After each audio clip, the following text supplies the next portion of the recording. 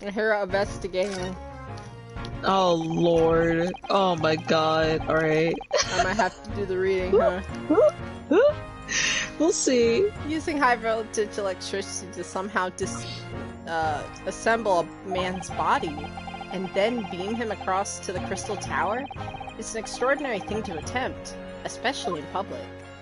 Alright, so what did Gregson say? Sure, it was by far the most usual of the experiments planned for the exhibit mind.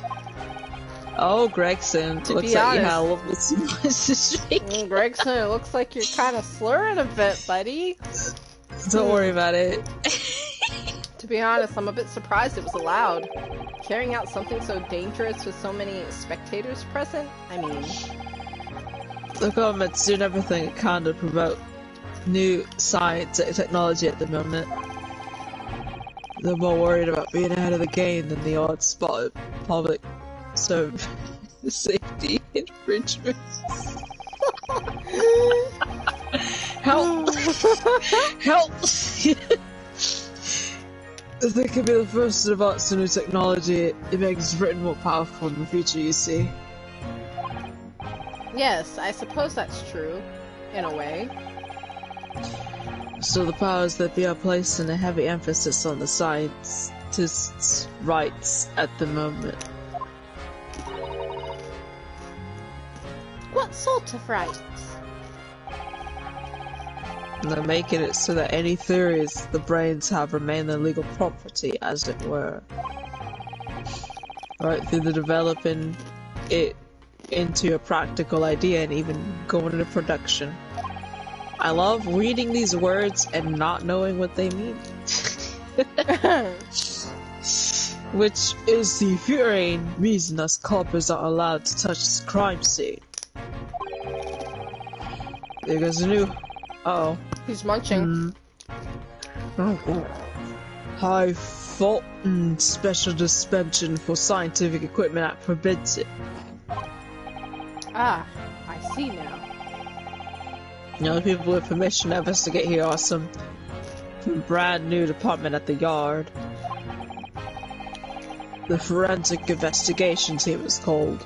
We've been regaled to keep in guard. The Forensic Investigation Team. Any old fool could see that his heap of scrap metal was a sham to begin with. But just because it's a scientific equipment on the paperwork, we can't do a flaming thing with it. That makes sense. Poor Grexy. He's very het up, isn't he? You can say that again, Iris. Okay. Yo, well, Gregson confirmed as heterosexual?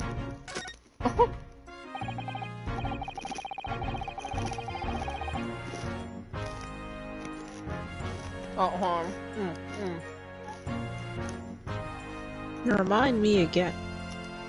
What's this new legal act that means they're not allowed to read? What? I was chewing!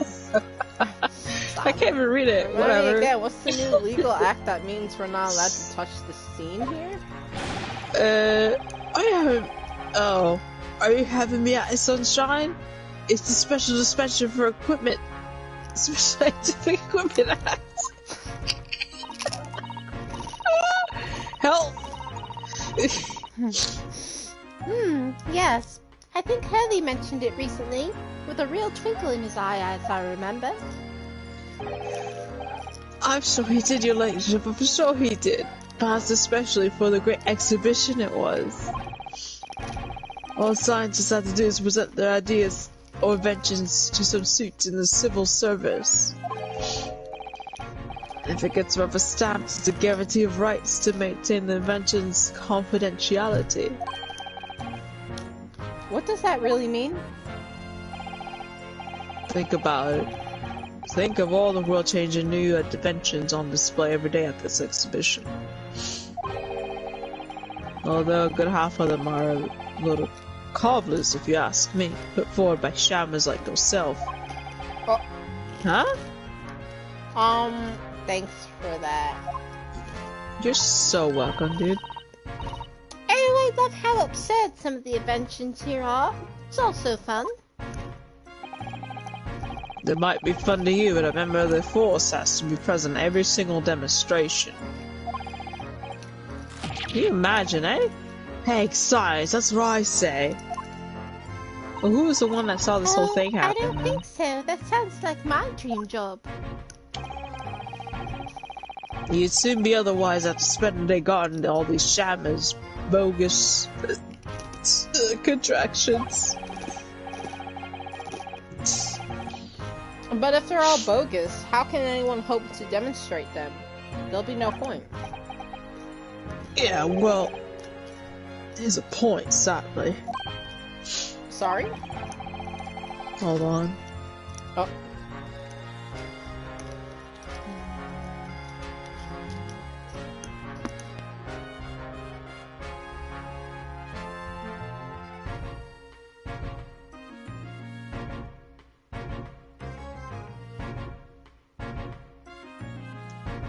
Hold on. Holding.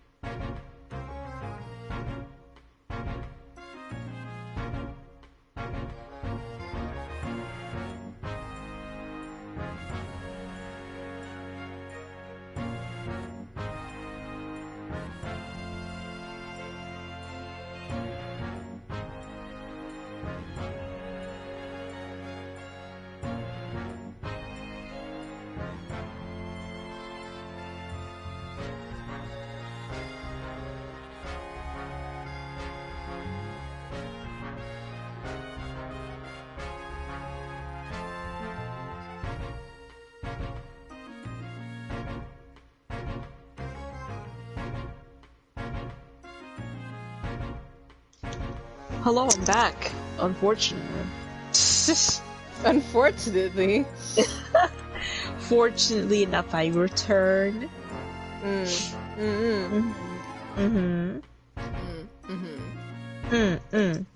did I send you this?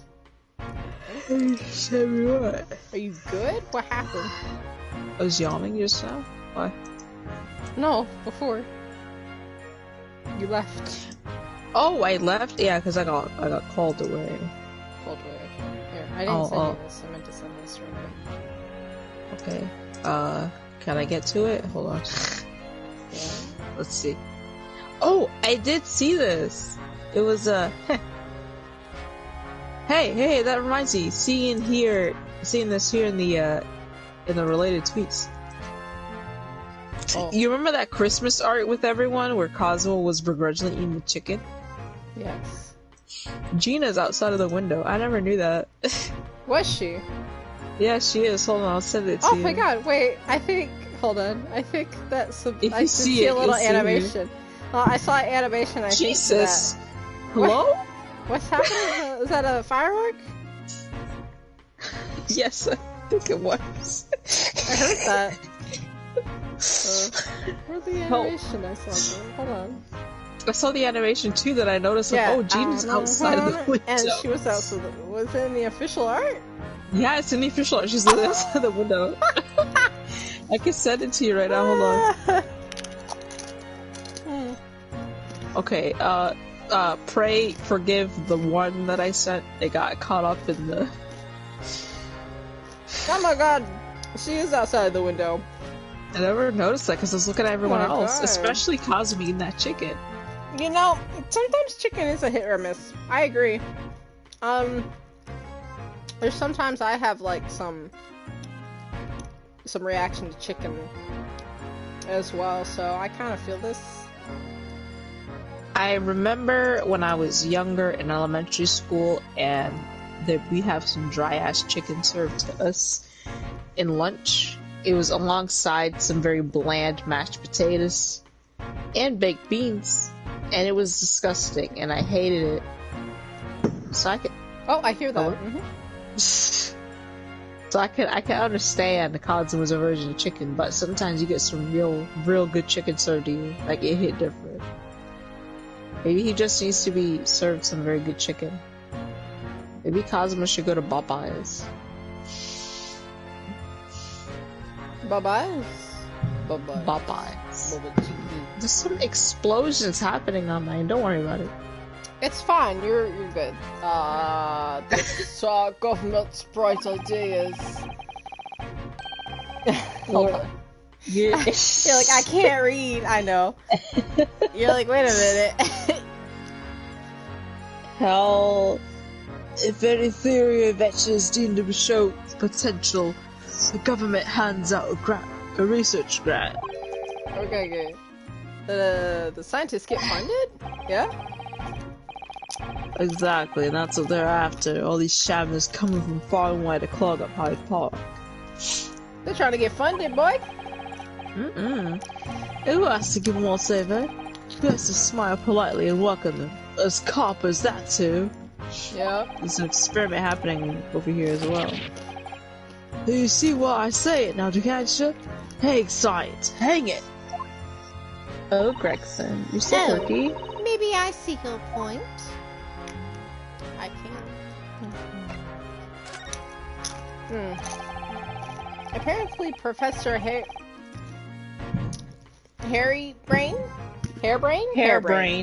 Yeah.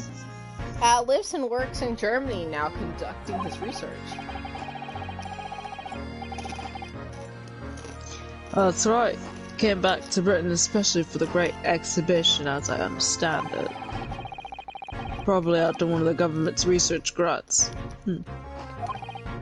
Actually, we learned something else about the professor earlier today, about his time in further education. It turns out he was at university with someone we both know. Is that your rumor to spread, Ritos? Yes, I was saying, like, are you Lord Van Zeke? What's that? That's news to me. But if Lord Van Ziek's magic prosecution, then as he accused the professor's fate is sealed? Because the Reaper can get him one way or another? Oh? What's happening? We're celebrating! Blood. That man's beyond me. They're just like, don't worry about it. They keep like simulating that guy's death behind Gregson. Ryunosuke doesn't acknowledge it. Right. Secret of Van Ziek's, this morning papers ran the story of him being attacked. Read that? Oh Oh yes, but Mr. Reaper is completely fine. Nothing to worry about. His freaking apprentice, like, got those goons. I'm just He saying. clapped those cheeks. Oh? Yes, Boy. right. Glad to hear it. Still, the Reaper, huh? How long is that business gonna keep up, I wonder? Well, how long is that business gonna keep The up? victim of this case, the inventor, Mr. Asman. Ass, man. No, Asman. Yes, man. He was another of the Reaper's victims, or so I heard. Lord Barrack Van Zinks is a top-class prosecutor. But even he can't always push the right verdict through. Sometimes justice can't win. That's true, we did Yes, prove that with I've heard about jurors being bribed, Gilded. evidence being falsified. Who's bribing them? Just like with McGilded. Hold on, I'm gonna take my mic off and I'm gonna say something. Ah!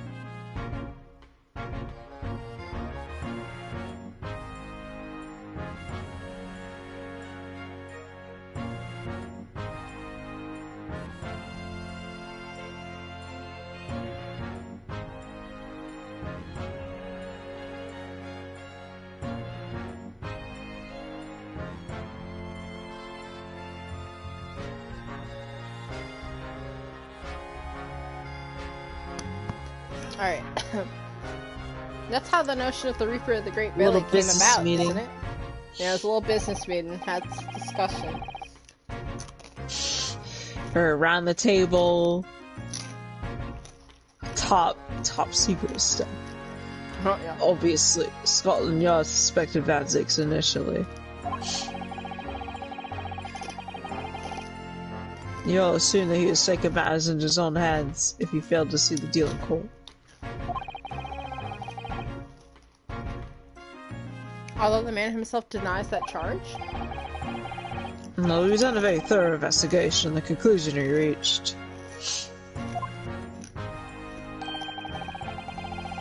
is that Lord Van Zix is in no way related to the deaths of those people outside the courtroom.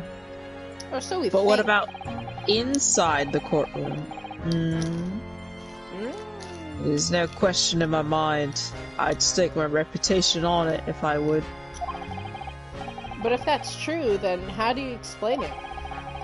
All None the of your defendants business. couldn't have just coincidentally died if nobody killed them. But what about McGilded? I know that, but I can't explain it. It's a mystery after all, isn't it? That's the whole point of the Reaper. Professor Hairbrain mentioned something else. He said at the university, Lord Van Zix was a totally different person. Easygoing and kind. He's the darling of the Van Zix family. You what? He said that it was after they both graduated that something happened to change the man. Do you have any idea what it was? What's his backstory, yo? No clue. Nobody knows.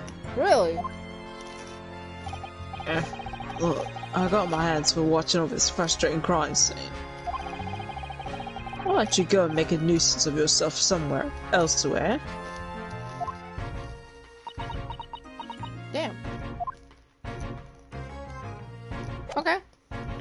Alright, now even Iris can convince him, huh? Bye. Well, I can't touch Obnoxious. anything. Can I look though? Okay, so look. Grace is gonna scream at you at the top of his lungs. Considering how badly damaged everything is, Professor Hairbrain was lucky to escape unscathed, I'd say. We should have a good look around the machine while we can, I think. Oh, there we go. Touch anything and I'll make sure I'll kill you before I get strung up myself. You hear? Hey! What's with all this aggression?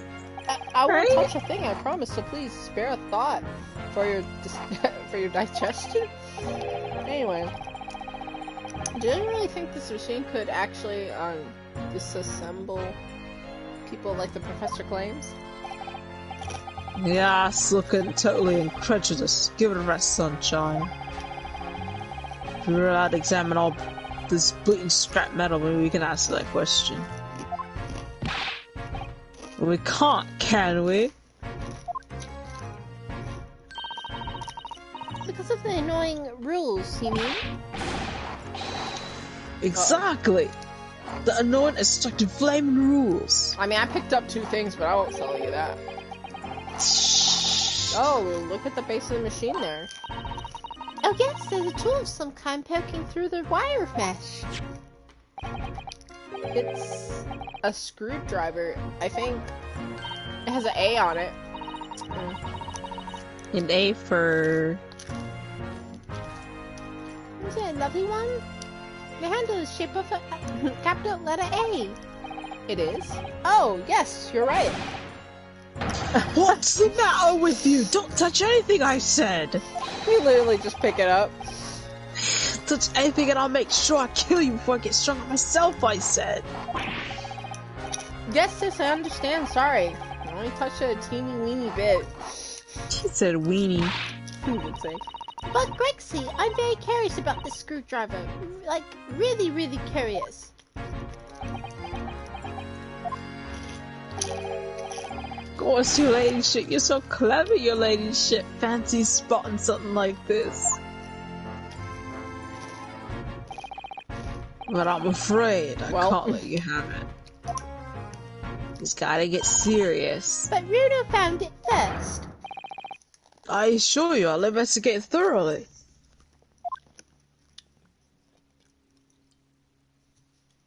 Okay.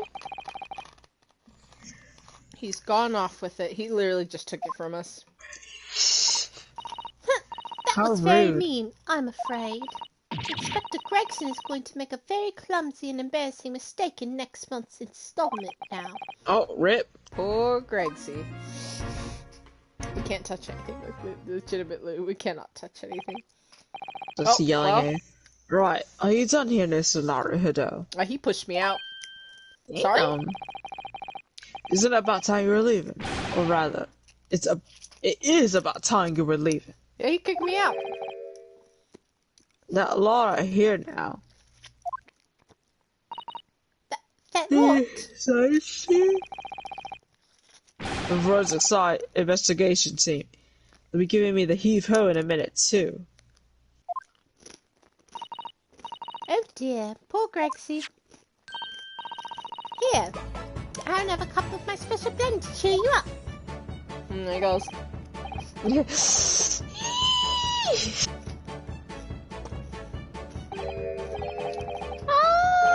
That hit the spot. Yep, hits it every time. Well, at least I've seen the scene with my own eyes. Looks like there is as far as we're going to get with our investigations here, at least. Yep. I've been thinking. Heathy might know something, wouldn't might he? About what? About Mr. Reaper. About what happened to Lord Van Zeeks, you mean? He ain't gonna say anything. He's been avoiding us. He would Sounds never, like something honestly. very significant occurring after he graduated from university. Something that completely changed his life. Maybe, but I have no idea where to find Mr. Sholmes at the moment. He's in the middle of a big case, isn't he? Here, this is what you need. What's this? Some kind of entry ticket? Madam Tuspels? I believe it's 2 spells. 2 spells. She has a museum here in Orlando, Florida. Is this supposed to mean something to me? And you don't know it? It's the most popular attraction in London at the moment. It's very close to Baker Street, actually. We can go now if you like. No, we don't have time for visiting attractions today, Iris. We have a big trial tomorrow. Okay, and? But Like- that's where Heathy is. What? At this popular London attraction? Yes. How is it that you know where he is? Heathy told me, but he told me to keep it a secret from you, Bruno. Madam Tuspels. I don't see how it could be related to the case we're investigating here, but strange things have happened, and when they happen, Mr. Sholmes is usually at the heart of them. It's true. Oh, goodbye. See, when I be you like slap his hat off his head. Bat! Bat! You start running away. Alright, Becky, as soon as he lets you leave, pan to the right.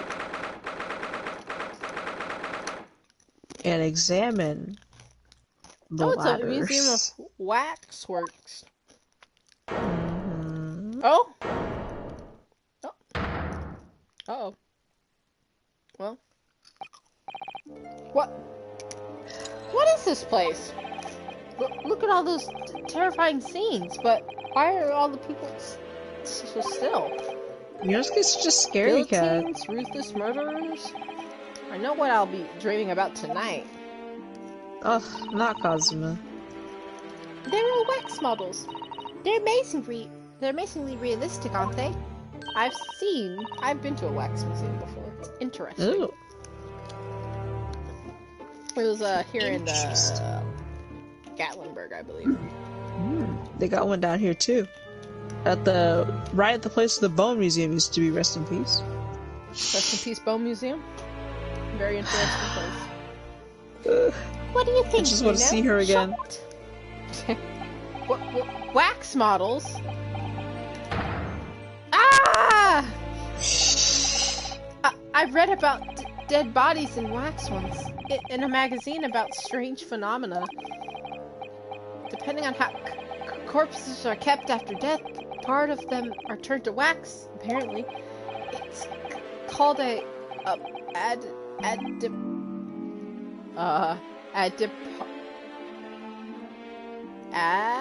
Mockery, I suppose? Postery? Adpostery? Stop speaking about creepy things like that, Runo. You're scaring me. Anyway, upholstery. Doesn't... Oh, I wasn't done. What now? I've just remembered something else I read in another magazine about strange phenomena. There was an old lady, maybe a witch, who used to pour molten wax over corpses and put them on display. None of the exhibits in here are real. They're all entirely man-made replicas. They can't be. Do you really expect me to believe that? Just look at them. Oh, Oh. There's no way anyone could make models of people that are all this realistic. Hello! And they're all such gruesome scenes. Oh, yeah? Wait. He's like flexing. what is it? Oh, no. I must be seeing things. Of course, of course. Wait, hand? Wait a minute. Hand What the to heck? the right and look at the stepladder for your achievement. Well, working towards your achievement anyways. Oh, that's a funny place for a little ladder. It's a What is it? Is something wrong? No, it's just that in Japanese, we have a totally different way for a ladder that folds in half like that. We do in English too. You know, it's a stepladder or just steps. So be careful of making assumptions about other cultures, Runo. That's how wars are started. I didn't realize stepladders were an international point of contention. But the writer makes an astute point. There you go. Okay. Alright, now you can do whatever you want to do. It's just, I like the music in here. Bathtub! Is this something infamous? Is this some infamous murder? Jane the Ripper? Oh. Yes, called Jane the Ripper. All her victims were young women. I knew it. You can tell by the way she's holding a knife. Sure sign of a murderer. Well, yes. Ah! Screams for no reason. I've worked it out. I know what she's doing. She's trying to fill the bathtub with blood so she can have a soak in her victim's score. Ah, yes. Naturally. Not according to the information about the exhibit on the little board here. It doesn't mention anything about the bathtub. Really? Sorry, I don't think it's significant. Why would you put it on display if it wasn't significant? It's just so you know she takes baths. I still think it She's has just to clean. be there for a reason. Yeah, that's interesting. What's happening here? Is this an arm? It looks like an arm, doesn't it? Maybe one of the wax models has fallen over. You don't think it could be the work of one of the mass murderers in here, do you? Who knows? Why? Stop scaring me! Is a wax arm or a real one? Come on, you're always pointing the finger at yours in the court. Point that arm now and see how it feels. Poke. I mean, objection! Yeti! No. Yeti, I don't want it. Scary. This big heavy curtain is a very prominent position, isn't it? I have a nasty feeling there's going to be something truly terrifying behind it. Oh yes, that's the famous Tuspel's special exhibit. It depicts one of the English's most notorious killers. Do you want to pay the extra fee and have a look? Pay more money? I'd be even more terrified. Oh, let me think about it for a moment. Ryunosuke. It was only a suggestion. This man said, Do I It's look like, oh. Do I want to pay money to get scared? No! Those monitors are so well made, I can't tell what's a wax work and what's a real human. Or maybe all the exhibits are real people. And when it's closing time and all visitors have gone home, they usually stop moving about. Is this night at the museum? Yeah. Just think about it makes me wish it was closing time already. I Where's Rami on Malik? my way home.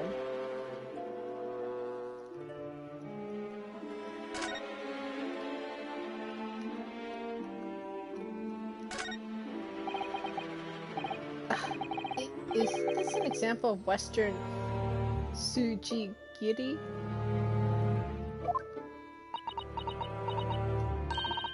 I don't know what that is.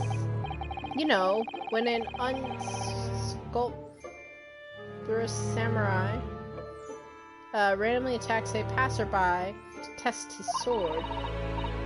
I still don't know. Sorry, I still don't know, no. But actually, a waxwork samurai would probably be highly popular. Could you model it, do you think, Bruno? Doing that Sujiri thing you mentioned? Well, I guess. I do have a sword, but I've no intention of testing how sharp it is on a human subject. For now, at least. I don't think... Does Ryunosuke even know how to use the sword?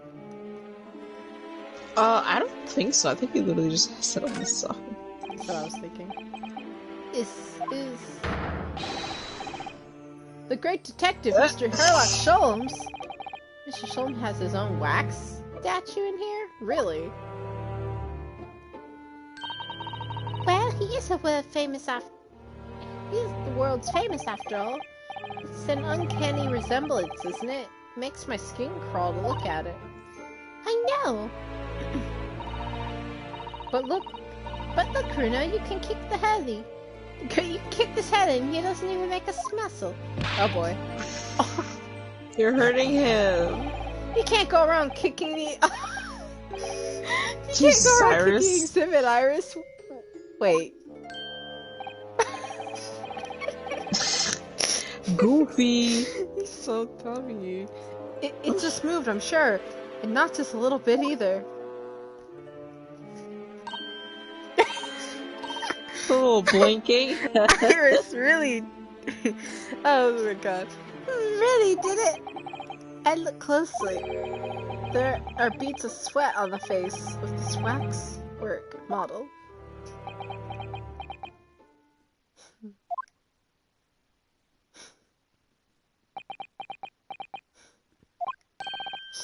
Shall we move on, Iris?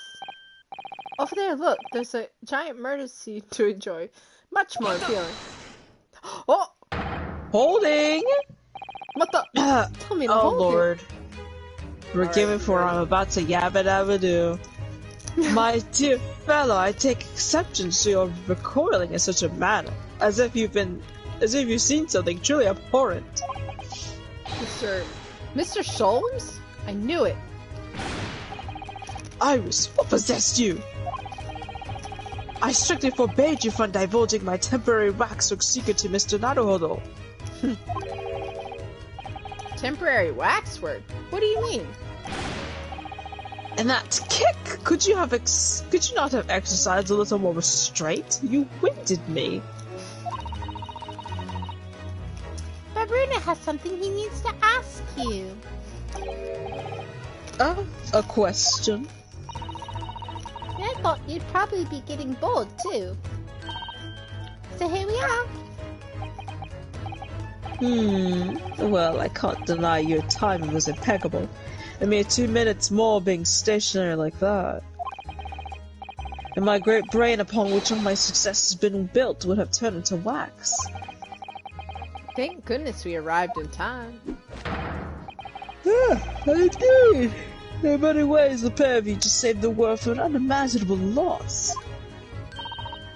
Oh, Hurley, do you like to talk nonsense, don't you? Damn. You could know something, it's true, about Lord Van Zeetz and what happened in the past to change him. Now that you're here, let's take our time. How can I be of assistance? For your luck, I'm suddenly quite taken in with the idea of conversing. For now.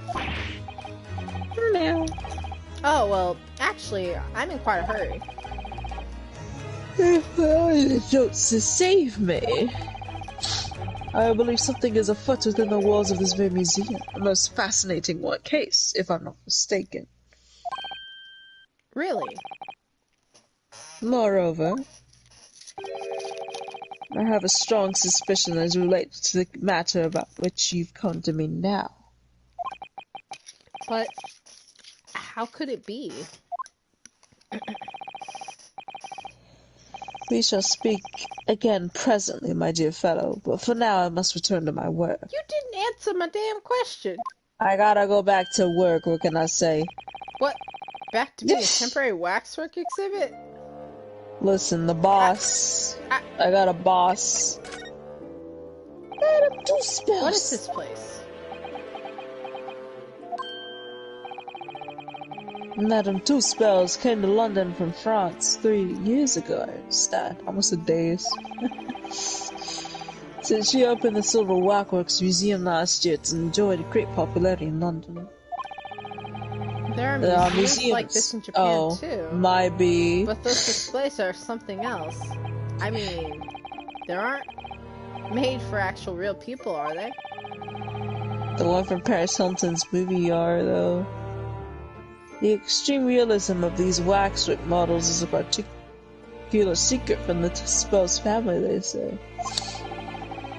They are renowned during the French Revolution for waxwork to the feet of the guillotine. Oh my god, that sounds like he's got a cold. This is what you sound. He's got a cold, alright? Listen, I'm he's sorry. sick. Oh no. This is what you sound. That sounds grim. Oh, it do. And listen to this. The gruesome scenes were portrayed with such realism in the expressions of the faces of the condemned. I do believe realistically in real history that Marie Antoinette did get a waxwork model done of her after she was beheaded. I think that did happen to her. Oh.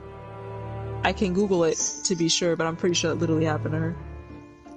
Dang, was she facing up when they beheaded her, or was her head down? You know, just I'm pretty sure it was down, huh?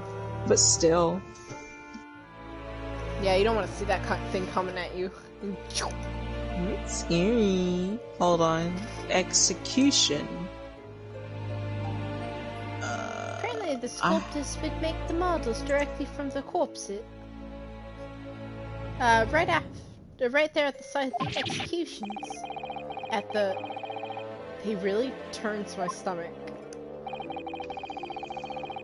I can't type, so I can't look it up.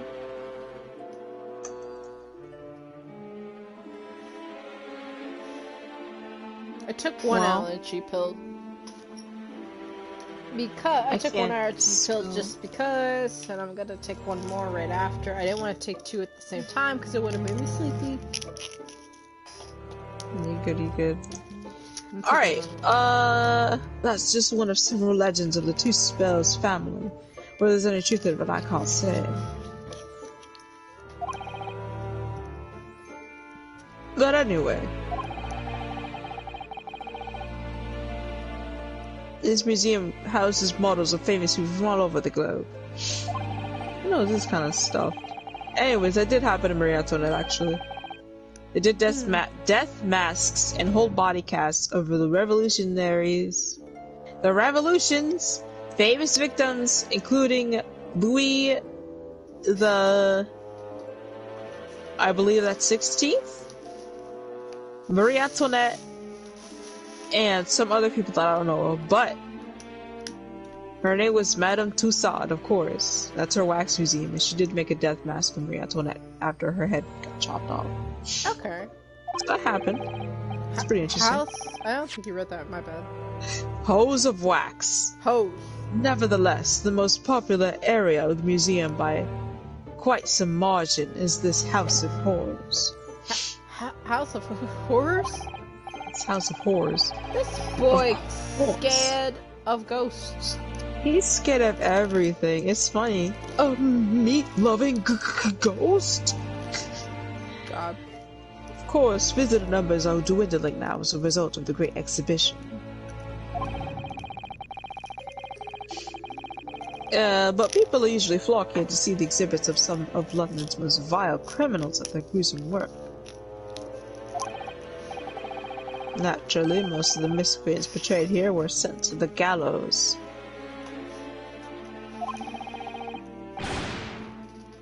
So they're even stiffer out of the walls of them. Have you heard of No. Foretaste?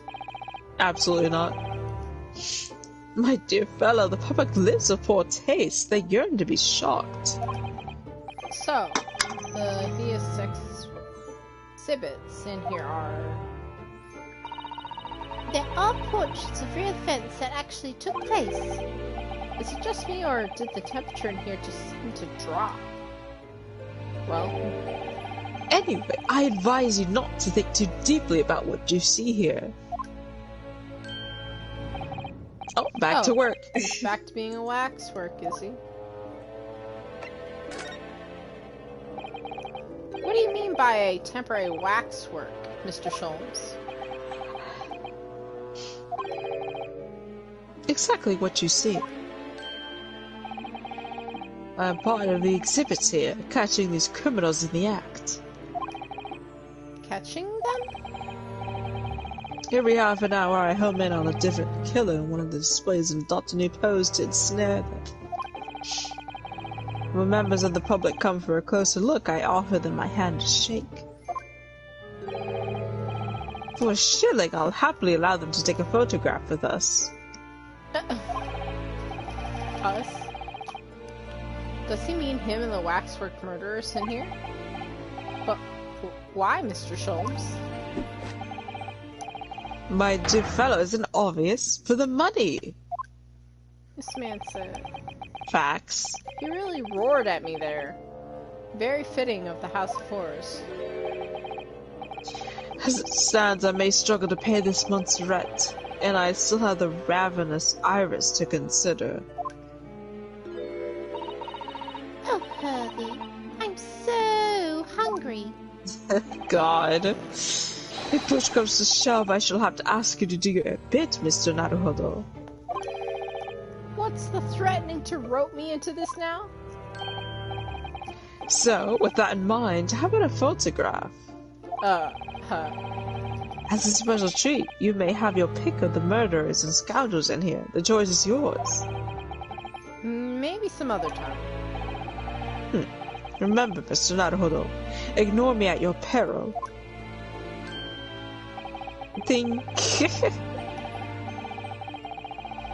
Is it just me, or did his last remark make some sound like a curse?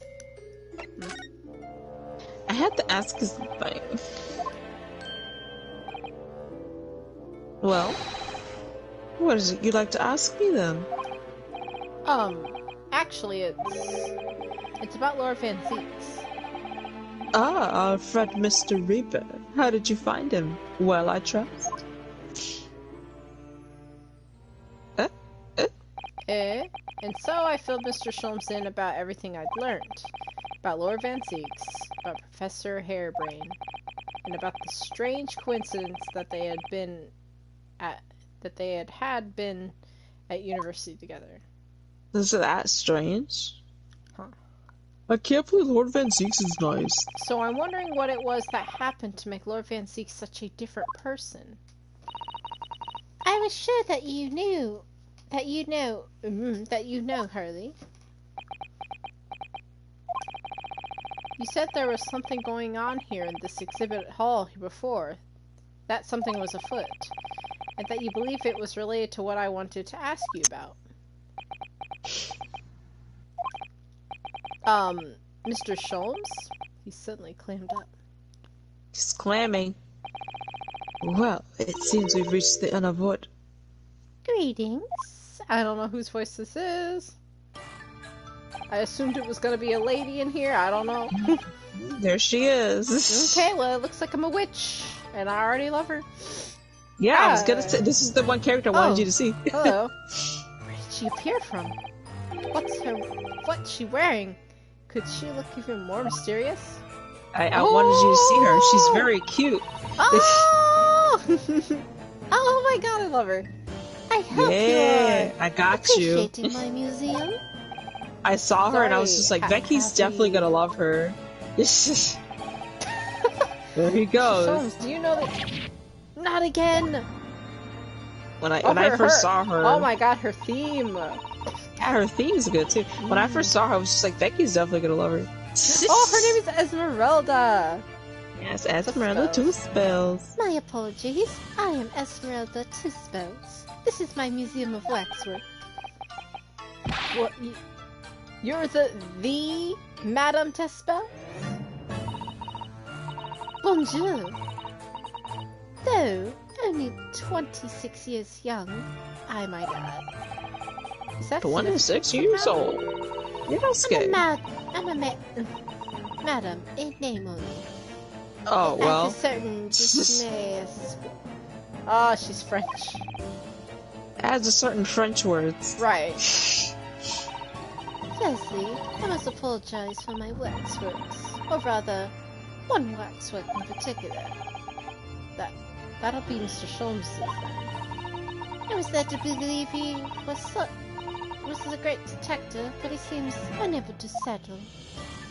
Oh, her hair's in a braid! Uh-oh! Next time you move from your distinct exhibit there, we'll be toil and trouble. Damn! She Oh boy, sounds fell over. deadly serious. That's a problem. How am I supposed to ask Mr. Sholmes about Lord Van Zieks now? Why are you so interested? Let's not forget what Hurley said before, about something being afoot right here in the museum, I mean. Ah, yes, I know, but... I'm so curious, I want to know what's happening here. Haven't we got enough on our plate already? Well, there she is. I love her. Yeah, I told you. When I first saw her, I was like, Becky's definitely gonna like this character. Oh, Jesus. I did. Haha! Aha! I got her screenshot.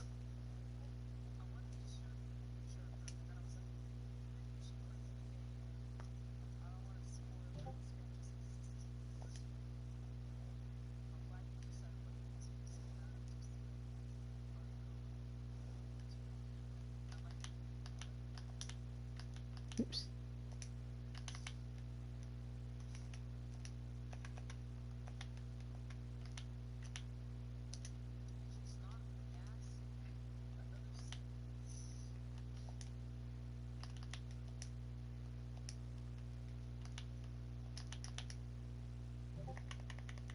What, between the PS4 share, you see that?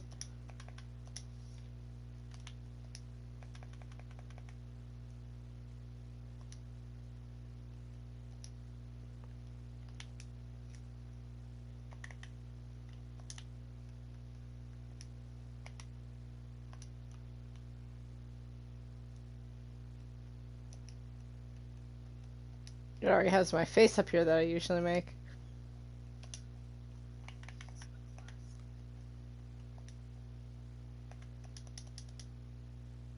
How do I make... Hold on.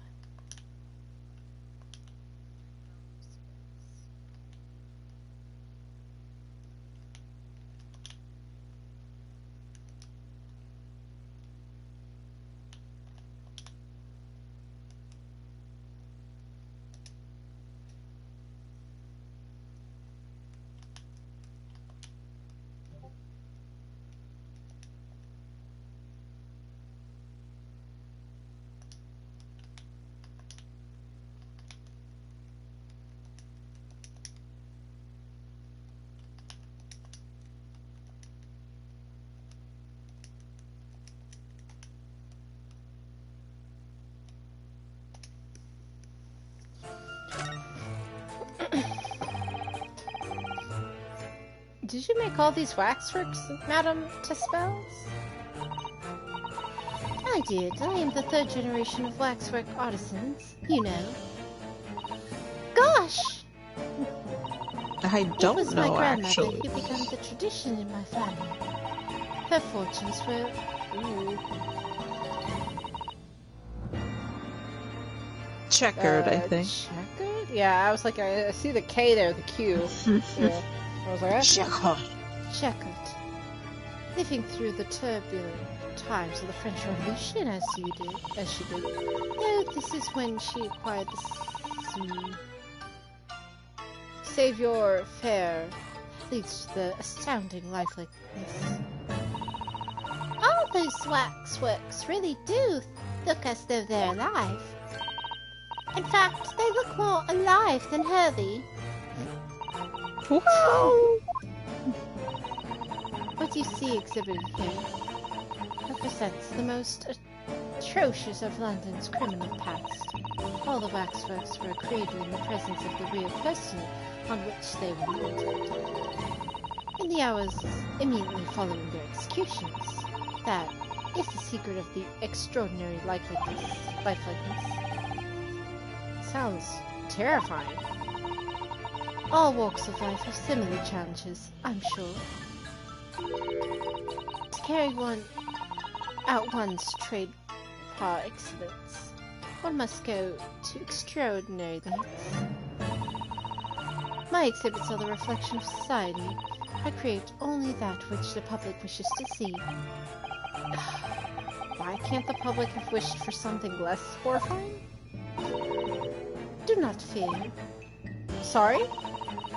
The room is the Sorry? only one in the museum with such a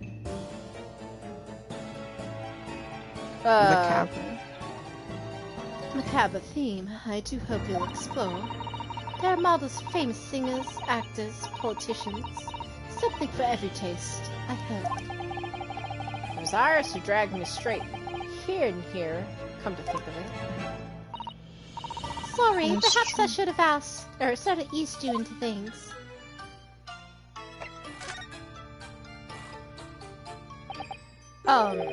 What's the situation with that? Ah, my temporary waxwork model. He approached me some days ago, you see, with a business proposal. Oh, what sort of proposal?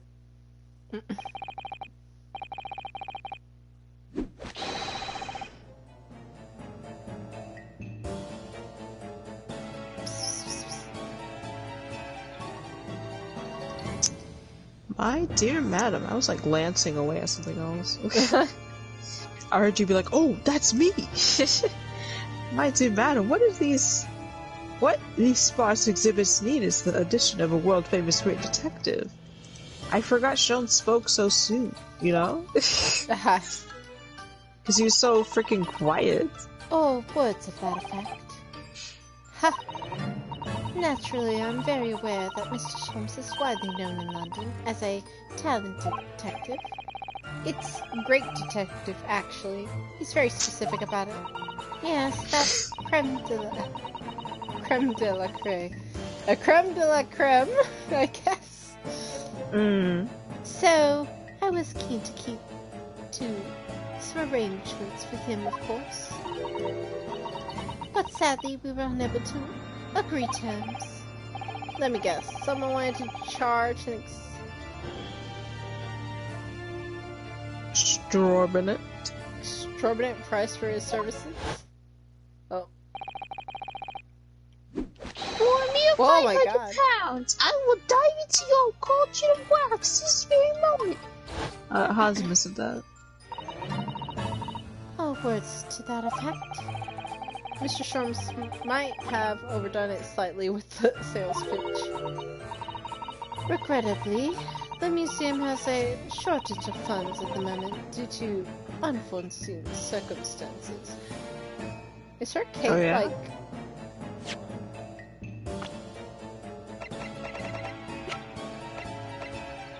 Can't Oh, her really eyes see. kind of closed. Yeah. 26 issues. I adore her. She's a pink hair character. She is. She got like that rose gold. Mhm. Dude. I was like looking at her cape. I was like, I like this.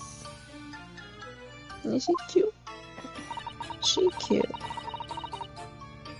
So we came to the current agreement instead. Surely he doesn't really need to do what he's doing, though, does he? He I would does. think not, but he was very insistent.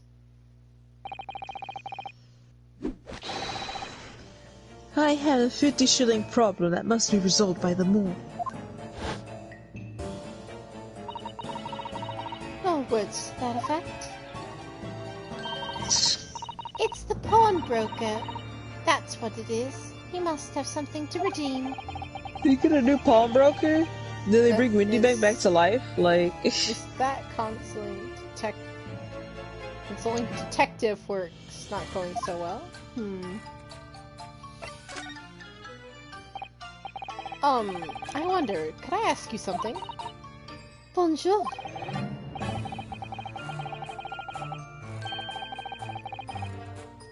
I'm just curious, is something going to be in the museum at the moment? Some kind of incident, perhaps? Dot. Whoever suggested such a thing to you?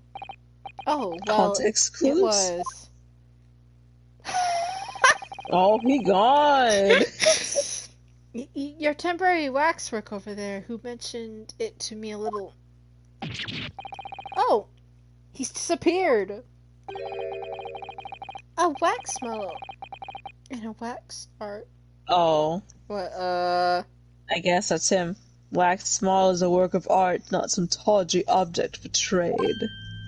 Ah! That should not be him at all. There he is. There you are! Leaving the exhibit again when you should be working. Uh-oh. Just get the wax. Do you wish to be melted away? My dear Madam Tuspel, save your reprimands. There are more pressing concerns. The wax can wait. It's our ideas about your current problem which we must throw into the melting pot instead. Personally, I would advise you to not involve the police. What? Why ever not? She returned as white as a sheet. She's pale enough, isn't she? Yeah. Because you have at your disposal a great detective whose services you may employ for a mere 50 shillings. Though please be aware that I prefer no. I insist upon payment in advance. Pay me in advance, I'll be here. Maybe. This Probably. man poor. He is. Oh my god, I saw a post going around. It was like, it's like Spider-Man fans when they see Peter Parker's work, like living paycheck to paycheck, and he's like poor and stuff. And it was like Charlie going, "Whoa!" Oh my gosh. Woo! Yeah, Very baby! Let me see if my great detective is able to live up to his name, shall we?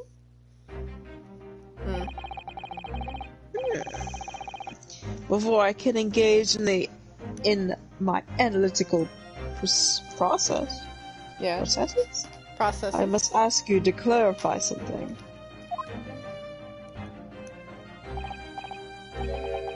Who, pray, is behind the curtain?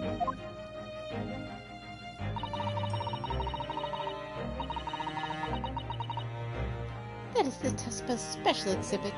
There's an extra charge to see. Ah, the special exhibit in the House of Horrors. You must depict a special killer then, I presume. Would you be so kind as to draw back the curtain, I wonder? An absolute no. There's nothing amiss behind there. Nothing amiss, madam? It's about the arm protruding ominously from under the curtain.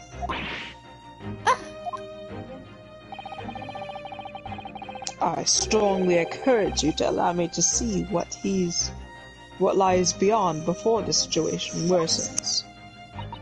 Oh god. Yes, very well. I will draw back the curtains, but only Soup con. Soup. I'm at soup.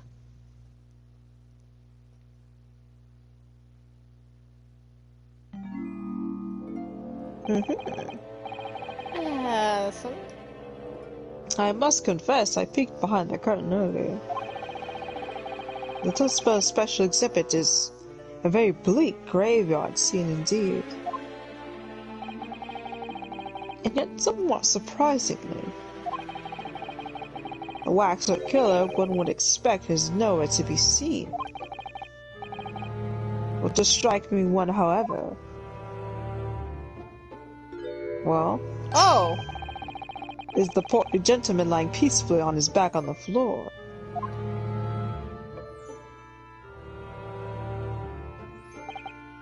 well, then perhaps, Mr. Sholmes.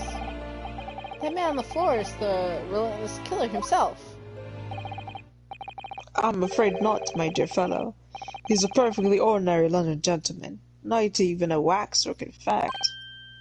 What? As skillfully made as these waxworks are, they are always distinguishable from real humans. So allow me to present my two conclusions.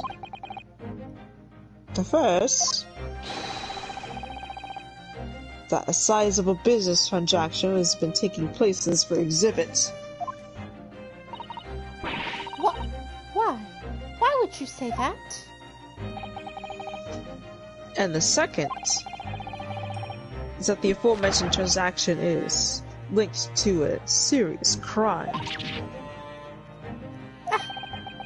She starts screaming. She looks as pale as candle wax. I don't understand. So, Madam Twistspells, as you've agreed to my fee, you shall now have the pleasure of seeing this famously great detective interpreting exhibit at work. Oh, There we're he doing go. this now. Right? Okay. Ooh, we He could said see he- her in full design. I was waiting. I want to see her out. Hello, pouch. To begin with, you must ask ourselves what exactly is afoot here in this museum. Oh, she's on leg. A little bit. The answer is revealed by the bundle of banknotes protruding so helpfully from your bag. In my estimation, some £200. That is all my own money. So what does this large sum of money reveal? Not as much as the involuntary glance you cast, it would seem, Madam Twistspells. Yes, the answer lies where your eyes don't fall. The significance of the £200 is revealed in that public notice. Waxwork for sale? Your business has hit hard times, it would seem. In short, you sold the infamous killer the centerpiece of your special exhibit for the sum of £200. None! None. Now, let us explore the next curiosity with which we are presented. What is the portly gentleman stretched out so peacefully on the floor? My nose is stuffed up. Help! It would appear the man has suffered a severe shock, That's interesting. the cause of which is clearly known to you. Fortunately, madam, keeping secrets does not appear to be your forte. What dealt the man such a shocking blow was, of course, the £200. Obviously, with your money. It would appear that you twisted this gentleman around your little finger most effectively. Oh, What are you suggesting?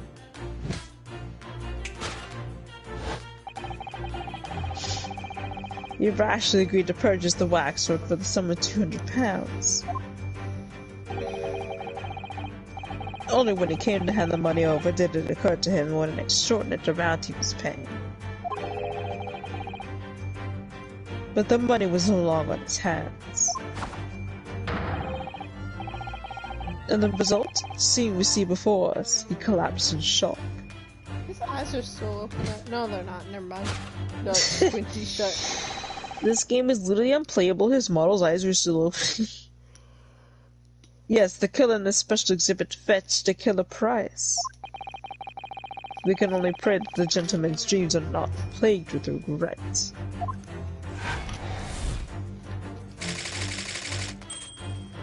Sold for cash. Sold for cash. Waxwork location. The question that arises then is what has become of the waxwork that changed hands? Let's consider the problem for a moment. You cannot possibly. What immediately strikes me about this conundrum is the young man standing over there. Who is this fellow? To find the answer, we need only observe his neckerchief? Such as is worn by policemen as a secret sign to fellow members of the force that crime is being perpetrated. Yes, this young man is an undercover policeman, currently investigating this museum. You know him well, in fact. It's Sergeant John Clay. What are you talking about? The man's quite a celebrity. He received triple accolades at last year's policing awards.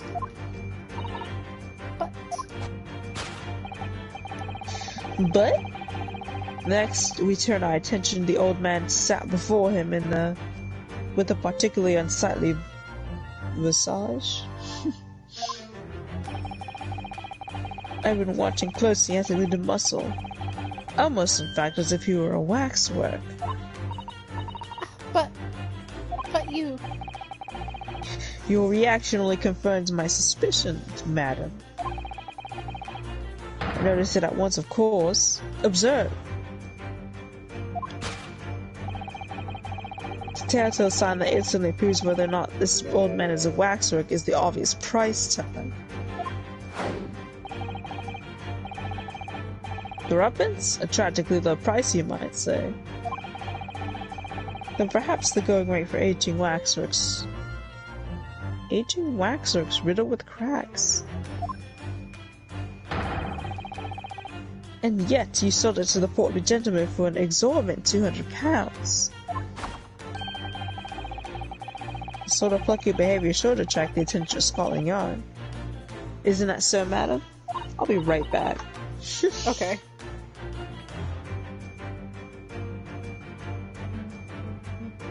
I do not.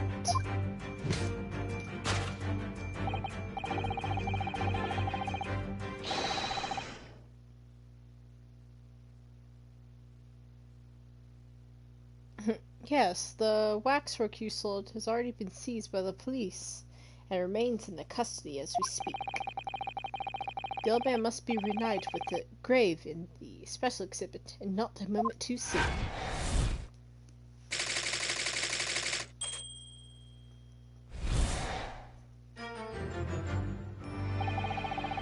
That concludes Sherlock Sholmes' great deduction of this horrifying puzzle.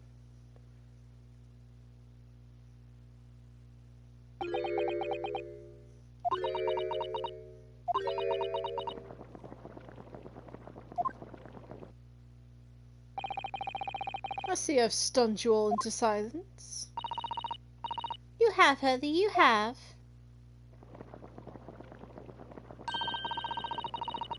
And you obviously upset the young lady in the process. Her cauldron looks awfully hot. If I could just bring up one point, Mr. Sholmes. Ah, the notorious Naruhodo. 1 point. I'm all ears, my dear fellow.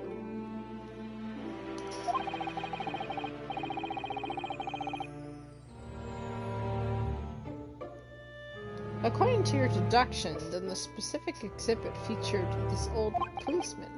So, that would mean that he's the particular ruthless murderer, wouldn't it? The killer policeman. Automole. Sorry? It was a mysterious series of murders that rattled the capital only last year.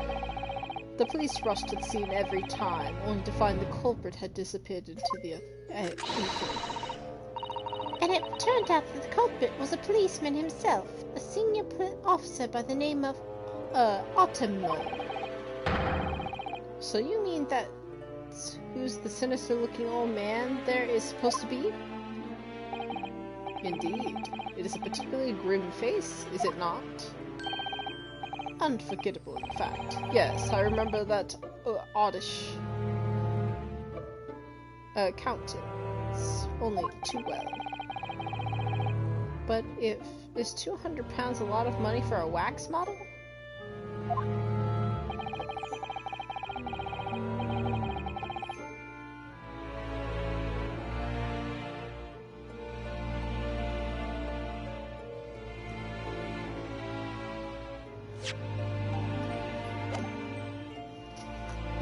It would be enough to afford one of the latest steam carriages if that puts fingers in perspective. So it is quite a lot then. Hello? Is there anything else you wish to add before I melt you down? Hold on. Good. To get a bottle of water because I wasn't feeling good. Yep. Need to get the water.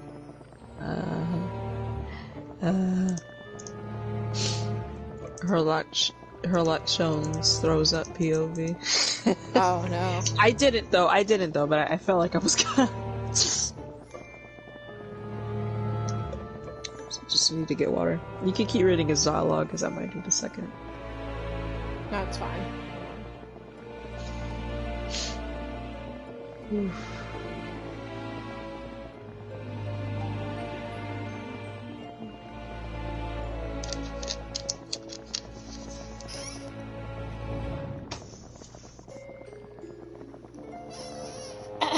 The bubbling wax is looking more and more ominous. I haven't been freaking modding. Look at all these messages. Yes. The smell of all that molten wax is starting to worry me. Mr. Sholmes did more or less just accuse her to her face, so I think I might have to call on your assistance here, Iris. Is that all right? To make some major corrections of the great detective's great deductions. Of course it's alright. We'll soon set things straight. Well, let's get started then, shall we? Before Madame Tuspels vents her anger. Just what I was waiting to hear, my dear fellow. So Madame Tuspels is in accordance with our agreement. You shall now have the pleasure of seeing this famously great detective and temporary exhibit at work.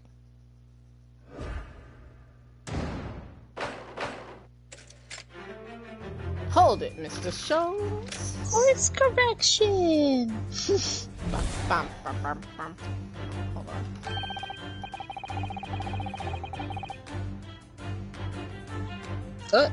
What am I holding on to? I saw a message pop up. Hello.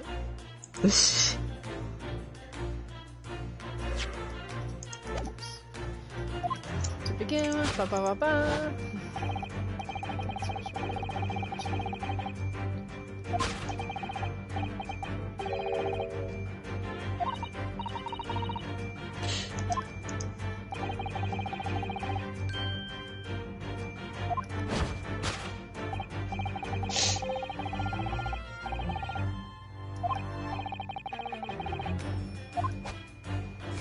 Merry Christmas.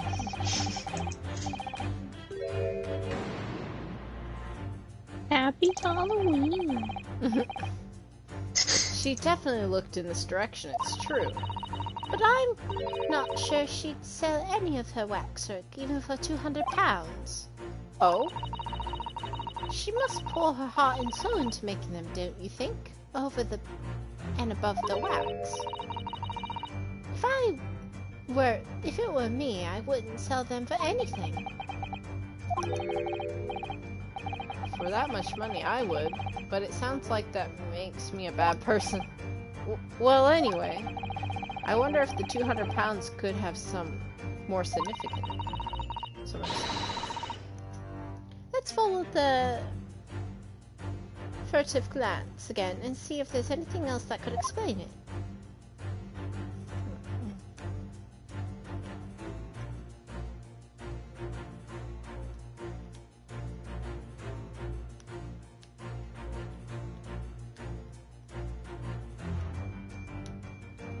I like how it's just like...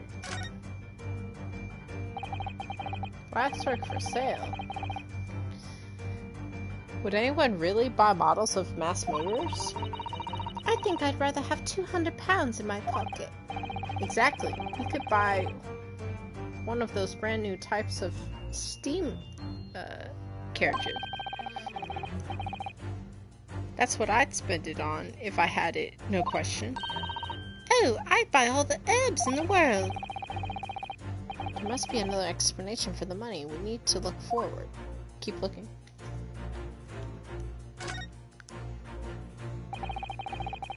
It seems this well-dressed gentleman is alive after all. Just not alive and kicking. He's not a wax model or a model of a mass murderer. I'm not sure I'd pay £200 for him. I don't think the man's up for sale. The man's up for sale, blah. But anyway, it was a silly place to put him. Other museum visitors could easily trip. I don't think the man was put there on purpose either. Yo, let them trip. Oh, what's this? Oh, I see it. What's this note What do you you pinned see? on the wall there? Oh yes, let's see.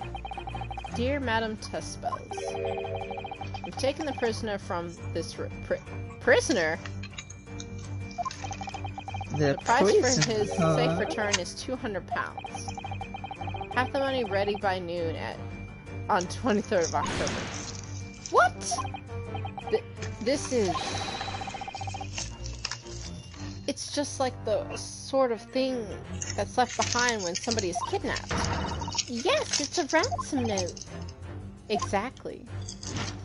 Becky, Well- if I got kidnapped, would you adhere to what a ransom note said?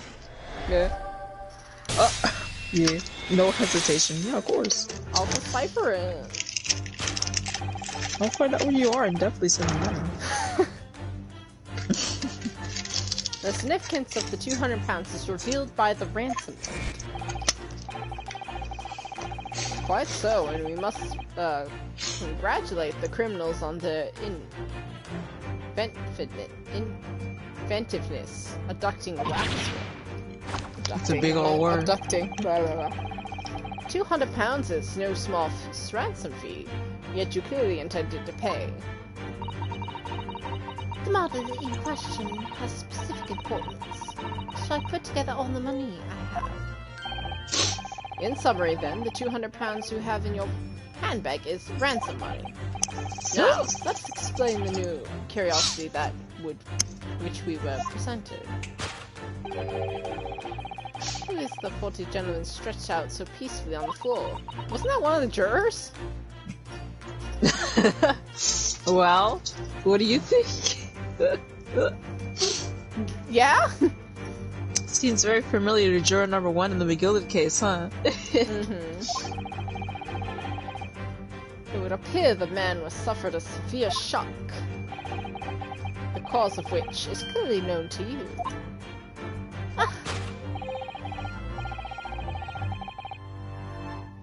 Unfortunately, madam, keeping secrets is a beautiful thing. Oh, Sky replied to my tweet. It's just like, yes, her!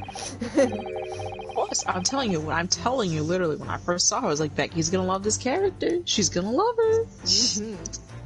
So if the waxwork was kidnapped, where does that leave us in terms of who this man was?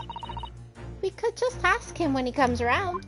Iris, that's literally too simple. point Also, of this Becky, the exercise- camera's not centered. Oh, I see. Here. That's good. I think the point of this exercise is to understand the beauty of the abduction process, Miss Iris. Yes, you're right. Haley's trying so hard. We mustn't let him down. Well, there's little doubt that he suffered a shock. That much seems clear. But in that case, what's Madame Tespel's trying to hide? Let's have a closer look around. Oh, you know what she's trying What's to hide. behind your back, ma'am? What you got, girl? Hand? Her whole hand. A whole hand. What is that? I get to Her see her man design, hand. though. This is just Madame Tespel's right hand, isn't it? Yeah. Yes, it That's her man hand. Come on. must be. I can clearly see her left hand, after all. Oh, but wait a minute.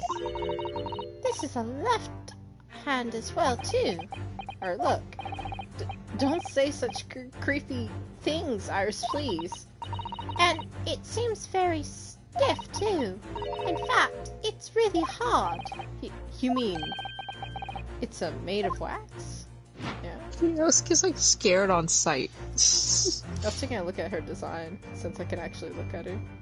Yeah, she cute. She cute. She's cute. Look at her. Look at her. Aww.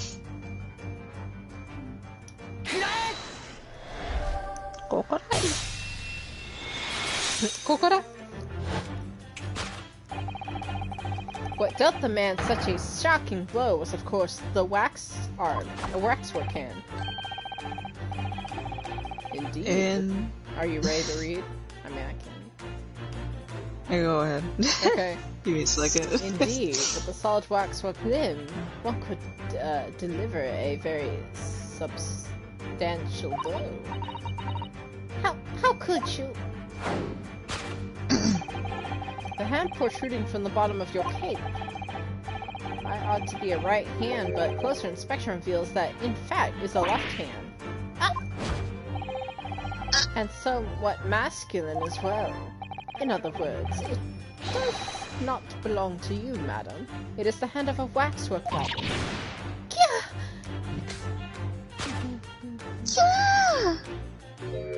Oh! Wait, that's Just some part of guys. it's part of the person's arm. Mm-hmm. She probably tried to pull it back from the people that were abducting it, or something. Some of the visitors to my museum can be troublesome. They meddle with the exhibits and cause damage. So you mean that arm? Yes, this gentleman saw fit to try to remove it as their souvenir. Yo, Journal 1, Oh, there's the bottom of Jesus. her legs. Oh yeah, there they are. She is showing leggy, though. Her ankies. Yeah, she is showing So leggy. no small keepsake. Like taking a whole bunch of cherry tree when you go to visit the blossoms. I was afraid I had to teach the man a lesson. She smacked him. Beat him up. You Get confronted the him. man and tried to take the arm back. And the result? Scene we see before us. He was knocked unconscious. A point we may need to revisit later, but for the time being, we have our conclusion. Yes, the killer is this special exhibit has been kidnapped. Kidnapped! Oh my goodness. I like the theme when it ramps up. The second half. Oh. It's good, it's good. The questions that arise. Oh wait, no, this is just. That's new. It's new. It is new. It's I can. old, I mean. Well, I mean, I read it. Yeah, you did. When you were away, because I was just like, I don't have to wait. Ami knows. No, you don't. Yeah, you don't have to wait. Oh, I mean, that could be his arm. She moved it into over there. That just looked weird. I'm like, why is that one so small? Was That small. The exhibit where this guy was standing behind the other officer. I was like, why is he standing? Yeah. Which would make sense why he's facing that way. We can't see the arm that's ripped off on the one side. Because that's definitely the same color as his suit. Yeah, According right? to Mr. Solms, So obvious. the yellow neckerchief is a sign to other policemen that the crime is underway. A way to communicate with the colleagues without revealing his identity, yes. It's a secret that's closely guarded by Scotland Yard. That Mr. Solms didn't hesitate to give away. Well, uncovering secrets is in any true detective's nature, of course. Right. Anyway, judging from Madame Tespel's reaction to Mr. Solms's deduction, I think perhaps we might not have identified the man quite correctly. I mean, let's just take a look at there it is. Yep, There you go. there it is. I'm gonna see what they say. What the? Dude, I remember when I would get in trouble at my like aunt and uncle's place because I said "what the." If I Oh, put really? "what the-" yeah, because they're just like they think I was gonna follow up by like a curse word. What the hell? God. Yeah, that or something else, and I was just like, no, I'm just saying, what the heck, you know? I remember when I wasn't allowed to say it when I was young, and when I catch myself saying, he's like, hey, don't say that. I was like, oh, oops. When I was in elementary school, I wasn't allowed to say "oh my goodness" or "oh my gosh," because they thought I was gonna say "OMG," "oh my god." I wasn't allowed to say that at all. But I would still say it. I would still say "oh my gosh." The man has a stub sticking out of his shoulders where his arm should be. Ah, well, that settles that then. Right. This isn't a real person at all. His entire arm's been ripped off from the shoulder down. His arm's been... Of course, that ties in with what we just found out. Yeah. What's it doing over here? What happened? What happened? What's going on over here? Who is this fellow? To find the answer, we need we observe the shoulder stub.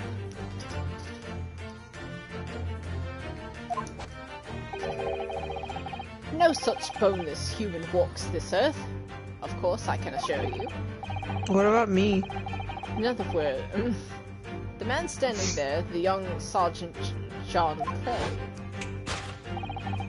is in fact, defying all odds, a waxwork model. I seem to remember it was you who concluded he was a real person in the first place, Mr. Solms. What? He has become quite a celebrity in London, being the winner of no less than 3 policing awards last year. I simply have to model for man. Simply had to make a bomb for man. Naturally. What other explanation could there be? Oh, I like the arms crossed. I like those arms crossed. Yeah. Wow, look at Showing that. dominance over here. Mhm. Oh. He's confident. Very confident.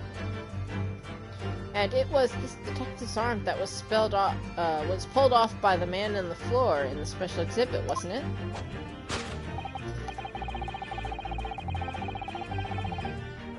Yeah? Next, we turn our attention to the old man who sat before him, with particular unsightly visage. I've been watching him closely, and he hasn't moved a muscle, almost in fact as if he were a waxwork.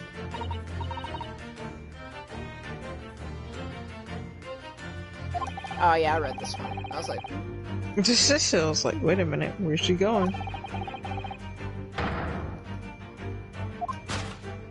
there was a tag on this one. I was like, huh. The freaking $5 or less tag. Right? A killer policeman called, Ottermole? Was it? Was he well known? He was all over the papers last year, but I can't say I know what he looks like. It's a very low price, though. Tuppence isn't much money. What's enough for a few measly hours of gas and Mr. Gary Deb's delightful lodgings, in fact. Oh, he's like, brings it back. Hello. It's better in comparison. Right.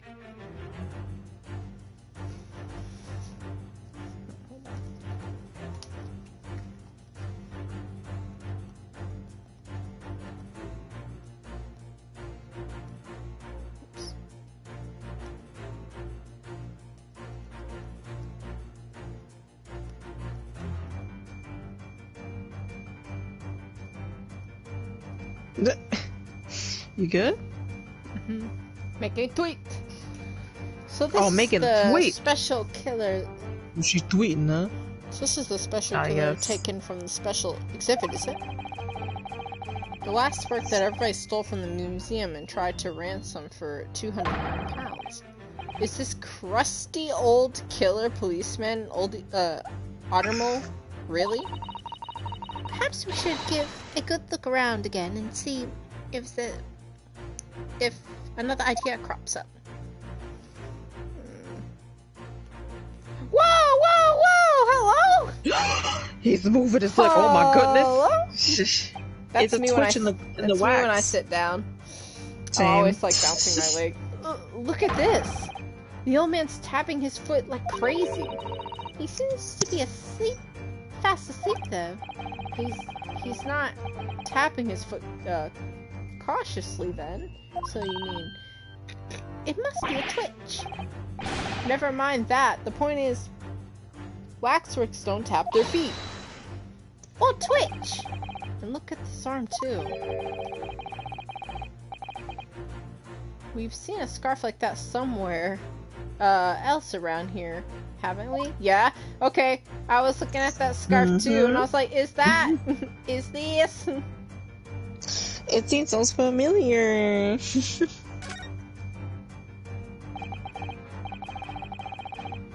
pence is a far cry from 200 pounds, isn't it? For threepence, you can buy it and put it on display in your room, Bruno. I think I'd rather not go to sleep being watched by an old man, if it's all the same to you. This price tag doesn't stand out, does it? I mean, you couldn't even buy the helmet on his head for that much money, I don't think. I wonder what the She's price tag thick. really is for then. He bought this scarf and it was sold. Sold by the other two. They're not together anymore. Oh no! This is so sad. The telltale signs that instantly prove whether or not this old man's a waxwork is the obvious twitch. Even the most realistic waxworks do not exhibit a twitch. In other words, this splendid old man is in fact a genuine mortal of Scotland Yard.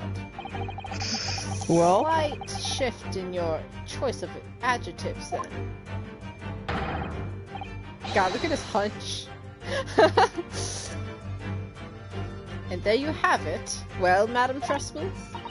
Well, what? It was me who contacted the police and demand that someone came in the first place. He is clearly fatigued. He is sound asleep. But then, what's with the tag showing a price of 3 pence? No doubt the price tag of the muffler, which the old Bobby purchased recently at a local market. And I presume you've observed the scarf tied around his arm. Does it not strike you, Mr. Nutterholder? Yes, the secret sign. Used by detectives to show some criminal activity is currently underway. Of course, because, as you know, there has been just such criminal activity happening here? As you deduced from the very beginning, Detective. So, it would seem that we finally arrived at the truth. And that's a wrap. Yep, that's it. Easy as. Oh well, Naruhodo says it not. The waxwork of the specific ruthless killer from the special exhibit has been kidnapped. And Scotland Yard are already investigating. But the model's whereabouts remain a mystery. Thus concludes Herlock Sholmes' great deduction of this horrifying puzzle. Still a mystery. Love it, love it. Deduction complete. Elementary.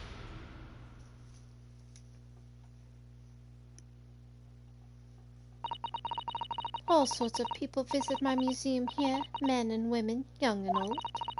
Sometimes they drop in just for a short time on their way back from the pub. I welcome them all. But if anyone tries to damage my exhibits, I do not take it lightly. Anyway. Anyways.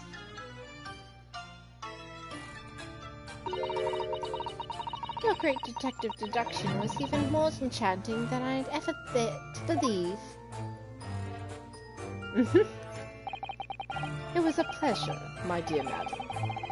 I'm gratified that you enjoyed the spectacular.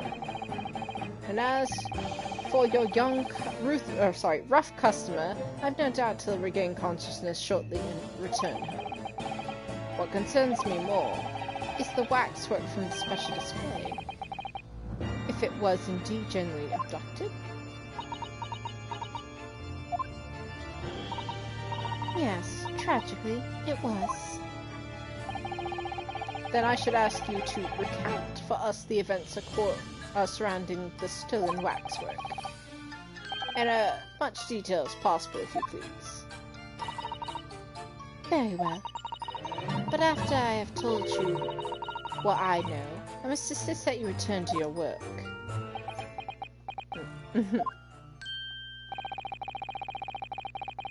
The talents of a great detective could be put to better use, I feel. But as you wish.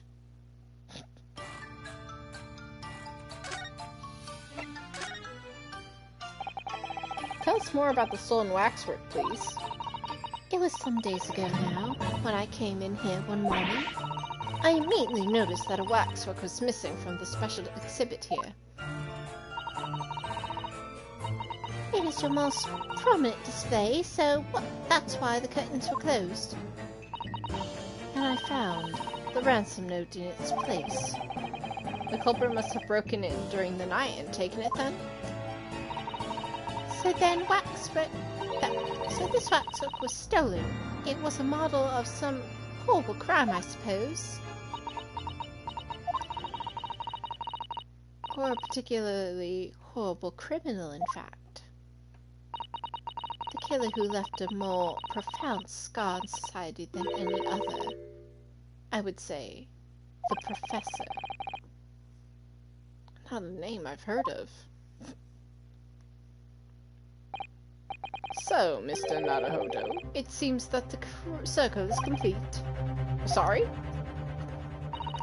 The Professor case happened at around the time I was born, didn't it?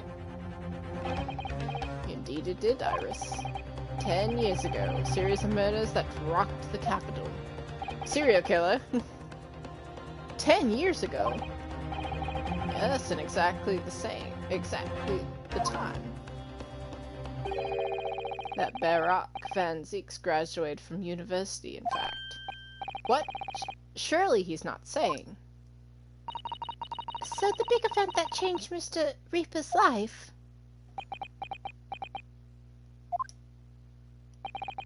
As you've surmised, it was the Professor case. Who was the Professor then? Oh boy. It It was a series of gruesome murders that had all of the London gripping in terror a decade ago.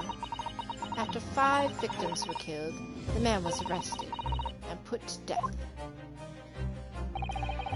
And now he's immortalized here in wax for all Londoners to admire and enjoy. Though, of course, he happens to be absent at present on account of the abduction. But I don't understand. How is all that related to Lord Van Zieks? You must first understand, my dear fellow, why it is that the professor earned such infamy.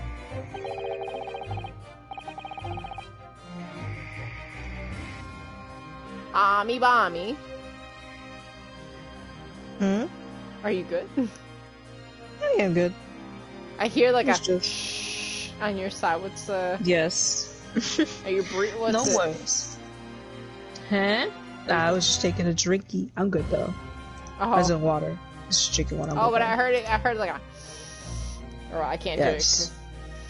Well, that's me. I'm good. It was due to the victims he chose, some of Whitehall's finest. I was like, do you want to read yet or no? I'm good reading now. Okay, Now was me preparing. you're preparing.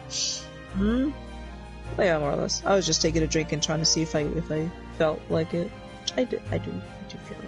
I'm good. Okay. What do you mean, Harry? Those murdered by the professor were some of the highest members of the British aristocracy. Members of the nobility, even royalty, had sent shockwaves through the country's administration.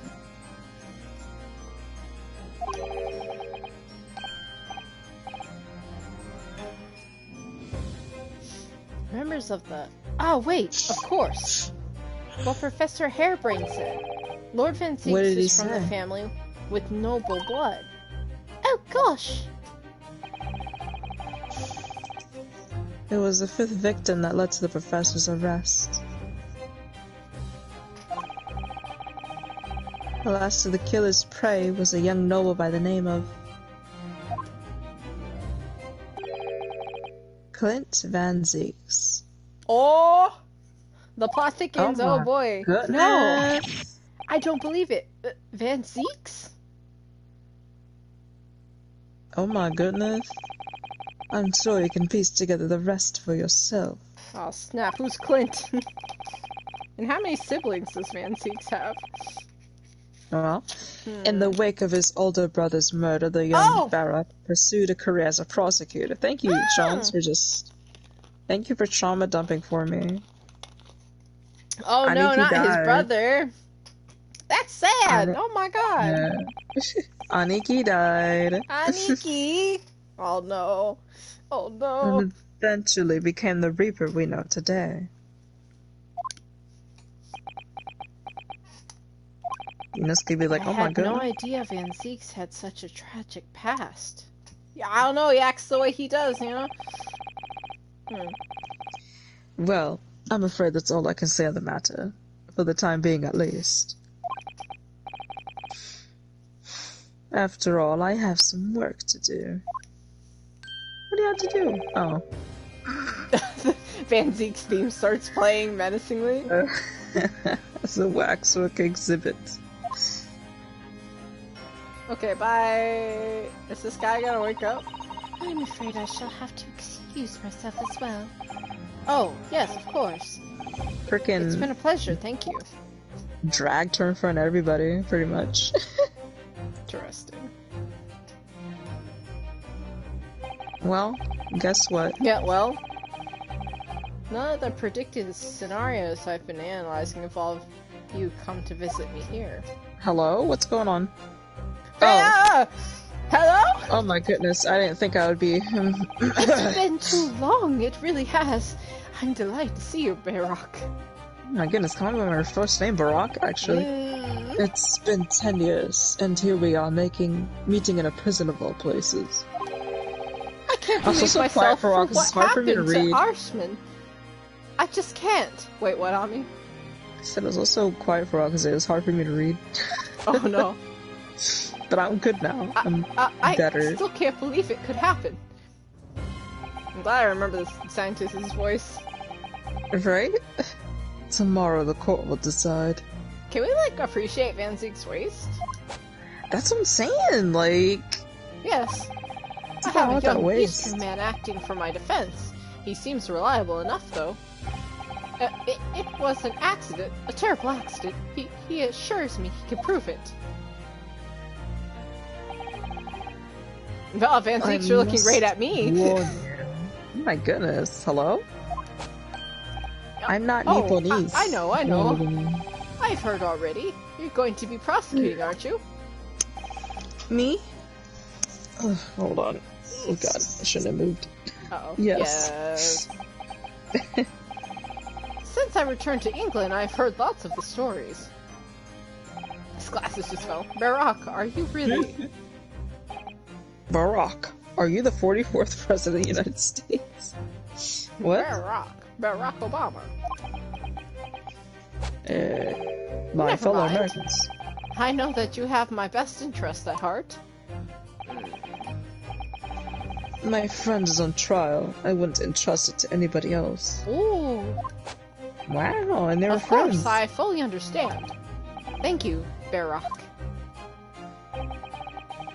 Until tomorrow, then. I'll see you in court. Wow. They're friends. Appreciating his waist again. I was looking. I know, this isn't about his waist, right? Oh, no. Well, to be continued. TBC. Oh, it's different, my bad. I forgot it's different in the second game, the little tune is. Come on, get it together. Alright, I think we're heading into the trial now. Or a different part. We got nothing. Yeah, we got nothing! Yay! Yay! We literally know nothing about the situation. Yay! Exactly! Imagine having to head into a trial without being able to investigate the crime scene. Picked up a crossbow and it's a piece of fabric, like... I have these. That's all I have. 23rd of October, 8:52 p.m. a.m. Hold I on, mean. I just got a message on... Hold on, let me take this off.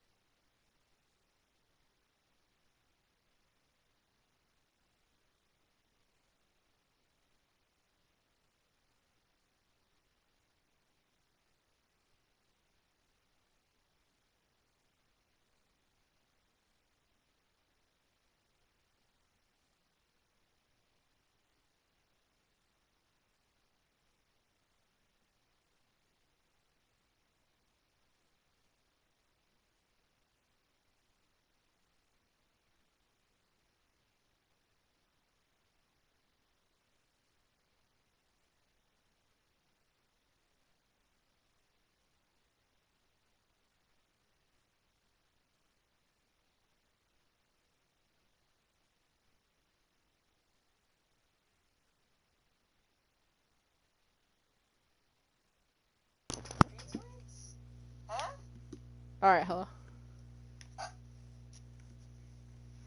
Hello. I was heading in. I can't believe Little it's business been 6 meeting. months since I was last allowed to work in court. And now here I am, back at the Old Bailey. There you are. Ah, Mr. Naruhodo. Good morning, Professor Hairbrain. I don't understand. It doesn't make any sense. The atmospheric pressure in here is off the charts. I've never felt anything like it. It's crushing me. I feel it's every time I'm here. That gravity. Well, There's a lot of gravity everywhere, Ryunosuke, that's true. We are being held on Earth by gravity. It's true, you'd float away if there wasn't any gravity, Ryunosuke. Well, this is the British's highest court. Bleh. But you're telling me it's fitting with some kind of evidence that can actually control its air pressure? I don't know what you're saying. I think it's Under pressure. possibly all in the mind. Ah, well, yes, well, you won't let me down, will you, Mr. Naruhodo? Oh my god, I'm slurring. I haven't even been drinking. Girl, I'm come counting on, on you can't be in worse than today's trial to save my life. To save the secret of my super high voltage instantaneous kinesis machine from being made public. I'm glad I don't voice Hairbrain, that would have been hard. Wait, who? I said I'm glad I don't voice him, that would have been just too hard to do. Oh, this voice for him? Nah, I just saying I don't bother voicing. I know what I have to do. I have to establish that the explosion 2 days ago was nothing more than an unfortunate accident. Well, I'm sure there's nothing to worry about, really. Justice will prevail. Yeah. Oh, Jesus Christ. My commissioners, Mr. Naruhodo. You appear to have been lumbered with the most tiresome case here. Let's just not be Sholmes. It is Sholmes. Mr. Sholmes, I didn't expect to see you here. Wow, he's here in the for beginning of a trial? That was very Can't wait mean, until Bruno. it's like his evil clone. Leaving me alone at home with Herbie. Oh my god. Girl. It took me at least an hour to wake him. Oh, that's why he's here, because she woke him. Are you... Herlock Sholmes? Yo, Banzing's about to get cucked. Indeed, sir. I am he. Herlock Sholmes. They just freaking mimicked him. What a menace. Oh, I've heard all about your exploits. Even while living in Germany. Ah, yes. Rancid magazine is on sale in Germany, too. This month's installment was sublime. Your reduction in the adventures of Silverblaze was wonderful. What did you think of the speckled band? Ah, yes. A memorable case indeed.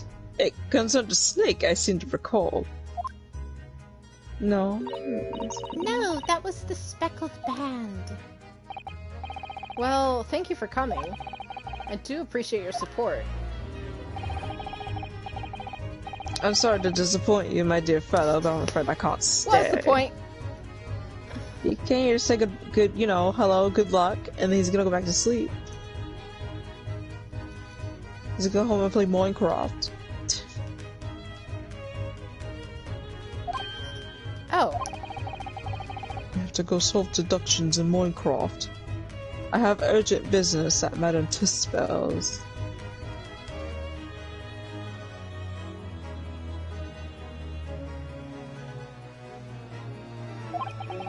You mean your wax workshop? No, the waxwork of production, of course. Madam has engaged my services. Oh, so that's what the kids are calling it these days? I got you, Jones, don't worry. He's about to call us his virginity.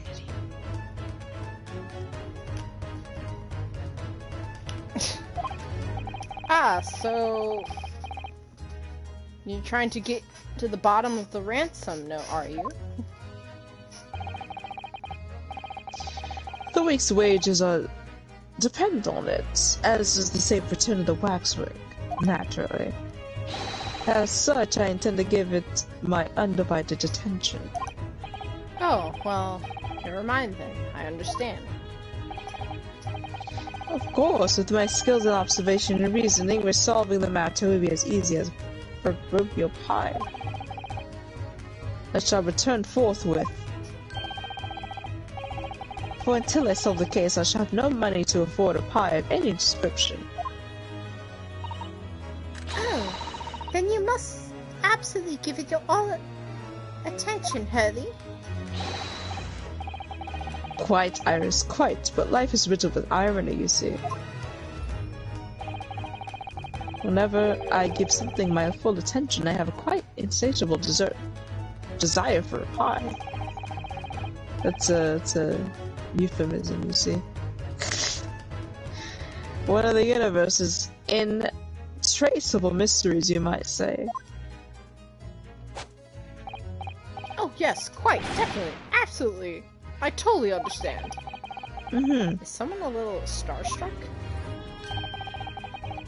I wish you very best of luck, Professor Harebrained. Oh, why thank you. Before I depart, Mr. Naruhodo, a word in your ear, if you please. In my ear? Just one word, though. What's this about? What's the word? As you have remarkably found... Oh, hold on. As you have remarkably little grounding in science, I feel I ought to inform you. As compelling as a super high voltage instantaneous kinesis hypothesis may be, a practical implementation such as was attempted by the professor at the Great Exhibition is quite impossible.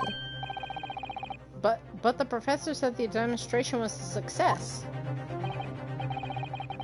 Yes, it would appear that he fervently believes it was. I've heard Professor Bunnybrain's paper about... Can't even read myself. I read Professor Bunnybrain's paper about it too, Runo, and I have to say, I'm sure it can't be done. It could barely be done theoretically, let alone practically. So he's completely barking up the wrong tree. But how could an experiment that made no possibility of succeeding in such success? That's contradictory.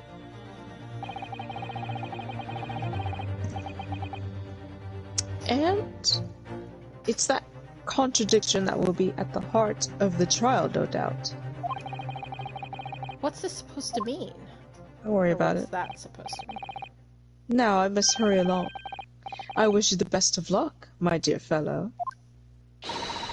See you later, Hurley. Bye-bye. Get snapped. Well, it looks like you're on your own today, Runo. But chin up. You can do it. Oh, what about you, Iris? Oh, you Oh know. no, I'm afraid I can't help. I have something I need to do. I see. I'm going to be a bit surprised for you when you find out what it is. Okay. Sounds obvious. Counsel for the defense and the defendant. I like how they both jumped. Right. Court is about to be in session. Make your way into the courtroom once. Oh, different bailiff. We're on our way. It's different. Dang, I'm alone? Oh my This guy god. came from California. An experiment that the laws of science say can't possibly succeed, and a scientist who's convinced that it did. That's the riddle you have to unlock here, Ryunosuke. That's the key to this case. Yunosuke says That this kinda like... sucks. We don't have anybody with us. Nope, you are all by yourself. I gotta use my brain. No Iris? No Iris, no Susato. It's just me. Oh my god, different people. Her Majesty the Queen, I hereby declare this court to be in session. We are sitting today for the public trial of Professor Albert Harebrained. I now call upon the counsels for the prosecution to declare their willingness to proceed. The prosecution is ready. Oh, he's already drunk, I hear him. The defense is ready, my lord. Yeah, a little sits before coming here in his carriage. 6 months out of practice. And what's more? Oh! That hurt. Damn, that hurt goodbye. a bit. That hurt. I'm without Oh. Susato-san today. Oh no. Ugh. Is it just my imagination, or does the air in here feel even more oppressive than usual? So, I must say I recollect the victim of this case all too well. Mr. Odiasman. Mr. Iceman was known as a financier, though that was merely a front for his diverse criminal activities. Wow, he's just like McGilden. It was only a month ago that the man appeared in court prosecuted by you, Lord Vanzies. The jury and I found it not guilty. Because every member of the jury has been bribed by the sound of it. Those powerful London criminals are prepared to go to extreme lengths to keep their freedom. Ugh. But 2 days ago, on the 21st of October, Mr. Osmo was met his end. Was that Rampo's birthday? The work of the Reaper, was it? Okay, what's wrong, Posey? Man, it seems to be like, it wasn't me. If that is how your lordship would describe divine retribution. But the fact remains that Mr. Osman's death was a direct result of the actions of the accused, Professor Harebrain. Well then. Now, ladies and gentlemen of the jury, you have been selected at random to represent the will of the people. New people, new people. Are the 6 of you ready to fulfill your societal duty? Oh, jeez. Man. I'm the most gratified to have been selected to carry out this important civil duty, my lord. Oh, ma'am? Ma'am! She is. Oh my goodness. I wanna voice that Dracula-looking fucker over there. Okay. To have a man's fate in the palm of my hand. Oh golly, it sends shivers down my spine. This man! Science experiments, magic, conjuring tricks, courtroom trials, are nothing more than performances. Oh. And to spare a scholar that defies the reputation of science deserves a hang. Is that Mr. Monopoly? That is a monopoly in himself. Oh god, not the corn! We ought to listen to what's said on both sides, defense, and, then settle on one. That is, isn't it? Oh, hey. It's Oh, just him. Why? Every time we have, like, the 6 jurors, like, not help. Oh. Oh. Are you saying Corn Girl isn't helpful? Wait a minute. Now hold on It wasn't like this in my day. It wasn't like this at all. Gun? That's... the police killer... sorry, Otter Mole lookalike again. Inosuke. And he's as exhausted as ever, it seems. It's kind of Bro, like... same? It's kind of like, that's like, you know... Roy's, father. They both sleepy. True. You got a point. Funny. No, as I'm sure you're all aware. The incident we're here to judge today tragically took place in the Great Exhibition, shortly after it opened. Yeah, I saw the cutscene, don't worry. Though the death toll could have been far worse, with the exception of the victim, no one was killed. Nevertheless, the dream of the science being exhibited rapidly turned into a nightmare for the spectators. A tragic turn of events, and as such, the eyes of all London, the eyes of the whole world would be on this trial. How? There's no TV. It is our duty to reach a swift and just conclusion, I feel. Anyway, so, your opening statement, please, Lord Van Zeeks. Notes. At the heart of the incidents, it is technology never before demonstrated anywhere in the world. What is science's latest development, I take it? The government is keen to capitalize on the Great Exhibition and prove Britain's technology advantage. Words. The technology being demonstrated by the accused was described as super high voltage instantaneous kinesis. Good lord. It's designed to disassemble human subjects being extremely high voltage, using extremely high voltage electricity. I can't read it. And the beam then instantly to another. And beam them instantly to another location where there are sequential reassembled. Sorry, but who asked you to get add on to this? That's what I'm saying, huh? Literally nobody asked. Is such a thing even within the realms of possibility? Well, I don't believe it, that's for sure. Okay. Disassembling people with electricity? My goodness, how shocking! I completely got skipped. The whole idea is absurd. The hypothesis would never hold up to scrutiny. Why didn't Corn Girl say anything? I don't know her opinion. Sir, I believe you are a fellow of the Royal Society, are you not? An expert in your field? VUM.NGO? Get rid of this comment real quick. I miss Ong. I am, and my word on the matter can be considered final. Instantaneous kinesis is poppycock. He's from Alabama.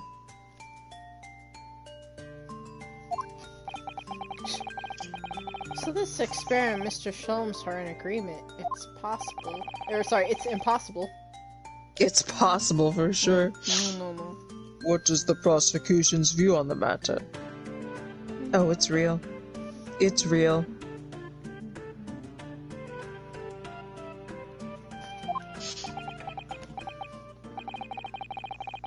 The prosecution would assert. You can take its cape off.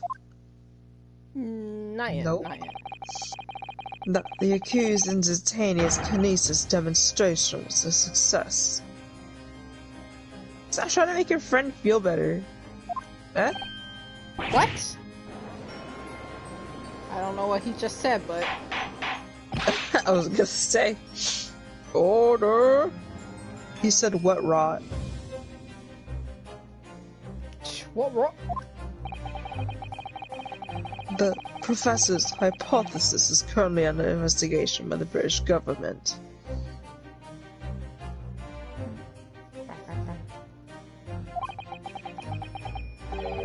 If it is deemed to have merit, a substantial research grant would be made available.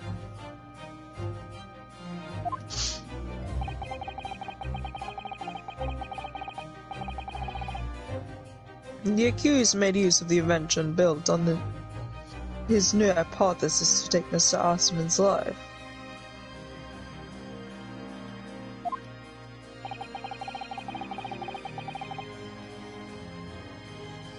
In order to be the sole benefactor of the grant. I honestly thought he was done speaking. I was looking away. But Literally. But there are no buts in the courtroom. Except for yours. This disastrous demonstration was no accident.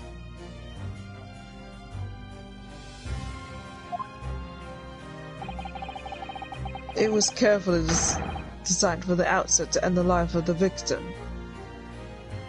It was all planned out, huh? I guess so, huh?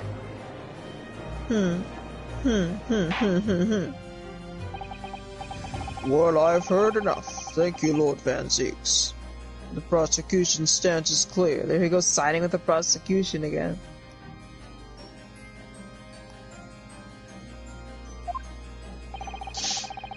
but you will now bring forth witnesses to substantiate your claims.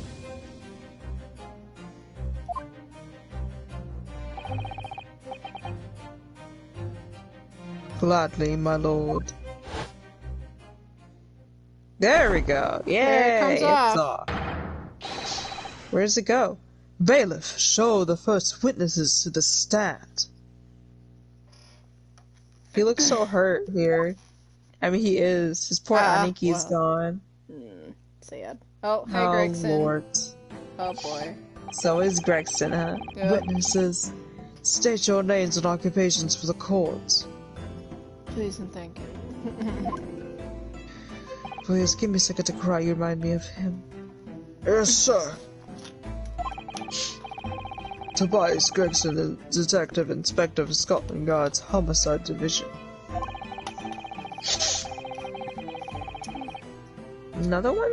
Jesus. I bet. I was on duty at the demonstration of the day in question and in charge of the following investigation. Why are they so adamant about, like, adding comments now? This is like different Oh, links. oh. Albert Harebrained scientist. Okay. I never would expect, like, Fanseeks and that guy to be friends. Like, I didn't know that. That was interesting. Right, especially close friends. Like, they were just Right. close. The darling of the Van Zeeks family.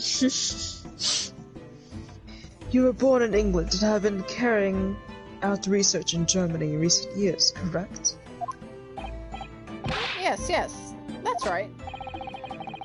After graduating from university here in Britain, I went to work in Germany and made an amazing discovery, which is what brought me back.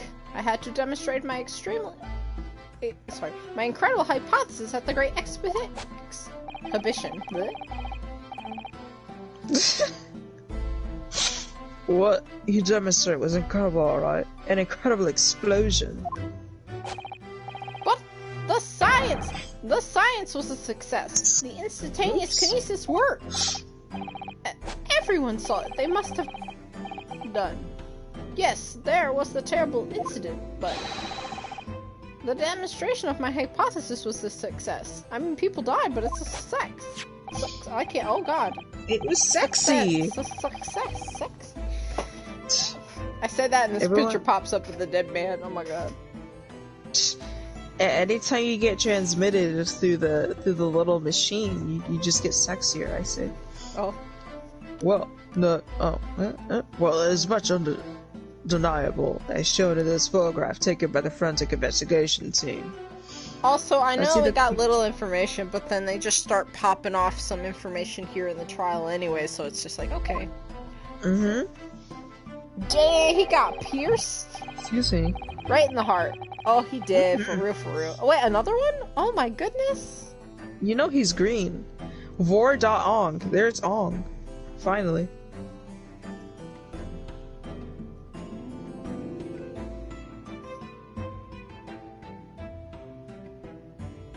That looks more like a stab wound than anything else. He looks really intact for flying across the way, apparently. Just saying. Well, this was taken outside the Crystal Tower, I take it? The centerpiece of the exhibition, no less. I thought that was Gregson at first. Oh, it's alright, my Gregson lord. now. Seems the victim grabbed straight into it.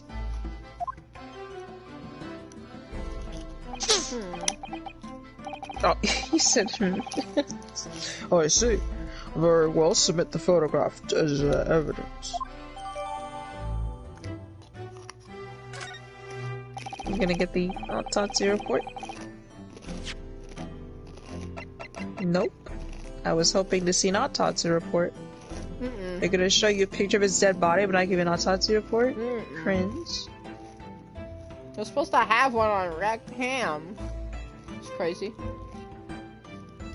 He's gonna, you know, he's gonna be a tease and not give it to us right away. He's so, what is it called? It's almost like an arrow pierced his chest before this. Haha. You think so? Maybe. I don't know. We'll just see. Due to the court as the courts heard, the victim of the incident was Mr. Odious Man. There have been a number of allegations made against the man, but putting him aside for the time being. He was the man who financed the research for the experiment and the demonstration itself. I see. So the summary of the situation. The defendant is accused of taking the life of the man who funded his work. Would that be correct? Exactly. But couldn't it be that the explosion was caused by some malfunction in the apparatus used for the demonstration? How did Ryunosuke know this word? He googled it just now. That's right! That must be it! My splendid machine! My poor splendid machine! You saw it yesterday, didn't you?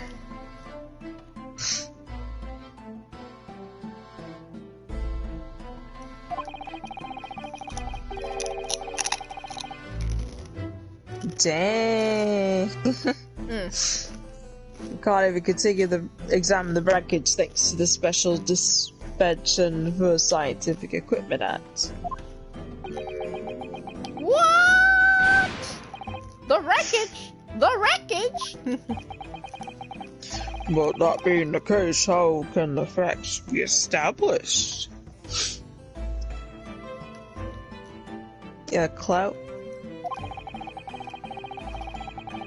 How can it possibly be determined whether this was an accident or deliberate and malicious act? Extremely simply, my lord. What is it, Van Seeks? He's gonna come out with something huge. Beg your pardon? Isn't that right, witness? What? Sorry? Me?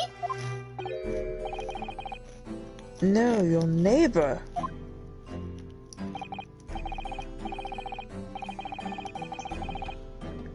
Yes, sir, it was a murder, plain and simple. Anyone could state that with complete certainty. What? How can he possibly think that? It's been crazy. It's true. Thank you, Inspector. I think we had better proceed with what we're asked about it. And You'll explain to the court on what grounds you claim this experiment to have been created.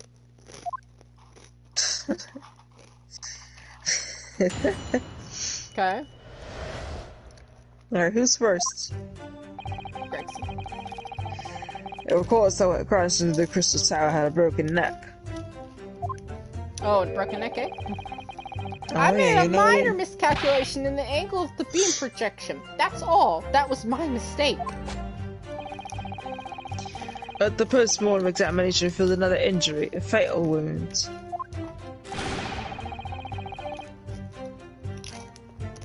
There it is, stabbed by something sharp in the heart. Yup. Yep. There was a lesion in his chest where he could have been stabbed by something sharp right in the heart. What could it have been?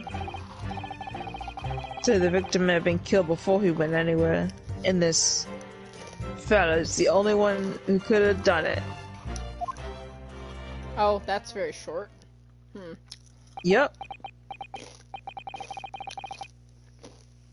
You an extraordinary business. I don't know what the heck you're trying to read. In addition to suffering a broken neck, the victim was stabbed in the heart?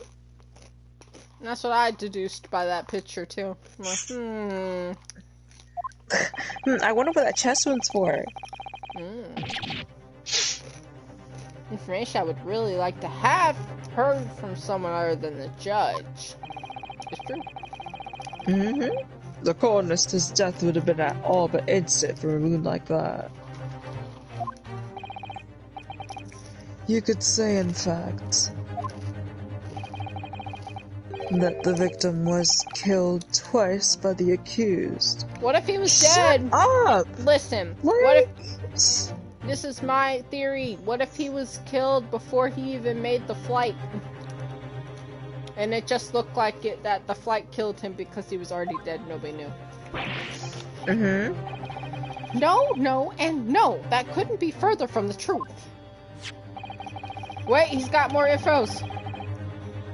I have here the experiment plan document that I submitted to the security team. But not the autopsy report, Gregson. Oh my god. Die. Man. The victim stood inside something called the bird cage, ready to be beamed instantly.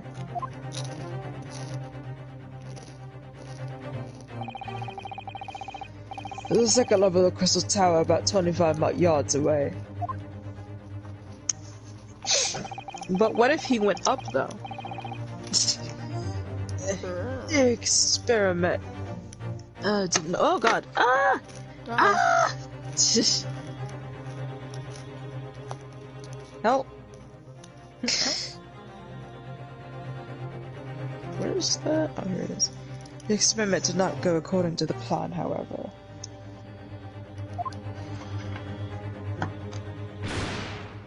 Tell me something I don't know. As the machine was put into operation, there was a large explosion.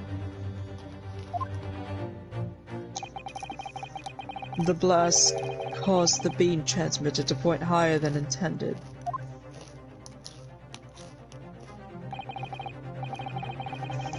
Accordingly, the kinesis resulted in the birdcage materializing midair. Oh, that would suck. Well, from where it subsequently fell, crashing through the gates of the glass of the Crystal Tower's large round window. I guess. My word, one assumes the victim's neck was broken upon impact with the tower then. It's always a broken neck, huh? I'm so sorry. I didn't mean for this to happen. The machine was just too powerful. But honestly, really, I swear, it was just an accident. A terrible accident. Do you like the voice I gave him? I do like the voice. He sounds like a frantic. nerd. Yes. Very frantic. Nervous. That's just. More like nerdus. Ah.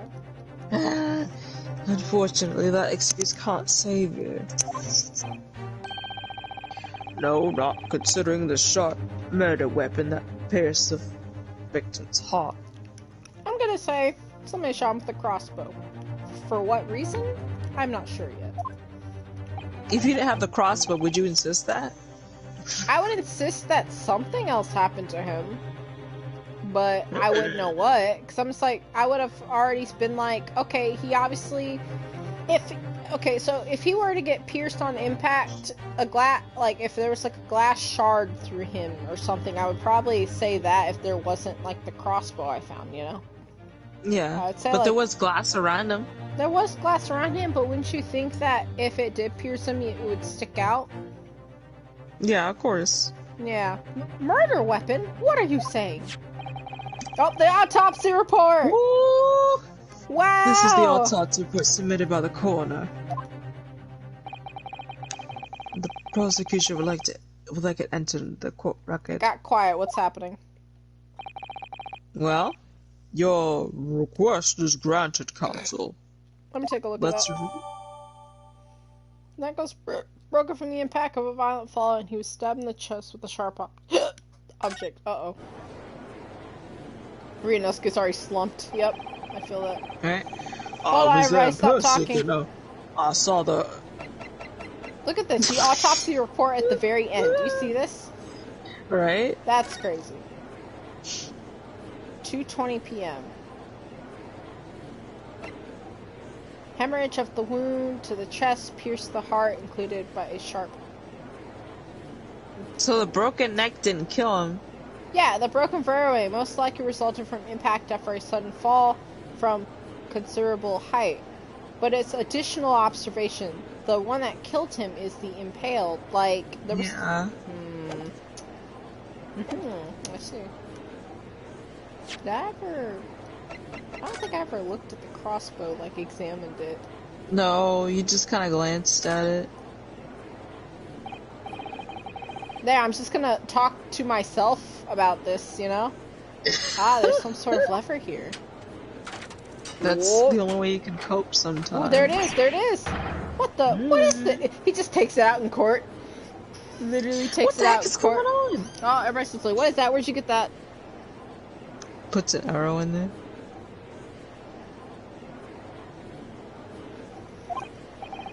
It looks like a cross between a bow and a gun. Bow gun. That's probably what they're gonna call it, a bow gun. I think it's possibly used for the same thing, too. Okay, updated then. Crossbow. Right. Oh, they called it a crossbow. Okay. Wait, let me...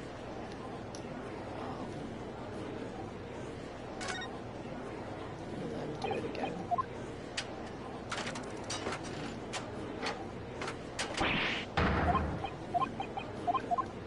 Just take a glance.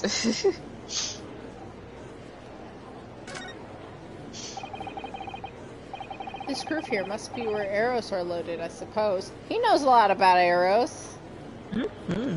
He's an archer. He's an expert. So I was right. It was some sort of bow with an automatic firing mechanism. This would be perfect for someone like me who catches his ear with the bowstring 2 times out of 3. Oh! He's so good. Yeah. In fact, if I'd had one of these, maybe I could have beaten Cosmo. Oh, Cudo! Archery training. Oh, Cosmo's so good at he's so good at, like, that too. He's better than him? Kazuma's a freaking prodigy. I was about to say, he's a prodigy. I was just about to say that. Yeah. Got you, I got you. Ugh. Wow, that's cute that you said that. There's a lever here. I think that's what, like, pulls it back, probably. Looks like you have to wind this around in order to draw the bowstring back and create tension. You must be able to fire arrows with a large amount of force using this fight. Yeah, it could probably travel real far. In fact, I would imagine it's far more accurate than powerful than a Japanese longbow. I really have no idea what I was picking up when I spotted this at the exhibition rounds. Okay. This PS got a big old lever too. Okay, well we looked at it later. No, I didn't really look at this virus. Oops, No, you didn't. There we go. It looks like layers of thick canvas with a thick rubber lining of sorts. It's... I've never seen anything like it before. But applying Mr. Sholmes' method, I might deduce it was part of a raincoat worn by someone who really didn't want to get wet. Alright.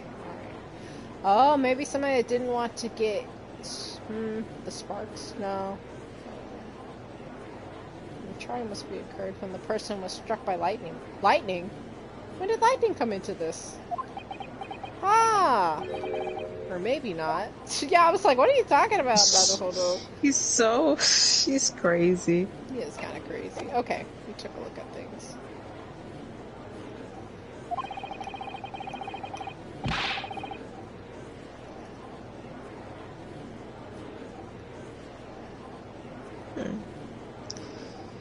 And the only other person on the stage with Mr. Assman is that disgraceful excuse for a scientist. He was like kind of southern, but I don't remember what southern accent I gave him. Then really, by all accounts, it should have been him. Hard to think otherwise, really. Anyway, very well, Counsel for the defense. Proceed with the cross-examination, please. Oh, yes, my lord. I need to focus here. It's been a while. 6 months he's just been sticking his nose in a book. 6 months. It's real crazy. You're crazy. Alright, let's go. It's kind of crazy. Alright.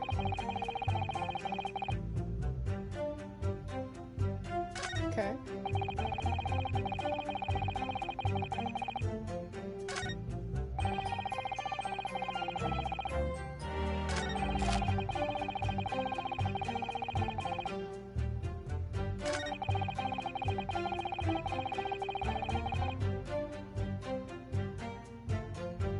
And this fella's the only one that could have done it?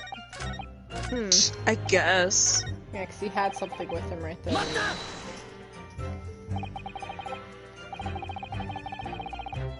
Are you suggesting that because he fell from a considerable height? Exactly. Which highlights something else about this whole rump business. What's that? The fact that the instantaneous kinesis itself was a success.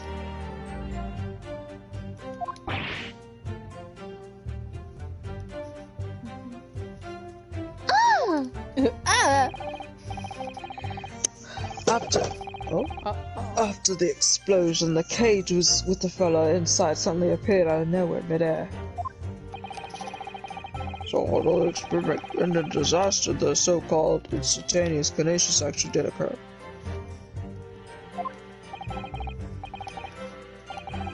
Remind us, Professor, what was the cause of the final disaster? Fatal. Don't flirt with him.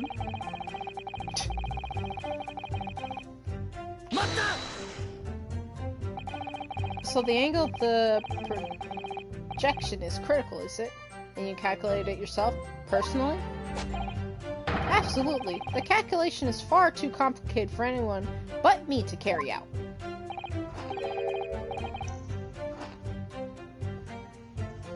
You got it wrong, didn't you? What did you get wrong?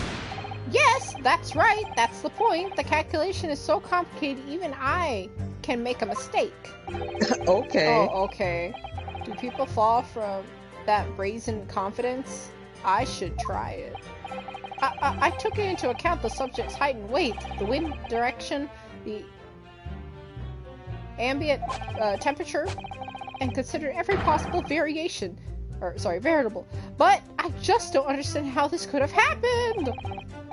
Obviously, then you have to include the weight of the clothes Mr. Ashman was wearing at the time, I suppose. Ah. Crackling comets! The answer should have been there! 3!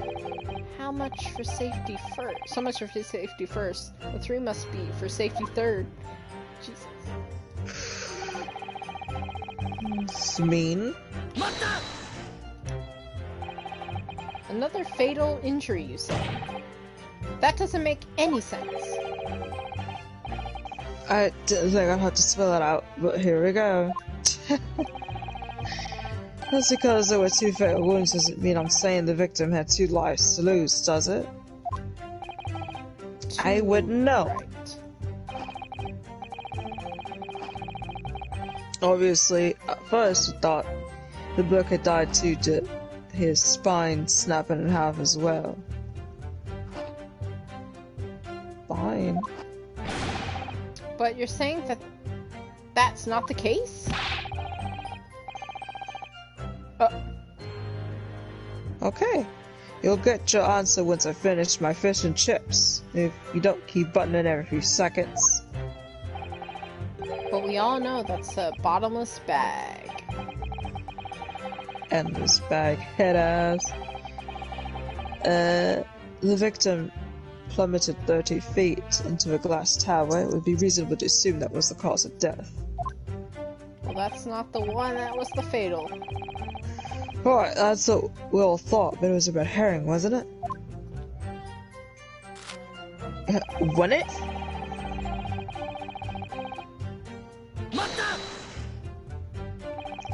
The defense knew nothing of this crucial evidence. It's true.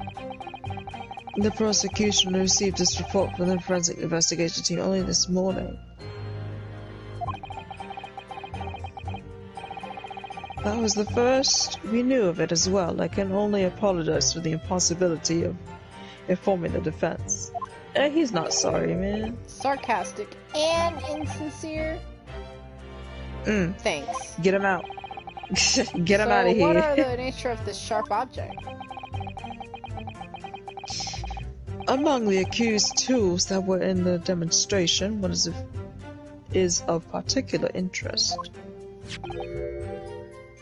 This. Huh. Yeah? Oh, that would appear to be some kind of screwdriver. Uh-oh. There he is! My trusty little companion, Andrew! Yeah? I have a coworker named Andrew. Andrew? Of course. Ah, do you know each other already? He's one of my dear friends, like all my tools. I've named them all, you know. We're so big, happy. We're one big, happy family. Judge is like, what the? What the hell? Andrew is my flat-headed screwdriver, of course. His brother Michael is a crosshead.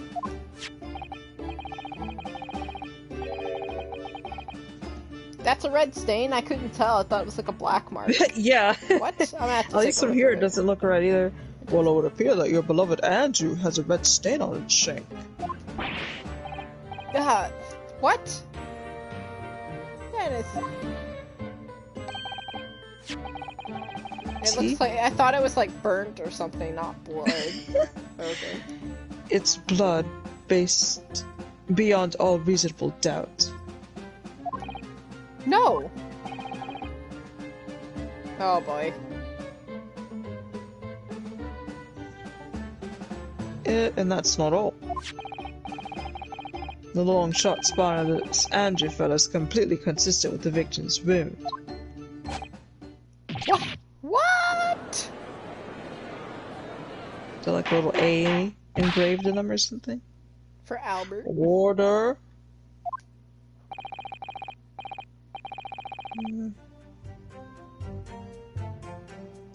The court will enter this friend of the defendant as evidence.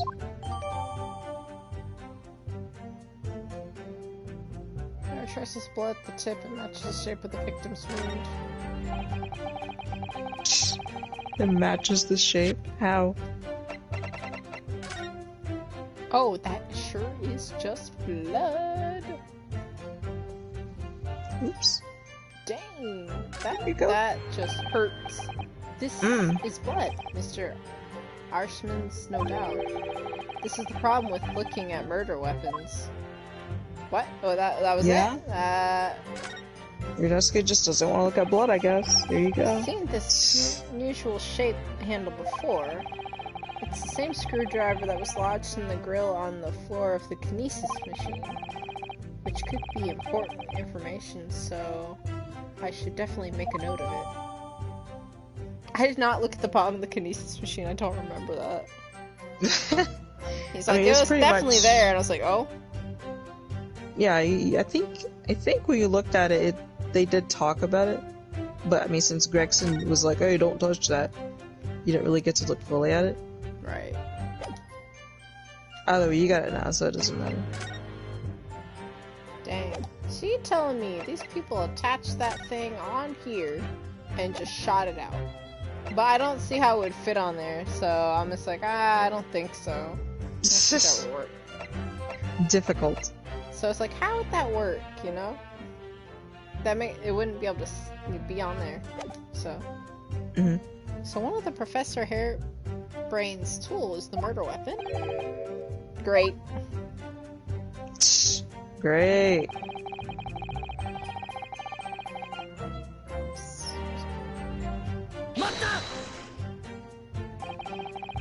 What grounds do you have for saying that?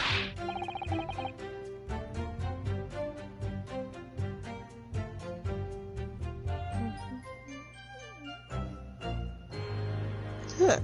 Do you really need to ask? I was like glancing at a different tab. There are only two people on that public experimentation stage in front of the whole crowd.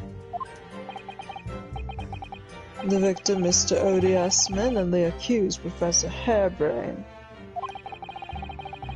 And we know for certain that before the experiment, the victim was alive. Are you sure? That's right, I saw him with my own eye.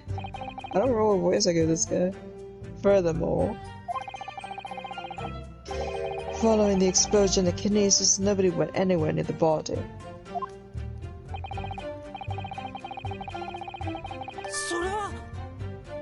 Sir?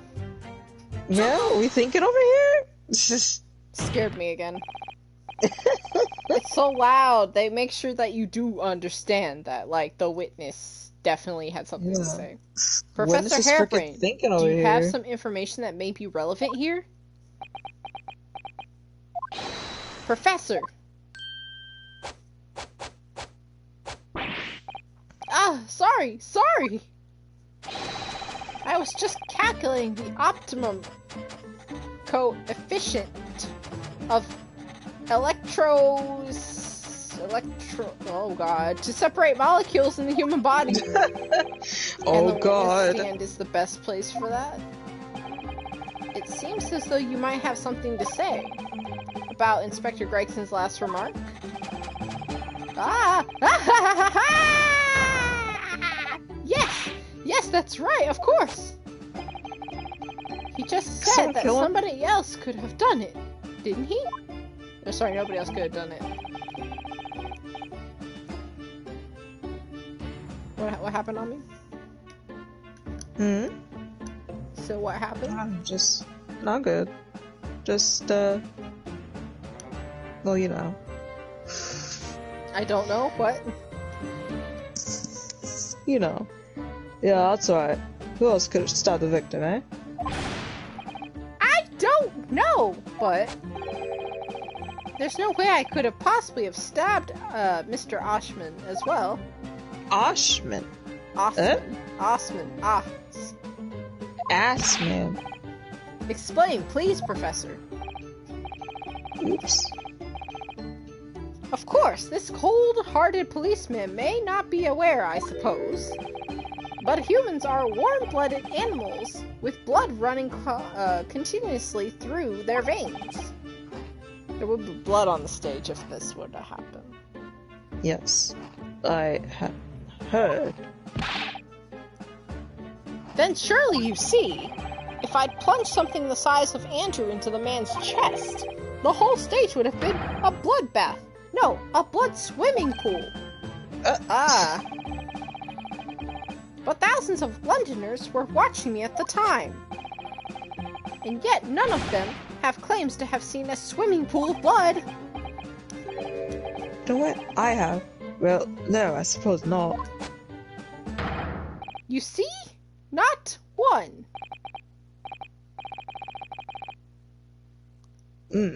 True, didn't see anything like that. I really don't remember what voice I kept thinking. He was like southern, but... That was a great counter-argument. Wow, he, defended himself. Order! Uh-oh. Oh, Lord, here we go.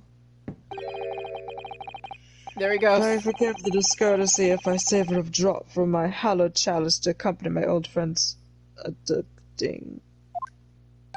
Adducing? Sure. No, like, I don't know. Here's to you, Albert. Oh, thank you. Oh, you're too kind, Barock. But I'm really not a patch on you.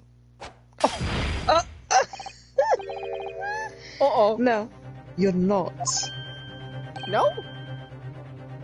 Ines was like, oh my god, drama. You've neglected to mention one crucial possibility. I have? A particular situation in which very little bleeding will result from a stab wound. Yeah. But I said breeding. Oh, Lord. Oh, not the breeding. Oops. Oh my god.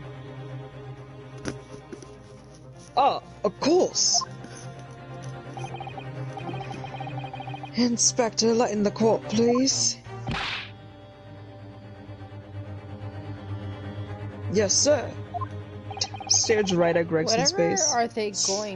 Wherever are they going with this? Very well, you'll amend your formal testimony now, Inspector Gregson. He's amending? Oh? The weapon the victim was stabbed with must have been left in the body whilst he was beaten through the air. Is... what? What? Hello? are you talking about? Why would you think that, Inspector? What? That's so not true, literally. So blatantly false. In that neighborhood, it's only when you pull the weapon out and profuse bleeding occurs. With silver cells lodged in the body acts as a stopper, so for want of a better word. If it were in the we know all body, about that. if it were in the body, wouldn't it be in the picture? Like, Yeah, not only that, it wouldn't have been on stage. true. I see. You don't need a medical degree to be aware of this fact. It's common knowledge for any investigator. Well, Susato didn't know about it, okay? Where's Susato-san when we need her? She didn't know about this, Ryunosuke. If you ask me, the bloke masked what he was doing from view with his body before stabbing Aspen in the chest. Then he beat the victim off the stage with his fancy device and the screwdriver where he planted it. I would never do such a thing. Not to my precious tools. I would never use them for such dirty work. I've only used tools for their intended purpose. That's common knowledge of any scientist. Oh god. The fact remains the lack of blood at the scene can easily be explained, as the prosecution has demonstrated. More? So that's all the testimony I have to work with. I have no idea that the victim had stabbed. That changes everything. Did Van Seeks keep that to himself until now on purpose to gain the advantage? I mean, I can see him doing that, little snake. Mm-hmm. Oh, well, I suppose all I can do is press these witnesses for as much new information as possible. I mean, I pressed literally everything. Hold up.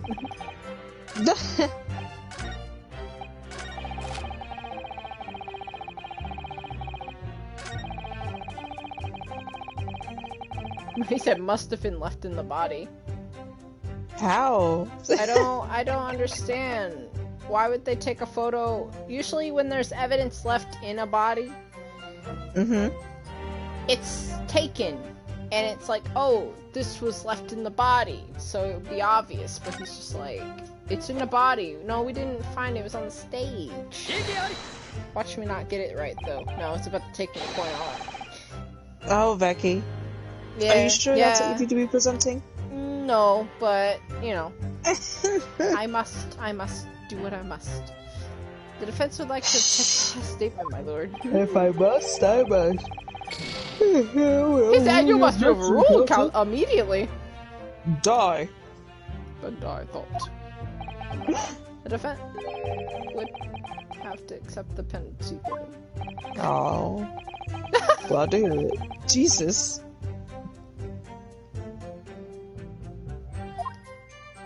Did this Okay, last I'll trial think too. again. I'll think again. Remember to read your descriptions.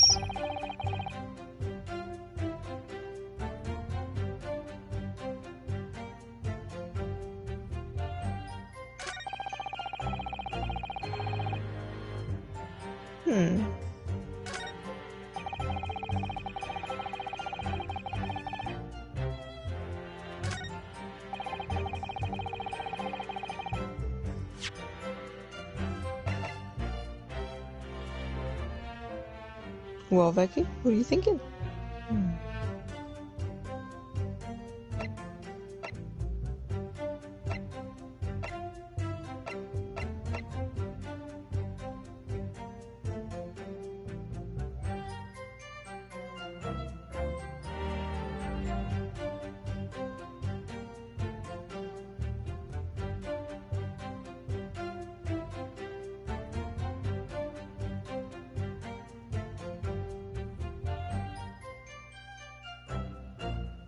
Are you good? I'm thinking, I'm reading. She's thinking.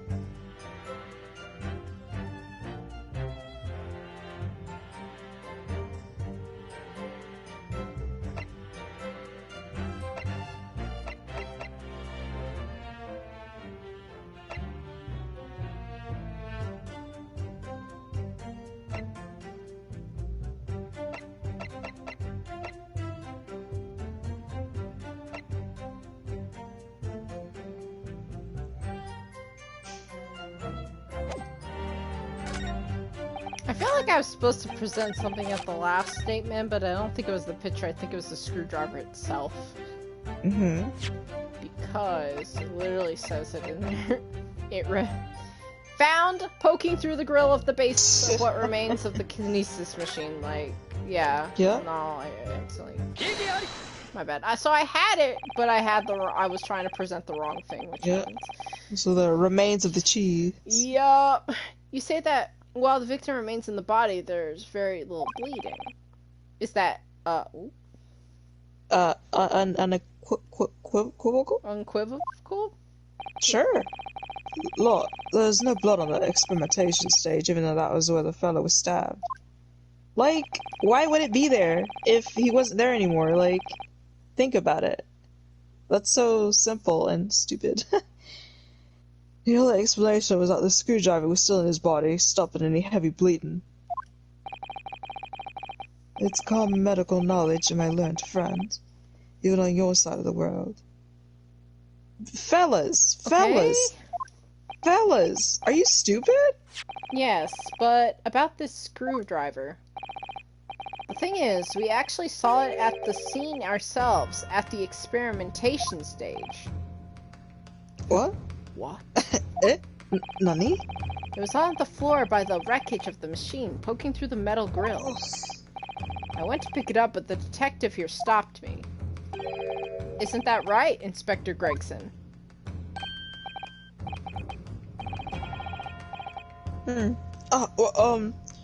Now, come to mention it, yes. Inspector, are we to understand that you permitted the defense counsel to investigate? Am I not allowed? Didn't Van Dijk say we were allowed to investigate? But he's not the team. Quince. That you extravene the Special Dispensation for Scientific Equipment Acts? I said I looked with my eyes. Unless he's talking about the Just- inspector grabbing it. Maybe. You just stood there and looked at things. No, not at all. I wouldn't do that. I just let him look. Nothing more. It was very clear he was to touch a thing. I didn't touch a thing. Yes, that's true. Except they The took that screwdriver screwdriver. was in plain sight on the stage. But it shouldn't have been, should it? What are you getting at? If this tool had still been in the victim's body when the victim was beamed away by the machine, then it shouldn't have still been on the stage. Idiot. Ah! That's right. It should have been beamed across to the Crystal Tower along with Mr. Osman. And been found still lodged in the victim's chest. Go screaming. That point, that stamp. When's he gonna change his mind and be like, oh, no, I didn't have it all? How do you explain this, Inspector? I didn't... It looks as though everything that the victim had on his person moved with him when he was beamed. If the screwdriver was still in his chest when the instantaneous kinesis occurred, obviously that should have been beamed to the destination as well. Yeah. This is a strange situation. Even though people are saying that this instantaneous kinesis is a scientific impossibility, we're still basing arguments on the assumption that it did actually take place. Alright, time to lighten the screws here. Tighten the screws here. Jesus. My lord, if the prosecution is unable to explain the inconsistency in its argument, we can only conclude that the testimony given is the support cannot be relied upon. Ooh. Lord Van Zieks is stumped. Oh? I don't know what to say. Who's holding? That little voice. It's the professor. Oh my goodness. What are you doing? Do you have something to say, witness? Yes, I knew it. What's going on? Did you know it? Bears out. The equations hold. Mr. Naruhodo, don't worry! About what? Without delving into the details, there is no inconsistency. Don't say that. What? Even if Andrew had been lodged in Mr. Asmon's chest, my trusty tool wouldn't have moved. Andrew remained on the stage and is consistent with my calculations. What? What? Oh my god, no, Van Seeks is supposed to make me do that, not you, like... Oh my god. And he's just like, actually, you're... Oh, hello? Already? It would seem your delusions have been shattered. Shut up! Shut up! Damn! Oh. Or should I say, this brilliant scientist's explanation? Yep.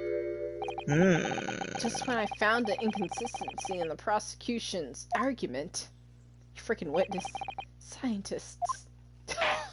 Scientists. Jesus. Very well, the defendant will testify again. Again? Here we go. Oh my god. One more time. Ugh. Provide us with scientific explanation as to why the inconsistency asserted by the defense fails to hold? In the name of Apollo, I will, my lord. He wasn't born yet. Looks around. Justice? To be clear, I'm still at the stage of gathering information in my research. My hypothesis states the Kinesis cannot transport metal, although, hence the metal weapons would have stayed put. Oh, okay. In other words, the point just raised by Mr. Naruhodo isn't an inconsistency at all. Mr. Asmon was the patron of my research. Without him, my work wouldn't have been possible. Now I have a duty to protect the incredible machine that we built together. Oh my god. Yeah. Oof.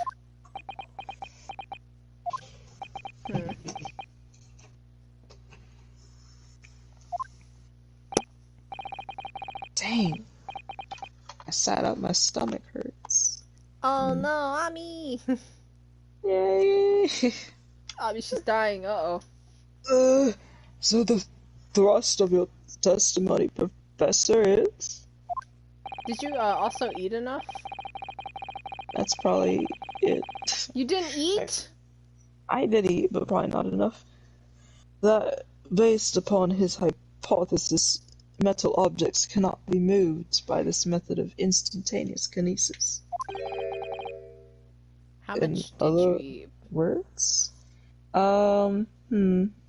Just hold on one second. Continue with the trial. Okay, alright. In other words, since the screwdriver is made of metal, even if it remained lodged in the victim's chest. Its subsequent discovery on the stage, despite the victim being found elsewhere, is not an inconsistency. And therefore, Professor Albert Harebrain could still have been the killer. My great hypothesis holds up, you see. Why are we happy about this? We have to make the cage used to maintain the subject from the wood from that very reason. I was not addressing you, witness. Professor Harebrain. Yes? Whose side are you on here? I didn't take sides, Mr. Naruhodo. No. My own interest lies upon my hypothesis. I'm a scientist, after all.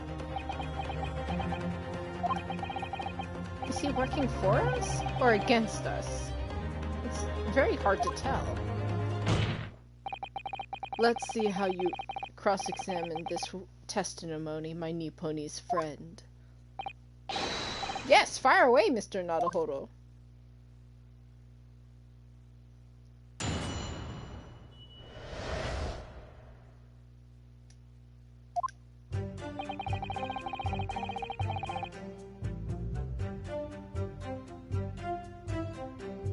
To be clear... Dun, dun, dun, dun, dun, dun, dun.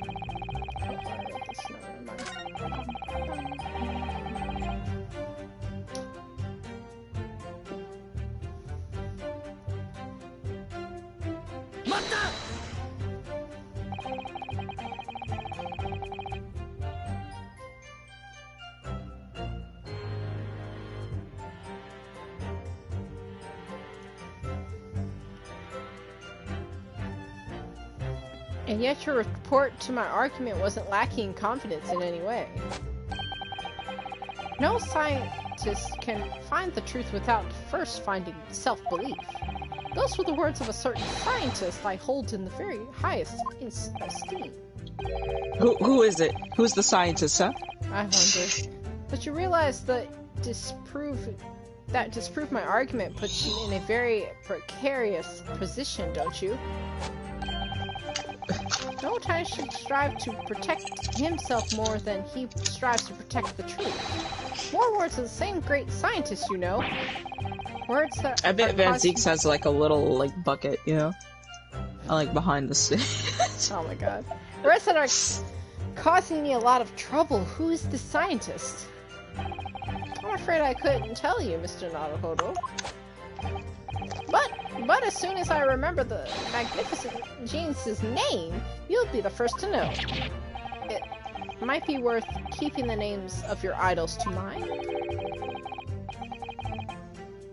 You're wasting your breath, my learned friend.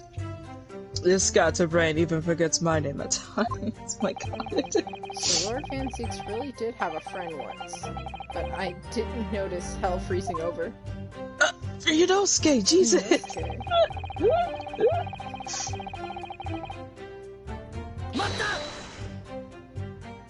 Oh, okay, wait, I remember this testimony. It's all coming back to me. My tummy hurting was distracting me from the first testimony, but by golly, I remember this one. Oh boy. Our hypothesis states it. So this isn't proven then? No, of course not. It's merely a hypothesis, but a good one. Yeah. Based upon thousands of calculations. But it is widely known that metals can't be composed by electrolysis. Electrolysis? Electrolysis sounds right. It might not be right, but it sounds right. Yes, of course. So I am right. My hypothesis is clearly correct. What is it about incriminating himself that makes this man so happy? That was the thing that got me in this trial, where he was just like, no, it definitely happened. Like, yeah, I was like, what are you doing? I was just like, wait, I'm trying to find inconsistencies, not you proving that my inconsistency was actually consistent. And I'm just like, okay, now I've just went back to square one, and like, do you want me to help you? Like, do you want to be found guilty? Like, it's the whole reason that the birdcage is made of wood, you see. Sorry, the birdcage? Yes, that's what I call the sea... Yep. In which Mr. Osman was placed for the kinesis. He looks so beautiful, like dead. I know he looks... Yeah, he sure does, even with his neck broken. Just so graceful. Yo, come on, come on, bots. I just came back. Why is there so many? Oh my gosh. Like, it's two at the same time. Like, help. Vor.ong, dude. Go to that website, see if you immediately get malware. Oh no. Oh, I didn't know that was the judge. Jesus. Oh, the old jail cell in which the victim was detained. It does indeed appear to be made of a timber of some sort. Mahogany, Your Honor. Mahogany, just like Van Zieks' desk. How would you know that? Some deep implications, huh? I'll thank you not to refer to it as an instrument of incarceration, Your Lordship. In short, Any weapon lodged in the victim when he was beamed away from by instantaneous kinesis would have been left behind on the stage if it was made of metal, correct? Yes, that's it. Yes, yes, yes. It all fits perfectly with the mathematical model. But in the ultimate conclusion, is that the defendant alone had the opportunity to inflict the fatal injury on the victim, is it not? Ah! Ah! Indeed, sir. Hello? Someone beat me out of this nightmare. Bro, say. In other words, the point just raised by Mr. Haruho's inconsistency. What the heck?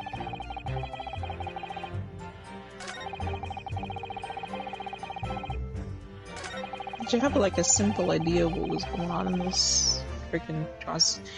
I feel like this testimony, like of all testimonies, I was just like, hello?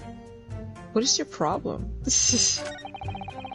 It took me a bit to kind of figure out like what to do as well.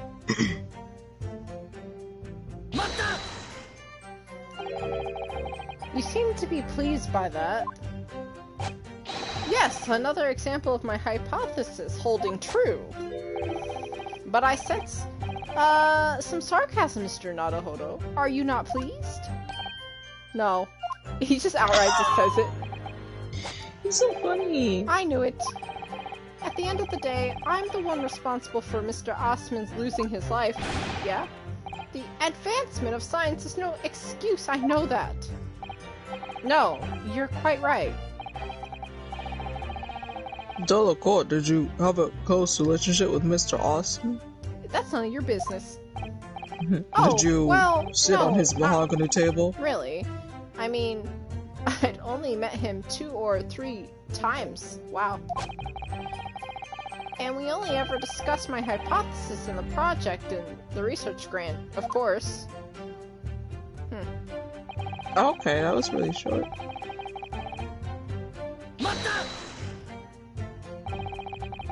How did you come to know Mr. Osman in the first place? I have a card. A year ago now, a small, That's his trading card. forensical, science journal published a little paper about my work. The scientific journal doesn't introduce spectacles. I might have an extraordinary hypothesis and a great promise, but at the time, I had no money. I had to eat tiny little meals, a tiny little cafe, and drink watered down water out of a tiny little glass. Watered down water? What? It was something between that and like the cloudy, murky water that Mr. Shansby had to drink. Oh my god. Watered down water. But Mr. Osman read the paper and came to visit me at my tiny little laboratory. And offered you money to help fund your work? Exactly. That's exactly what happened. I handled the theoretical side of things, and Mr. Osman provided me with an engineer for the practical. And the 3 of us produced that fantastic machine together. The machine that you brought to the Great Exhibition to demonstrate. We had to apply the government for some sort of inspection to be allowed to exhibit it, I think. I didn't understand all of the sides of things. Mr. Osman took care of all of it. He was a wonderful man. Really, I owe him everything. Okay. I don't know what to even do here. It took me a bit, because it's one of those things where it's like, if you look at it, then it makes sense, like, in retrospect, but like, at the moment you're like, how was I supposed to know that? When you say that you built the machine together, does that mean that you were involved in its construction? Yes! Well, not exactly. I'm not good with the practical side of machines myself, so the physical construction was done by an engineer. Little remains of your creation now, though. Following the explosion, repair will no doubt be impossible. Yes, I realize that, but still. If someone were to gather all the broken pieces, they could discover the secret of my hypothesis. Mr. Osman and I toiled over the machine for so long. We put our hearts and souls into it. I had to protect our work. So what's left of this machine must be kept safe. That's only fair, because what happened was an accident. Okay. Okay. You know, That's the exact extent of the testimony then. Thank goodness for that. I don't want him doing any more damage. He's already basically proven that he could have been the culprit. But it seems as though all he really cares about is defending his hypothesis. Still, I wonder, what if his hypothesis is just fundamentally flawed?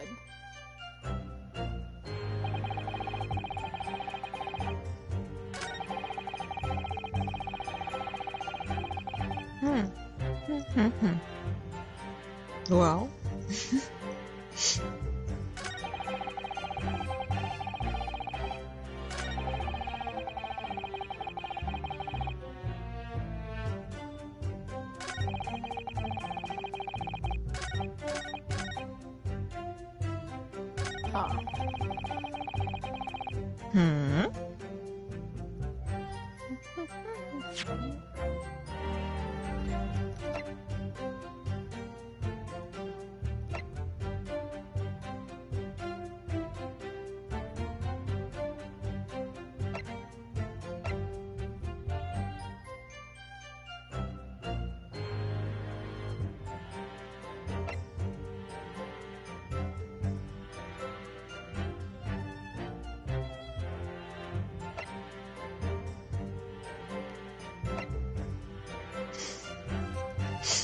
Just let me know if you're good, Vicky.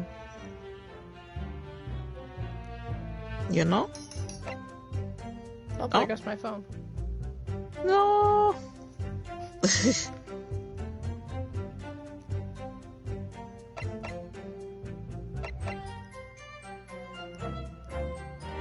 I'll be here watching.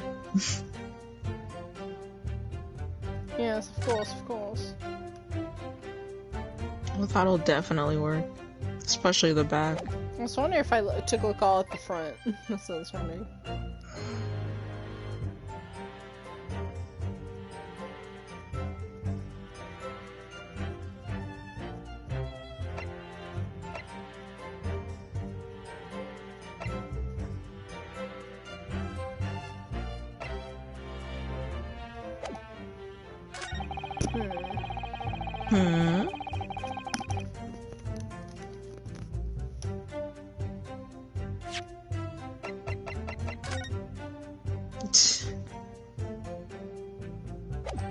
Just me taking a look at things.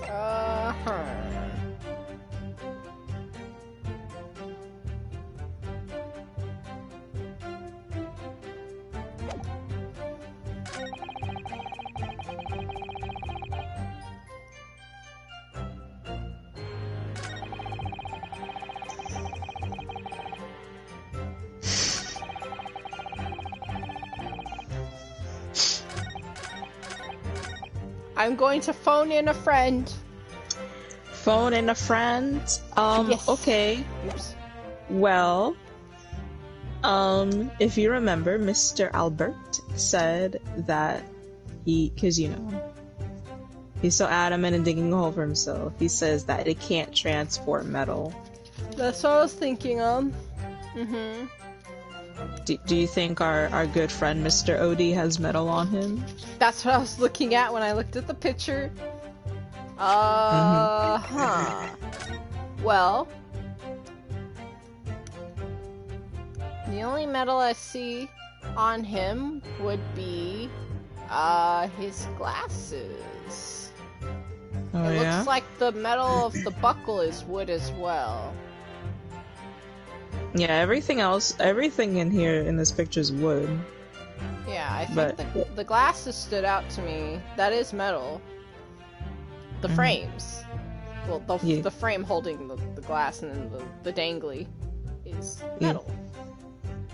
Oh. So that's why you saw me take a look at the picture. You did. Yeah, I saw you take a look at the picture multiple times. I'm like, I was like, wait a minute. I was like, it said no metal. I'm like, this man has glasses on. And I was just thinking to myself, I'm like, and I looked at the buckles here. I was like, huh.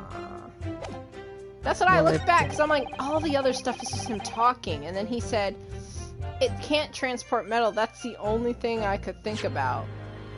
That I was just like, there's metal on him. That's why you saw me take a look at his photo again. That was me being like, I was there, but I was just like, I'm not sure if the a little bit of doubt. Yeah.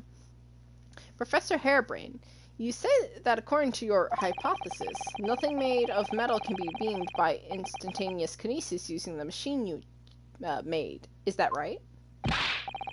Yes, that's right. Spot on, exactly correct.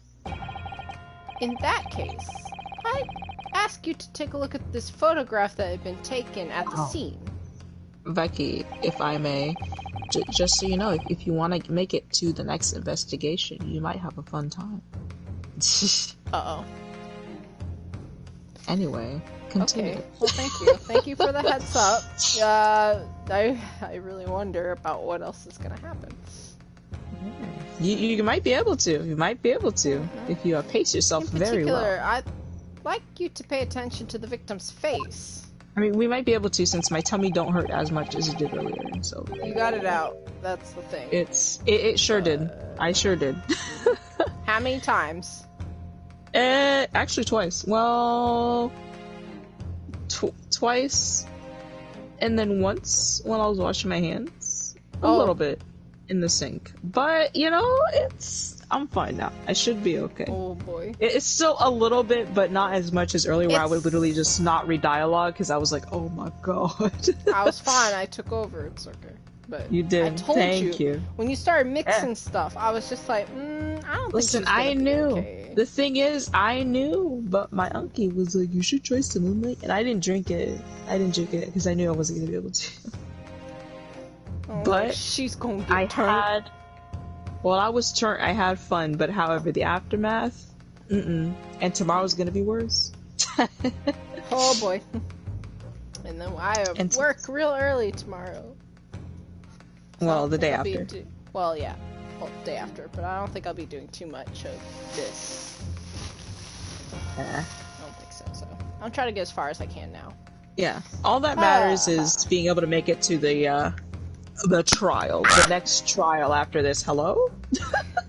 I was throwing something and it came back and hit me, but it hit my mic. It hit my mic and my headphone. It didn't hit me per se. So I was like, God. You can clearly see that Mr. Osman is wearing a pair of spectacles with a metal frame. What? He looks like a 40-year-old Kuramochi. No, metal can't. That's not metal. No. You're already established that the proposed murder weapon, the screwdriver, was found on the scene. However, if your hypothesis correctly predicted that outcome, it should have been predicted that the metal rim spectacles would be found in the same place. My hypothesis! My hypothesis! He looks like a head of broccoli. Professor Harebrain. Yeah, I know. That's what my hair be looking like when it was shorter. Broccoli. Yeah. This isn't easy for me to say, but your hypothesis is clearly flawed. OMG. Oh, Inspector Gregson's just gone. Gregson freaking evaporated into thin air. He had to go throw up too. Counsel, what is the implication of this? If, on the day in question, the alleged instantaneous kinesis never actually took place, then it's entirely possible that the victim was killed somewhere other than on the stage. And in that case, someone other than the defendant could have been the culprit. But my hypothesis is sound! I proved it that day. The experiment was a success. The experiment was proof of all my work. Oh. I made this guy Southern, but I don't remember what it was. If I could say something here in my capacity as a fellow of the Royal Society, Here's drawer number 4. Go ahead. I really like drawer number 2, by the way. I think she's cute. She is cute. Her eyelashes. Booba as well. Booba as well, yes. As the man of science, there's one thing I cannot simply abide. Yeah, he is a scientist apparently because he had test tubes over here. Oh, Look and at a his flask. badges as well. That too. And Award-winning. that's a fraud who pretends to be a fellow man of science. Uh-oh. Oh What? my goodness. Wait! Great Scott! Are you suggesting my science is sus? Amogus? It's just been disproved, hasn't it? In front of all of us. In other words, this whole demonstration was a complete nonsense from start to finish. Uh-oh. Oh no. Believe me, my fellow I like how jurors, this when I is tell you guys that this acting man as- is a Now keep going. Now keep going. a bounder and a fraud. I like how he's acting as the foreman. Right, the form. I Oh, there say he the is. wrench. This is Foreman. Oh, Hey, I hey, say hey, that watch the out. wreckage of the machine should be stripped down and thoroughly examined. No! Dude looks like Never! Alexander The machine Brandenburg. is the essence of my entire hypothesis. It's protected by the Special Suspension of Science Equipment Act. What the devil is that blasted act about, eh? Who made up such a daft rule? I don't like the way this seems to be going. What's the Well, you're not best way for me to scared. help the professor? Oh! I didn't mean to! I didn't know the prop was. Oh my god! Oh my god! You are so lucky that you accidentally chose right instead of just standing there saying nothing. I didn't know Ryunosuke's a like- prompt was coming up. I thought he was gonna. Oh my god. Ryunosuke is just like, I won't say anything actually. Yeah, because sometimes the wrong answer is on top, but most of the time it's there. But I saw it real quick. I'm like, oh, I think that's right. Oh my god. Oh my god. Professor Hairbrain has yet to perfect his invention. That would seem to be the case, yes. But even so, Even so, what? going to such trouble and expense to create a fake machine to display is public. He would have absolutely no reason to do such a thing. Uh-oh. Shut up. He had an obvious reason to do exactly that. For the research grant money. Oh, now it comes back to this.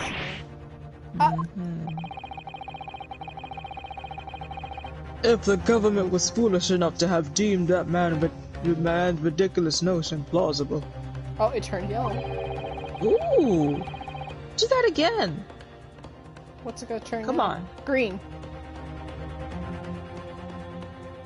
Oh my god! He's doing some magic over here, Yana. It's going to Everyone purple. stop. It go purple or green. Literally, everyone stop purple the or green? trial right now. Maybe Let's orange. go. Oh, okay, never mind. Purple! Purple. Yeah, it's the purple juice. he and his conspirators would have received a handsome sum of deep. Watch it turn yellow. Corresponders. That would be the value of such a grant? 10 pounds? Her neck is long. She does have a long neck. That's fine. It's so she can reach tree stars and she goes outside.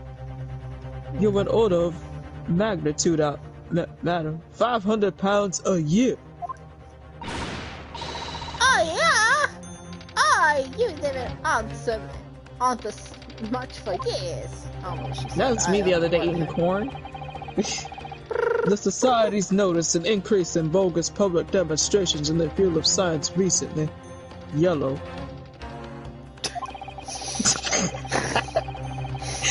Just say it after. And plenty of scientists arguing with each other to get the largest slice of the funding cake. People's greed is plenty motive enough for murder, I assure you.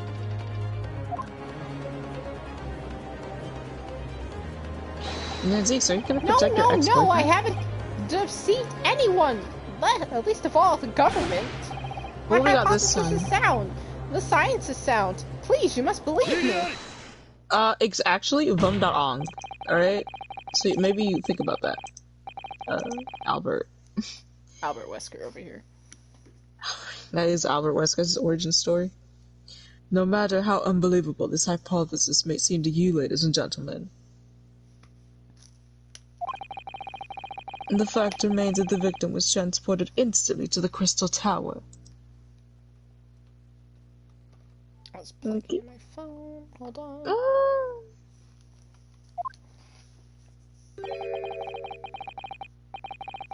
Which means the experiment was a success. It was, because he's there, but... Ah, Bear Rock! And therefore, the only person who could have possibly committed this murder is the accused. What's the simping for? Ah, Bear Rock.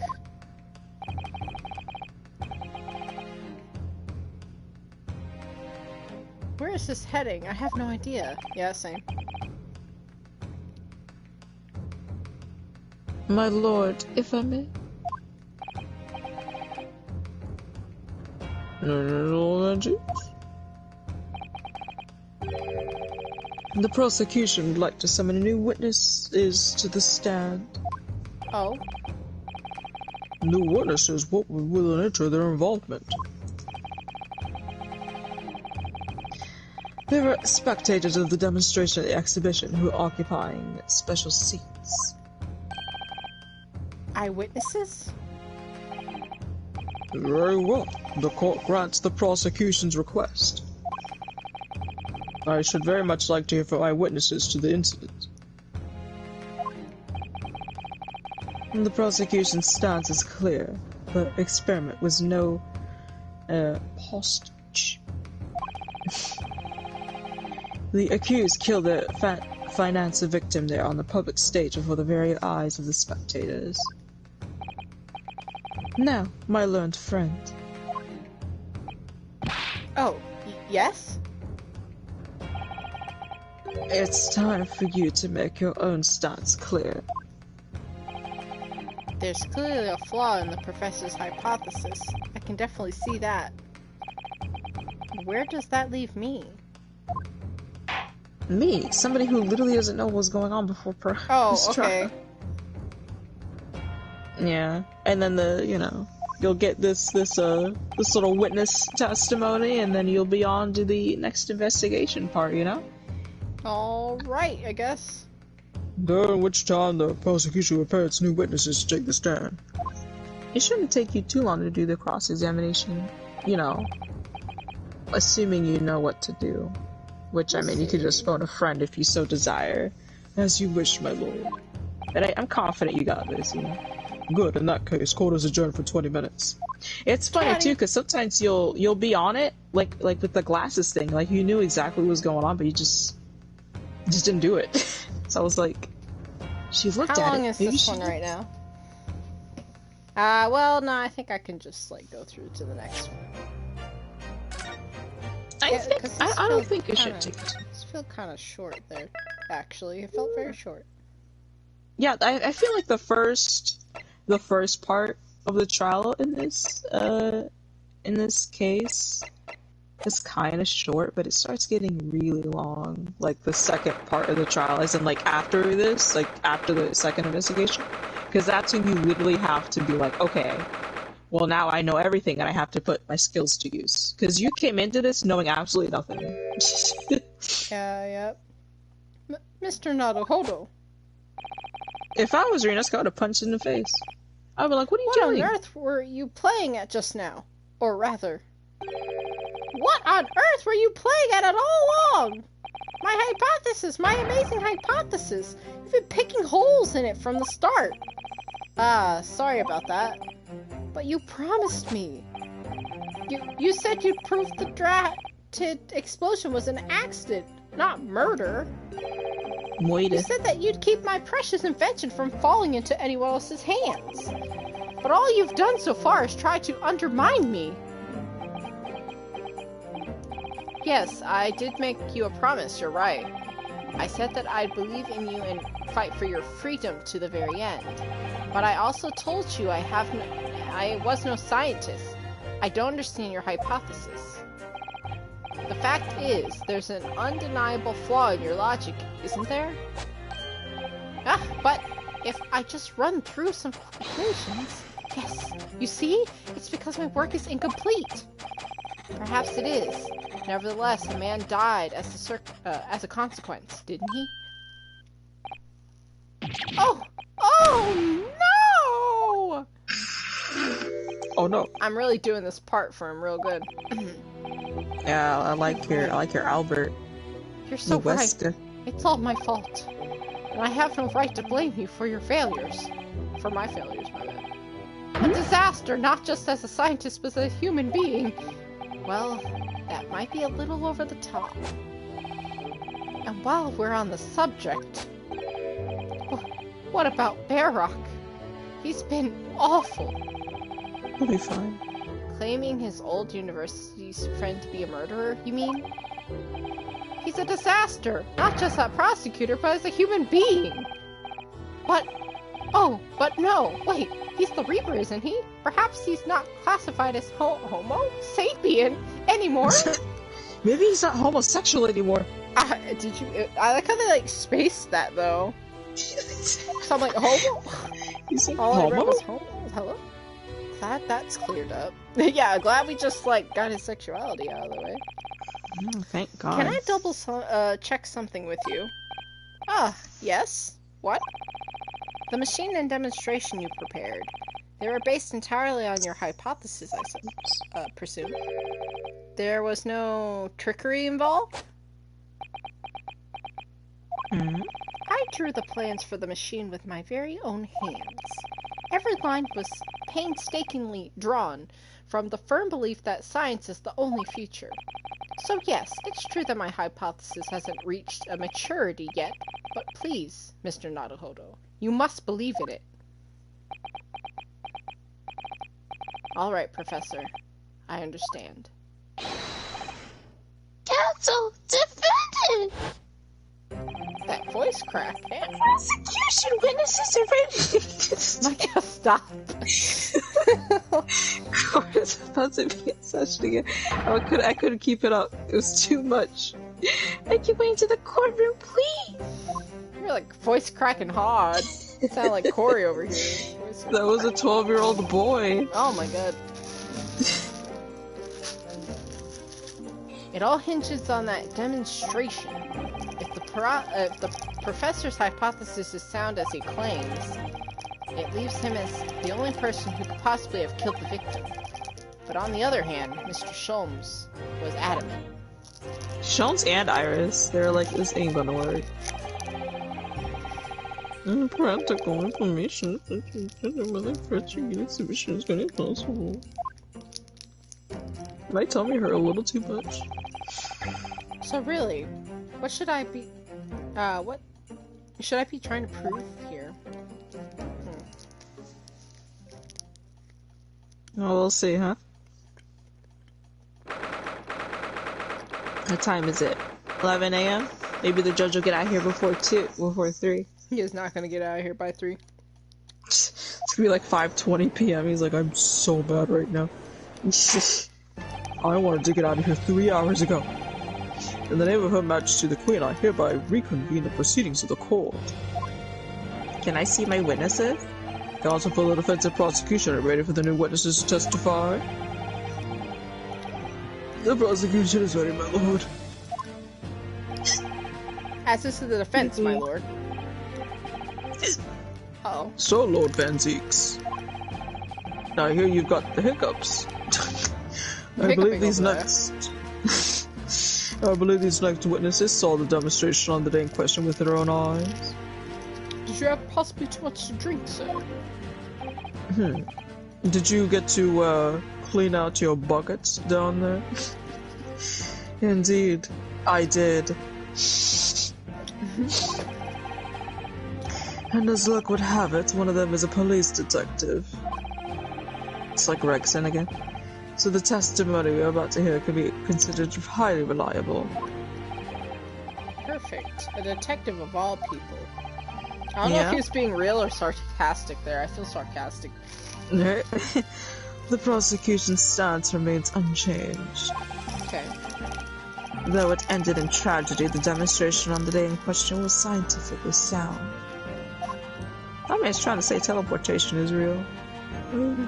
And consequently, the sole person with the opportunity to have committed this act of murder was the accused. He's the only other individual to have been present on the stage of the time, the accused.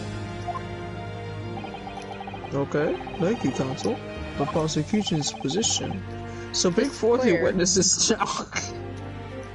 My bad. Alright. Bailiff, show the witnesses in. Alright, pick and choose which witness you want to be.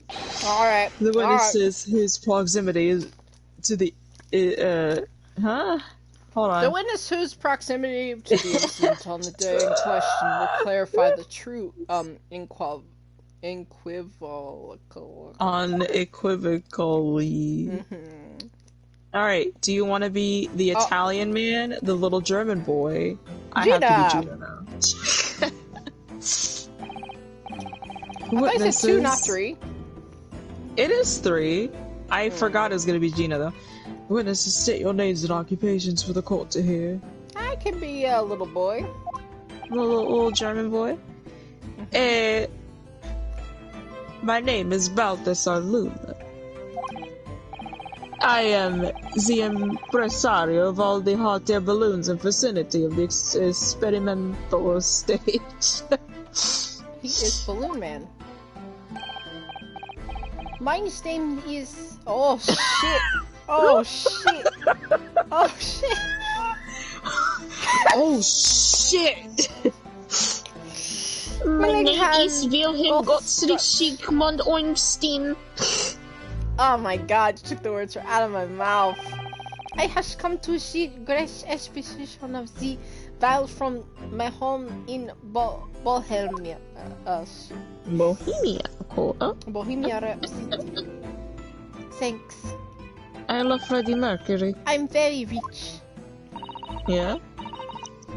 Inspector Gina Lestrade, Scotland Yard. I'm a great detective, even Erlock Sholm agrees.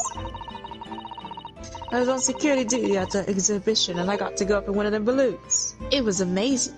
I've also Yeah? had very big character development. I am not in trouble. Not in trouble this time. Again. I Gina loves being in this courtroom. I would like to see Gina in court again versus like the other witnesses because they absolutely did nothing for me. Right? But she did mention that she'd seen the disaster from up in the balloon actually, didn't she? And she clearly loved every minute of it. Oh, of course. Notes. There were 3 balloons flying near the public experimentation stage when the incident occurred. 2, the 3 witnesses were in one such balloon at the time and saw events unfold from the skies above. You make it sound like they were in the clouds. It was only an altitude of circa 60 feet. Very low. This is not an accent at all that a human being should have. Oh, you can't see nothing if you fly too high, can ya? 60 feet. Absolutely 18 meters then. Matters. Matters. 18 meters. What weighs Thank you more, for your a kilogram of introduction. steel or a kilogram of feathers? Kilogram of steel. Steel is heavier than feathers. What? Now you'll give your formal testimony to the court. Well- Judge sounded a little too old there. Especially those of we have. He's like aging per second. Okay. Alright, little boy, That's little what- German boy. Nope, not me. It was an incident, terrible. I am only grateful that my balloons are not damaged. Should make a song like Mario. There was a huge bang from the stage, and the next second, another bang from the sky beside us. From amongst the smoke, a cage appeared out of nowhere. The cage it fell from the sky like a stone and crashed into the crystal tower. I didn't get a good look inside the cage, but no one went near it after it crashed into the tower. Good. Thank you, everybody. That was pretty clear and concise testimony. The most extraordinary collective amount, I must say. Hey, you have 3 people witnessing here. Like, could I just clarify something? There's No. a detail in the witness's testimony that I have not heard any mention of until now. Specifically, there were 2 explosions. Yeah, they said from the sky. I'm like, from the sky. More precisely, 2 explosions in 2 separate places, yes. Literally doesn't matter. When the demonstration began, the balloons carrying the 2 witnesses were around here. There were other balloons in the air nearby at the time, carrying other passengers as well, to be clear. Wait. Why did he only point out where 1 explosion was at? Then, as the power was supplied to the machine for the demonstration, the first explosion occurred. He just pointed out both of them right now. Okay. I thought he was gonna be like, you know, here and here. So he just said here. The so-called bird cage that contained the victim disappeared from the stage, and a moment later, a second explosion occurred directly adjacent to the balloon carrying the witness. There's the second.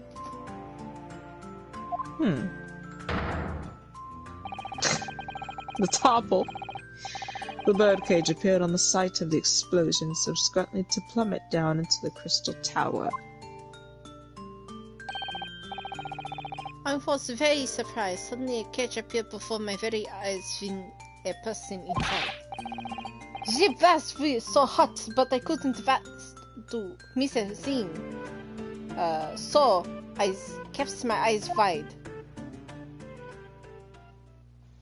Another balloon. Thank you. Thank you. I still have lots of money. Okay. Precisely, who is this curious infant? Don't call him an infant. He's like 8. I'm told he's a young noble of Bohemian royalty. I think he's in your court record, actually. I'm about to look at him in a second. Yeah, I think he's like 8 years old, I'm pretty sure. 8 or 10, I think. Look at all these people. Rip to that man. Odious-man. 42. 11. 11? My bad. He's older than I thought The he beautiful little boy. Also, he hurt. What happens to you? was. Got a little boo-boo on his head. This man's a balloon expert, but that's just Mario as well. Not because he's Italian or anything. It's literally just Super Mario. I've seen people compare like the Skulkin brothers to like Mario and Luigi. Like, I mean, look at them, you know? Waluigi and Wario. Actually, that would make perfect. Yeah. That would make better sense. One's like stubby and short. The other one's like tall and lengthy. Yeah. I don't know why That's they like didn't do the closest. Waluigi and Wario. That would make more I sense. guess because they're red and green, but either way, like, it's better to be Waluigi and Wario. IMHO. Apparently he disguised himself in order to steal unnoticed into the Great Exhibition. Ja, I was here in London as a sightseeing trip with my elementary school. You will have the benefit of a child's point of view in the testimony. Do you like kids, Do you Benzie? really need that? Oh, he's adorable! Yeah, he's a cute little Since I boy. removed my mask, this is what I look like. Okay. Yes, I see. A delightful face, I'm sure. Ja, everyone says so. Great disguise then. The I mean, you'd be point is- surprised that blocking out somebody's eye actually does kind of mask their identity. Yeah, some people don't know who freaking Kent Clark was. The point is, the testimony of this witnesses further substantiates the facts for the court. Namely, that despite ending in an explosion, instantaneous kinesis was successfully demonstrated. And furthermore, that until the arrival of the police, no one approached the Crystal Tower where the victim fell. Therefore, only the accused, who's Mr. Ostman in the stage, could have possibly have committed the murder. Yes, thank you, counsel. The matter are quite clear. The defense's cross-examination now, please. Yes, like my a- lord. Thank you or anything? Like,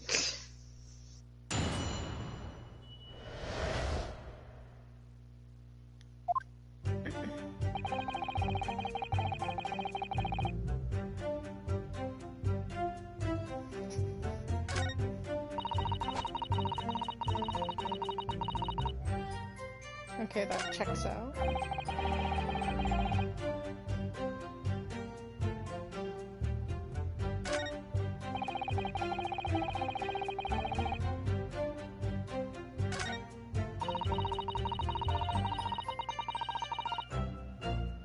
Everybody says they weren't worried near the tower either.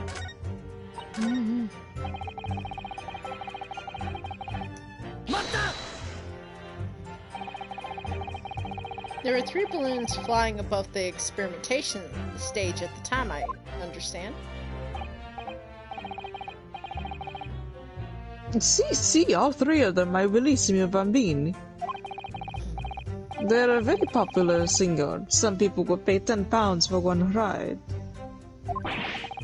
10 pounds? That's more than my annual stipend. Oh my god. 20 pounds a month. That is my pocket money. Okay. Royals have all the luck. I got there for free, I did. Played the old I work for Her Majesty's police card, you know. Don't say it out loud. Come on, Detectives have all the luck. If they're so popular, why would you only be operating such a small amount of balloons, though? Because if I have too many in the skies, they would crash into each other. Logical, yes. Makes sense. The operators for the balloons were decided by lots, with each operator manning a particular area. See, and the one above public experimentation stage is the most profitable. The other impresarios, they hate me. Okay. Thank you, witness. I think the court has a clear picture of the arrangements for the balloon rides at the exhibition. Perhaps we could hear more about what you actually witnessed of the incident? It's like, thanks for saying something irrelevant, but I want to know something about what happened. Yeah, do I need to know this? Right, I can fill you in there, my lord.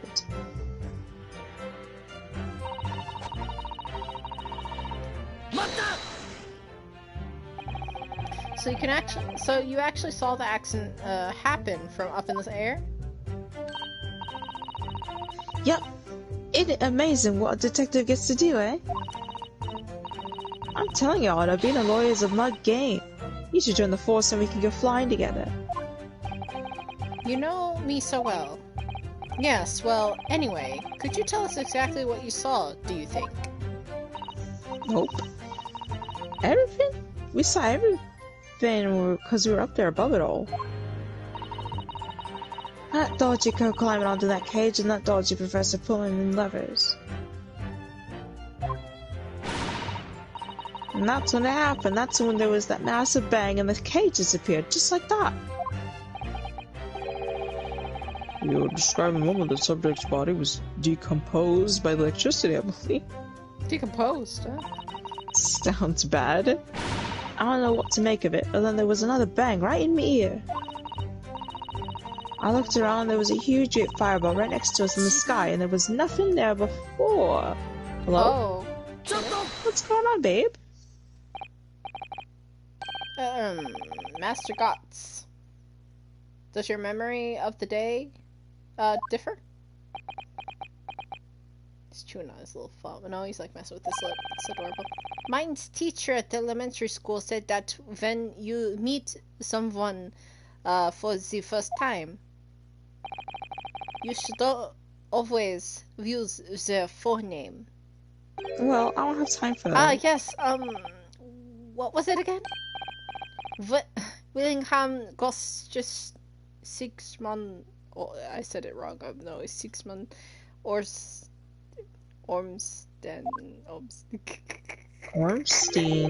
Ormstein, there you go, like Ornstein. Just Yeah. the 4 names then? The point is, do you have something to say? Something to add in response to Detective Gina Lestrade's last remark, perhaps? on, get it right, Ardo. Oh It's my Inspector God. Lestrade. Oh my god.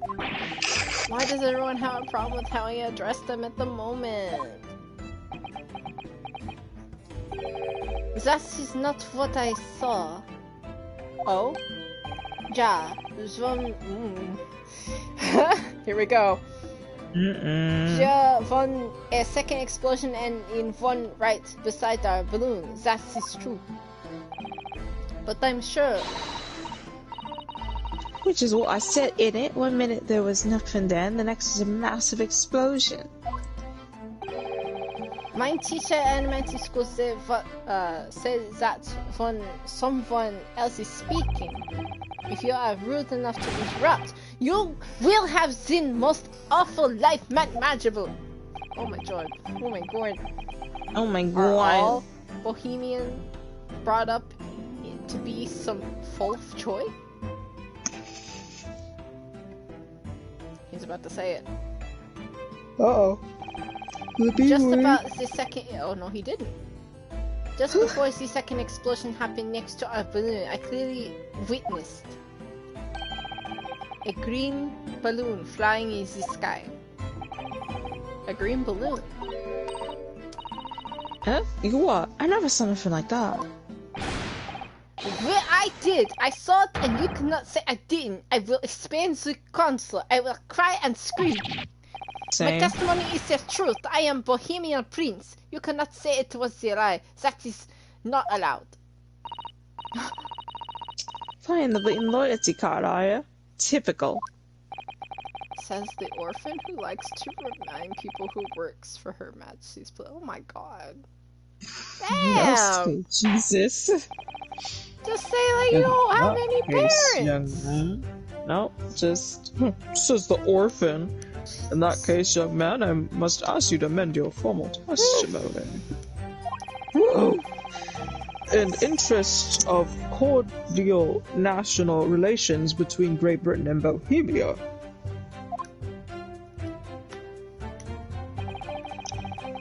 It was not the sky that exploded. It was a green balloon that was next to us in the time.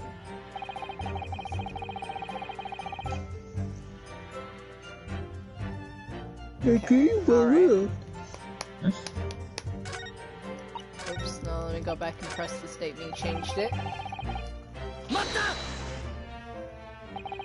A green balloon, you say?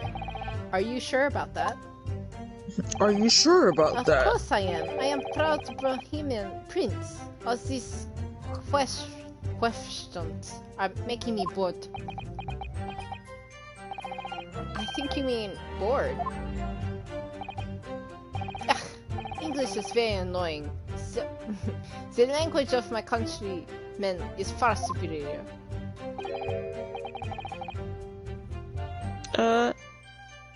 Ragazzo, it's very wrong to lie. Lie! Flying balloons never explode for the same reason the planets have exploded. This is logical. Logical. Please tell me what that doesn't mean logical.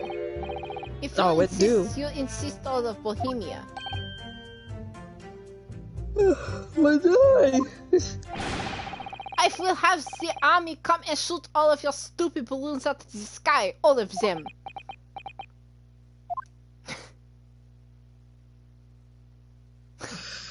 Just say anything. Just stare at him like, okay, kid. Your audio highness. If only all international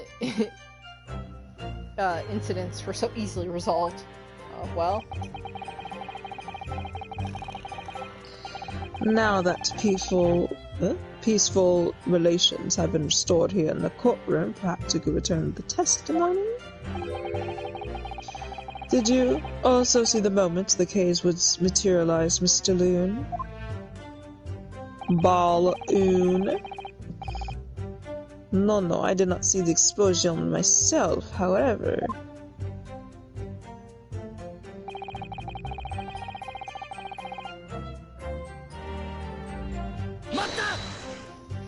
this little boy got a little tantrum though.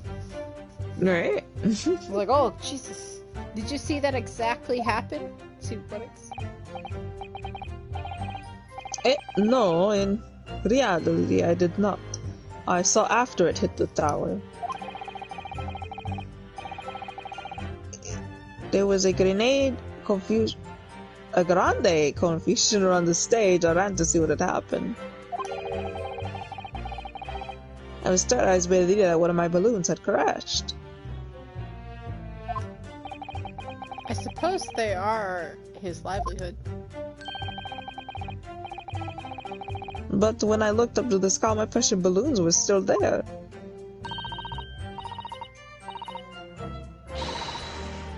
I saw it, though. I saw it slam into the tower. After all, I am a detective now. Alright, Gina. Then tell us what you saw, Inspector Lestrade. That's what I like to hear. That's what I like to hear. What is it? Was it you who gave the order to keep people away? You said Otto. How could it have been me? I was up in the balloon, wasn't I? Right.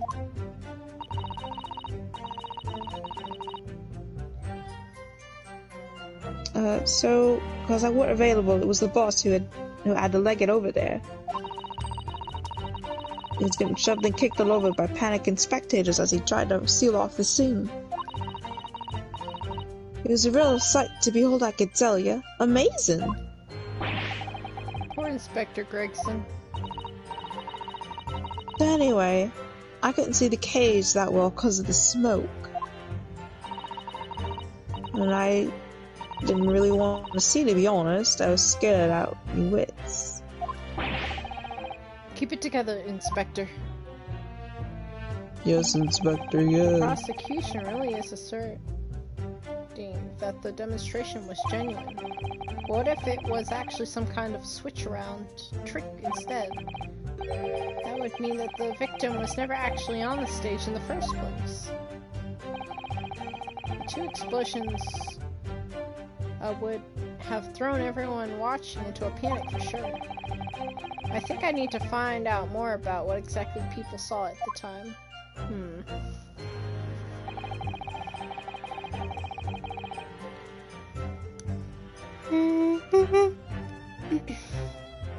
What are you thinking, Becky?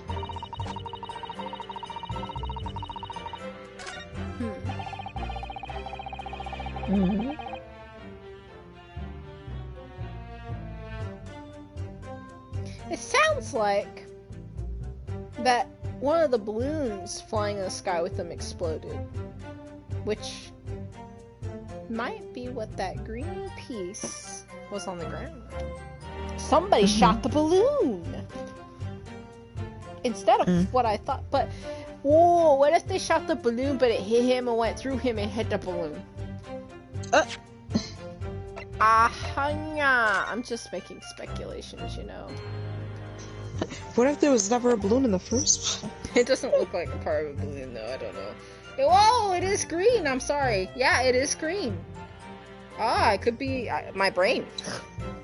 I'm thinking. Big brain. Well, I mean, if you're thinking of presenting it, where would you present it? The green piece?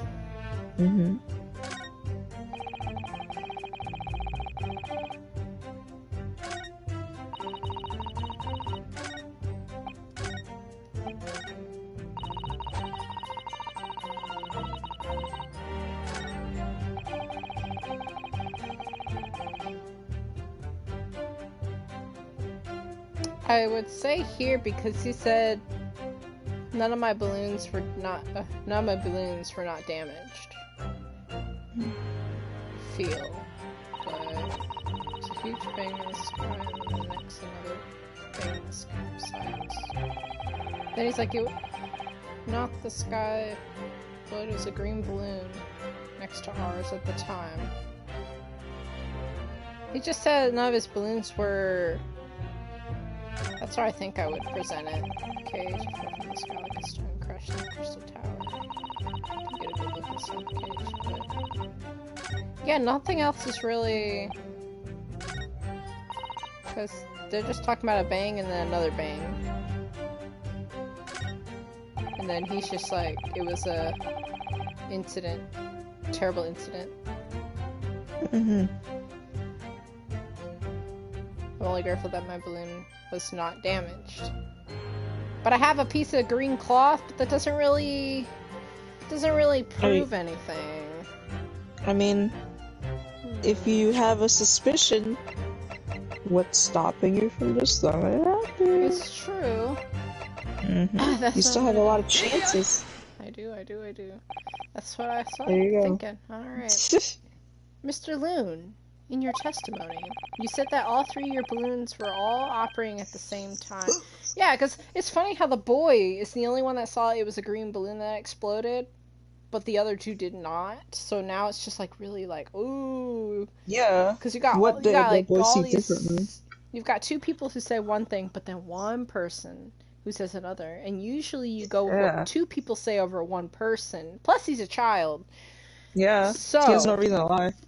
Yeah. You said that all 3 of the balloons are operating at the same time and are undamaged. See, that is correct. If they had been caught in the explosions, it would have been terrible. Terrible, I'm sorry. I wonder if you might know what this is? I think it may be...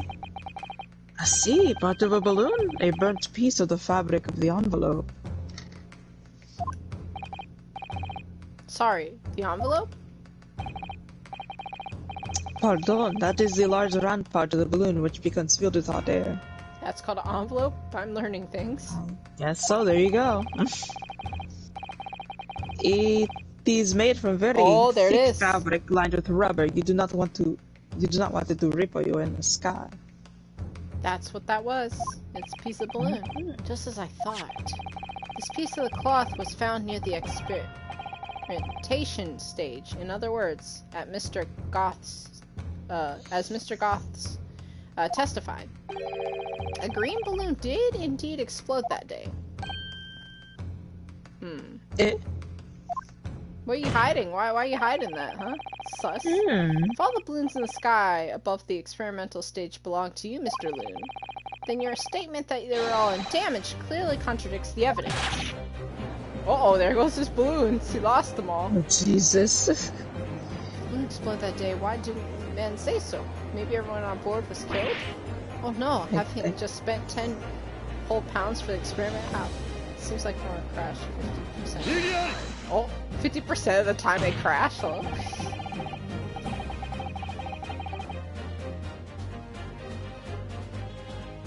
The instantaneous kinesis did occur, but after the explosion was on the stage. The point of materialization shifted to a location occupied by a balloon. Oh, Van Zieks, you're so cringe. Causing the balloon to explode, yes, eminently plausible. I guess it makes sense. An unfortunate traffic accident, as it were, but it changes nothing about the pertinent effects. Hold it! Those balloons like going... This I cannot accept. Why not, Mr. Loon? You are suggesting I am a liar. That person's died in a balloon incident. There's no need to get fired up, Mr. Loon. You're so funny, Vinzi. The victim was the sole fatality that day. That's right, and I prove it. Balthazar Loon is not a liar. There was no such balloon in the sky. It is not possible. You said there was 3. What do you mean? You're saying it's impossible? Why? This court has more important matters to discuss than the number of balloons that were operating that day. He's right. I got scared. But you can't ignore the fact that nobody appears to have known anything about this other balloon until now. My lord. The defense calls for calls for further testimony from Mr. Loon. Couldn't say it. Could not say it for all my life. I concur. There's clearly more of the truth here than meets the eye. It's imperative that we clear up the issue of this phantom balloon, I feel. Ugh. Witnesses, you'll give supplementary testimony about the balloons you were operating in at the exhibition. Ah, grazie, my lord. Grazie. Grazie. Hey, Jake says that. Jake says grazie. Who's Jake? Resident Evil 6. He says grazie. Jake from Adventure Time. Oh, it's getting fast. Oh, Lord. As I said, Balthazar Loon is no liar. Every balloon I've had in the sky has landed safely. All 3 of my balloons were carrying passengers and they fell to the ground in an explosion. What a catastrophe. You can't get away with the fact that it burnt up. But a cloth was found at the scene, can you? When the coppers at the yard reckoned it was probably some debris thrown in from the explosion on the stage. That's what I was thinking, but... Stupido ragazzo is mistaken. My balloons have the red and blue zigzag stripes anyway. The Why are kid you so did not mad? say anything. Interesting. Why? What your assertion is that the balloon this child saw was not one belonging to you? Si, exactamente. Even if he saw a balloon in the first place. I do not like the sound of it. It is very bad for business. I have a good mind to sue the land of Bohemia. Oh, can you? If you Okay. attack us, we will fight back. It will be war. All out war. And I'll give you a balloon. Gives it to me. Thank you. Donkey. What Thank you. happened to all-out war? Mr. Loon currently, certainly doesn't appear to be lying. But he doesn't change the fact that the testimony and evidence are contradictory here.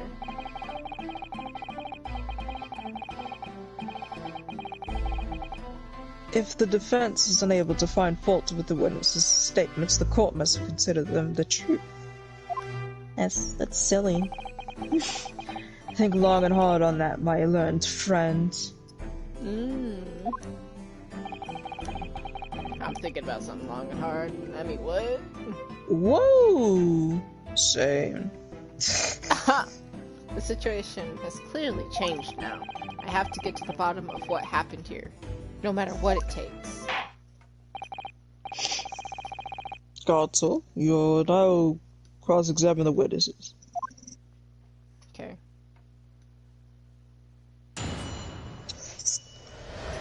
Alright.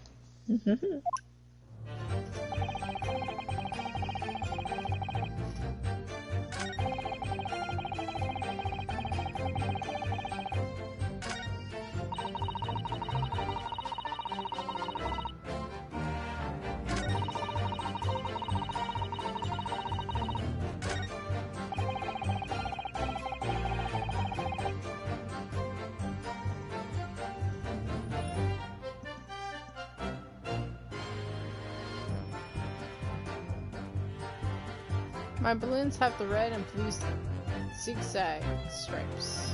Anyway. Oh, well, who's this suspected third green balloon out of nowhere then? Right? It just makes it interesting.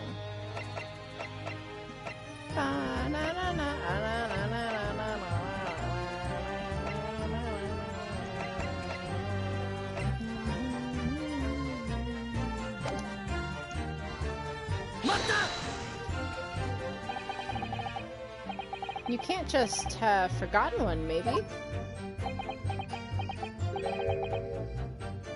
Oh.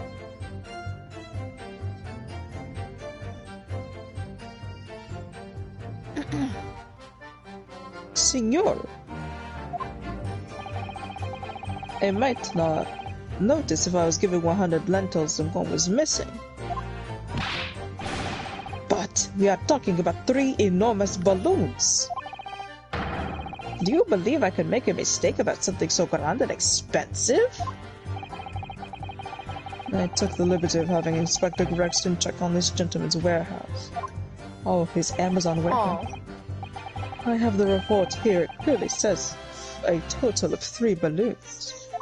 Maybe he could have gotten more. It would appear that no mistake has been made, then. Surely Mr. Straw could have been sent for such a... Menial, I think. Menial menial. task? One of those two. What, me? I'll tell you what I told the boss. He sent kids like me can only count up to 2. Oh no. Obviously that ain't true, but the boss bought in and he'd have to go himself in that case. It's just a lot of like not commas. Just those. Yeah, apostrophes. Yeah, all these apostrophes everywhere. Ha.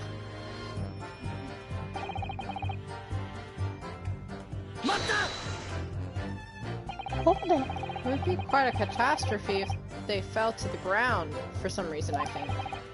On that note, Mr. Loon, tell me, what is it that keeps those balloons in the air? Hot air? Oh! Why are you so... Wait, are you an idiota?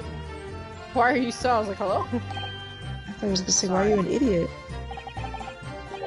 That is like asking, why does a candle burn bright? It burns bright because it burns bright, and a balloon flies because it flies. What else? Well... that must be Italian for I don't know. Sure. There are 2 types of flying balloons, hot air balloons and gas balloons.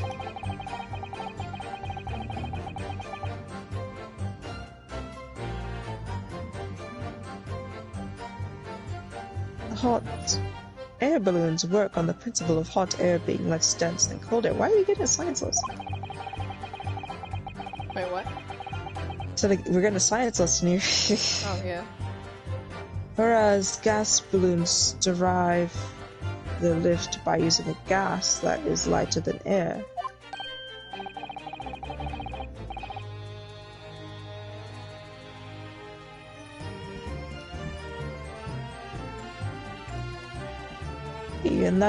And my balloons are filled with the magic gas, I believe. Magic gas. Hydrogen, lighter than air, but highly explosive. Good lord!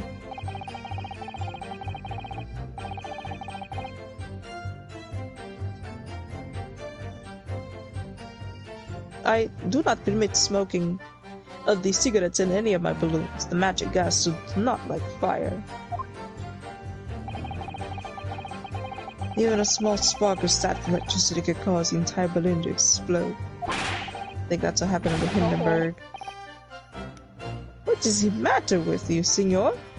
All that comes out of your mouth is explosion, explosion.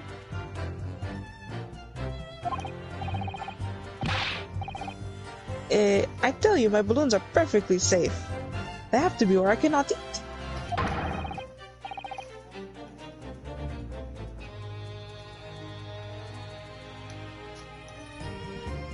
None of my balloons exploded that day, I am completely sure.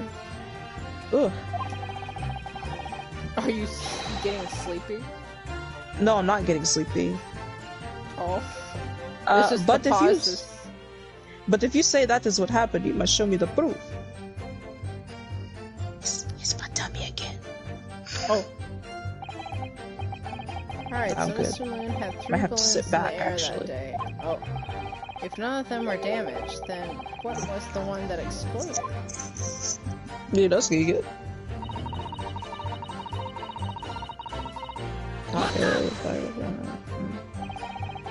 I was surprised to find the piece of fabric still at the scene, actually. Didn't you research the area surrounding the stage for clues? Nah, I'm not into picking stuff up on the ground, May. Always works out way better. Diving into people's pockets instead. Gina, So But much everybody- for the new career path. mind you, the boss was on his ads and he's picking up all kinds of rubbish from the floor. Thing is, though, the carriage wouldn't crash into the Crystal Tower, didn't it? So, where most of the investigating... So that's where most of the investigating was going on. Even so, I would have thought someone from Scotland Yard would have gathered it up as evidence. Cool, listen to you. You stumble across a bit of balloon and suddenly you're the best investigator in the world. Pardon?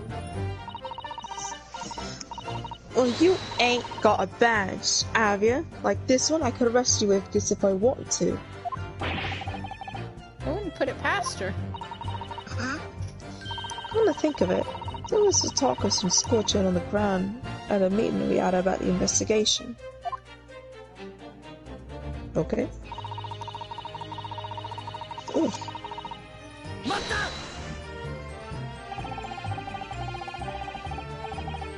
There was considerable damage to the stage and the surrounding area, wasn't there? Yeah, some of the cows who were watching the experiment were caught in the blast and injured.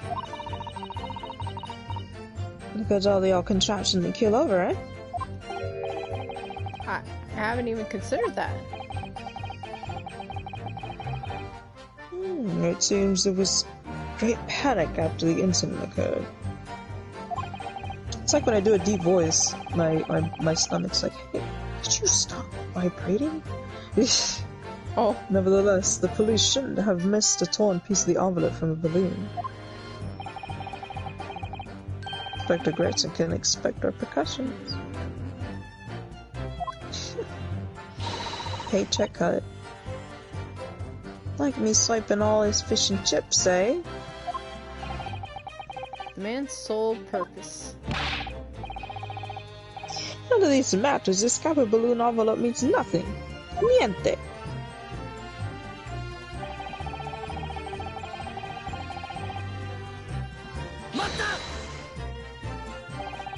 You mean the color is wrong?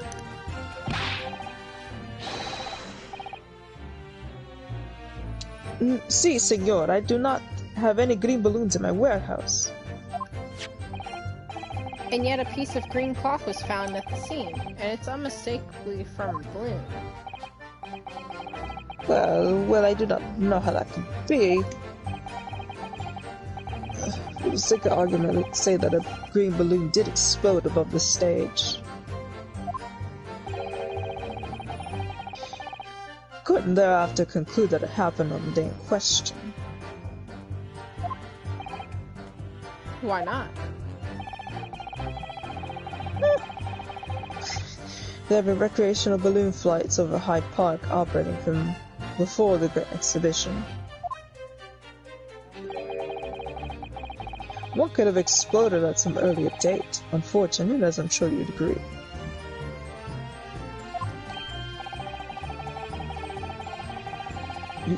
Yes, you believe it, May.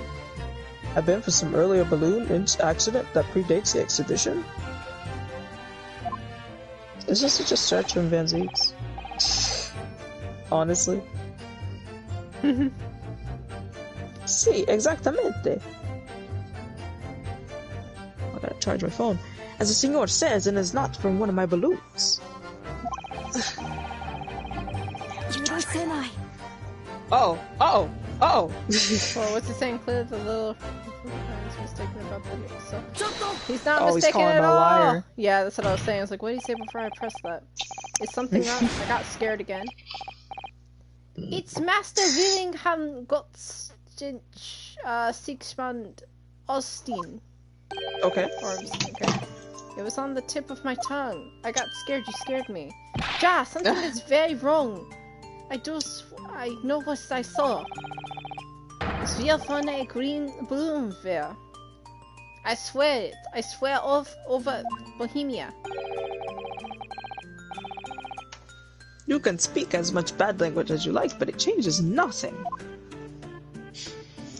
Anyway, not a Bible then. If you not have evidence, Ragazzo, then I must tell your parents to punish you, eh? Perhaps we'll let the judge decide when it comes to punishments. Evidence. What is this evidence? To give a simple example, young man. A photograph, for instance. Some tangible proof of what you claim. Well, why didn't you say sooner? I have the photograph here. Oh, what? Good gracious! OMG! I had not been up to the balloon for a while, so I was very excited.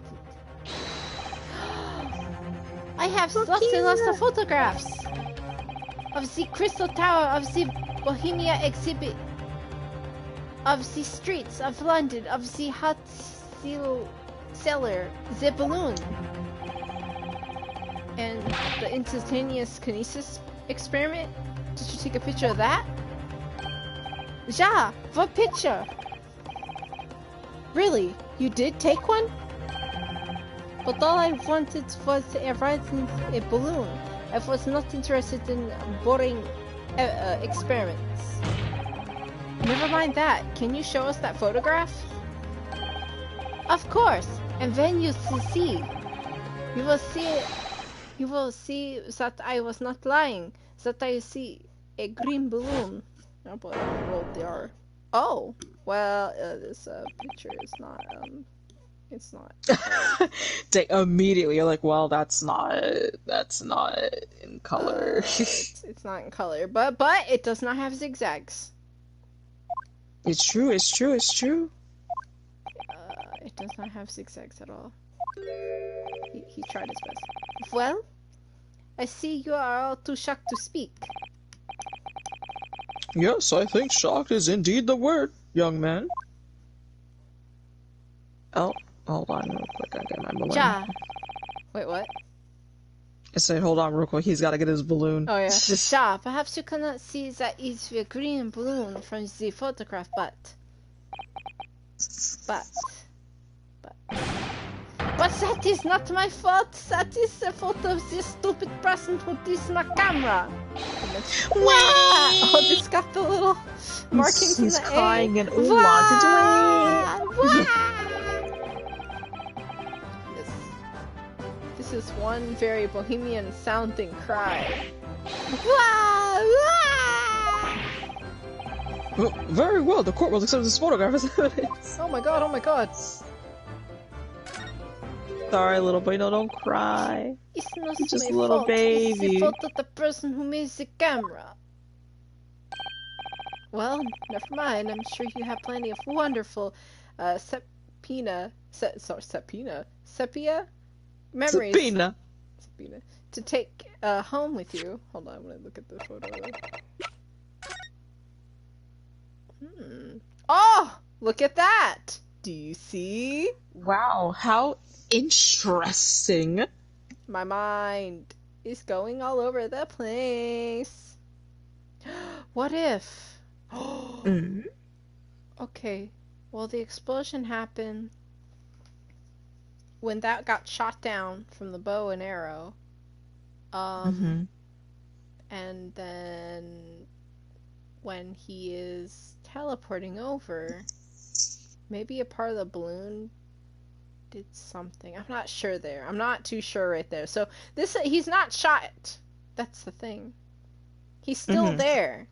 And there's that arrow that came from the crossbow down below. It hit the balloon. So how did this man get pierced? Is what we're still all wondering. Yeah, exactly. Okie dokie. Oh, I wanted to see what that said on the... Shows in our balloon and claims it was green exploded.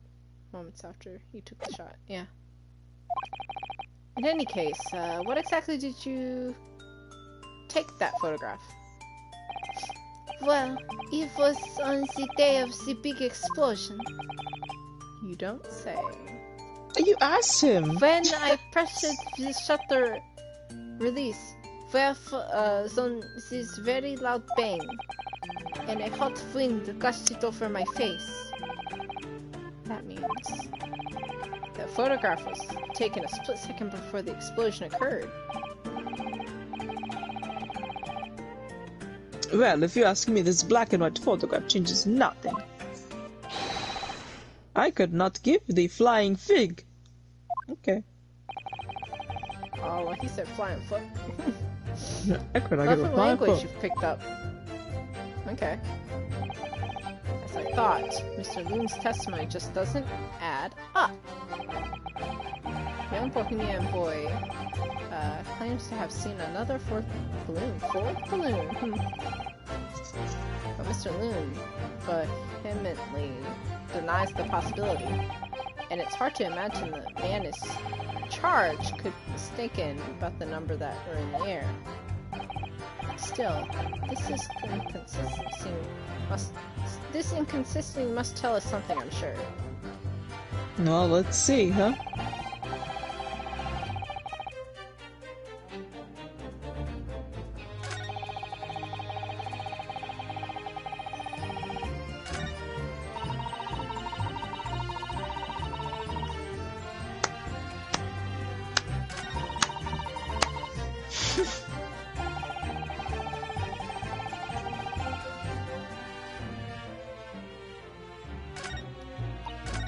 The head and blue stripe sign. Yeah.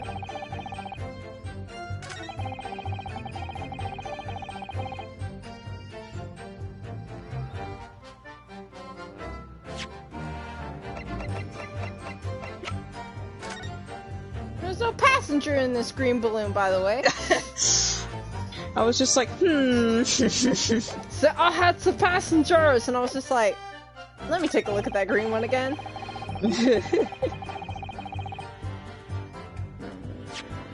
Well, you already know. I'm trying to go to the left so I can get there, you know? I'm trying to do Wow, that. she's and actually wrapping over. Unfortunately, the photograph Mr. Gotts took can't tell us the color of the balloon, but it can tell us something crucially important. What? What's Can wrong? you even look at the photo? It shows that No, the of pictured course not. balloon wasn't carrying any passengers. Did anybody take a look at this picture but me? Becky, they didn't even know that the knife. They remember the knife thing. They had no idea about it. I feel like they just kind of. match. Yeah. I feel like they glance at it and they're like, anyway, just put it in the evidence. We'll look at it later. Like, But surely all the balloons would have been carrying passengers. See, There would be no this sense in balloon it was otherwise. see, this balloon was shot down to take this man out, mm-hmm. but they did it at the exact time that he was shot out. So it was just like when he came to the spot he was supposed to be, I believe the balloon was there, and that's when the arrow pierced him when he arrived at his destination. I'm not too sure about that yet. I'm not too sure about that one. Mm-hmm. I'm not sure how he got shot, but maybe he appeared in midair at the top of when it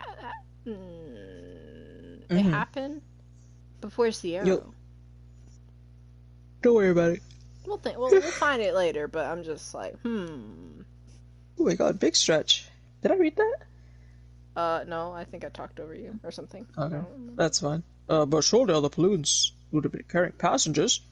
Then there would be no sense in it otherwise. Buddy. See, they are for pleasure, for seeing the view.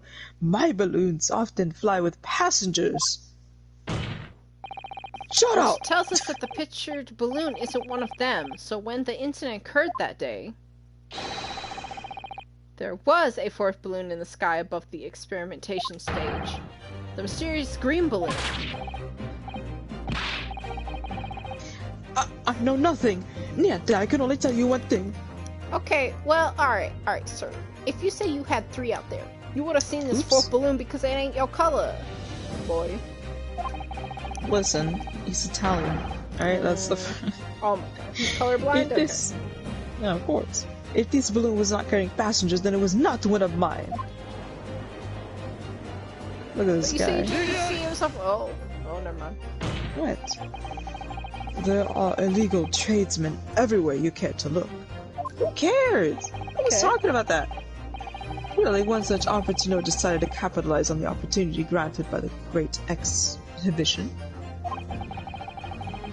He managed to operate balloon flights on Mr. Loon's patch without him realizing. See, the competizione trying to steal my profits. I did not notice because of the experimental that went wrong on that stage. It takes a bit for the balloons to go up in the air, you silly. It's also literally like you would see like, oh, it was right beside theirs. Well, Yeah. no, not theirs. I think they were all in separate balloons. You know, the Gina. thing was though, it was a different it was like in his like territory pretty much. Like that was his True. patch. Yeah. You would have seen it. This fourth balloon exploded at the very same moment Mr. Osman was beamed from the stage below. Right. So them scraps that fell to the ground after and left them scorch marks. They didn't come from the stage at all. It was bits of the balloon raining down. Well, cause someone was in it didn't get no attention. The mysterious fourth balloon carrying no passengers, silently floating over the experimentation stage. And like, why would nobody else notice that this was directly in the path, you know? Of the none of your experimentation business. beam itself. Like, nobody saw it. Well, What now? it's- Oh, what now, sweetie? This photograph shows us nothing more. A stray balloon carrying no one and operated by some rogue trader. Clearly it has nothing to do with the case. Oh. Gotta turn my phone brightness up, Jesus. Its relevance does elude me, I must say.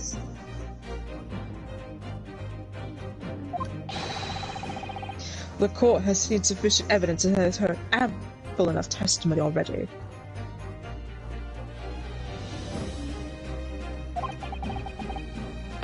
The prosecution calls for this trial to be concluded already. Damn, hold on. Give us a damn second, man. Go fix it. Hello? Nobody saying anything? I like these jurors.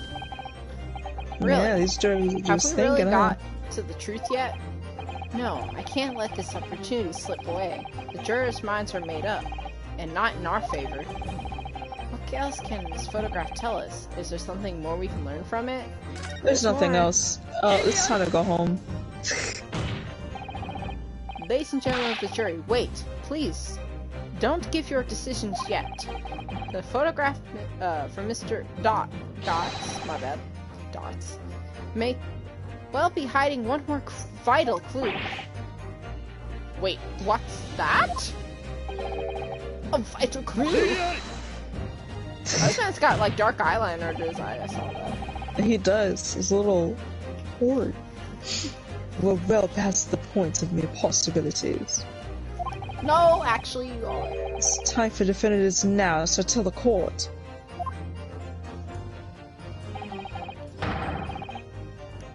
What exactly does the alleged clue in this photograph prove?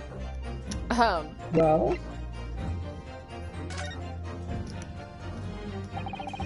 We can reasonably assume that the pictured balloon was destroyed in the searing heat of the explosion. Ja! That's right, Zhu. It was not my fault.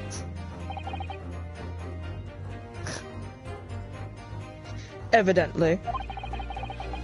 Because the birdcage from the kinesis machine materialized in the sky where it had been flying.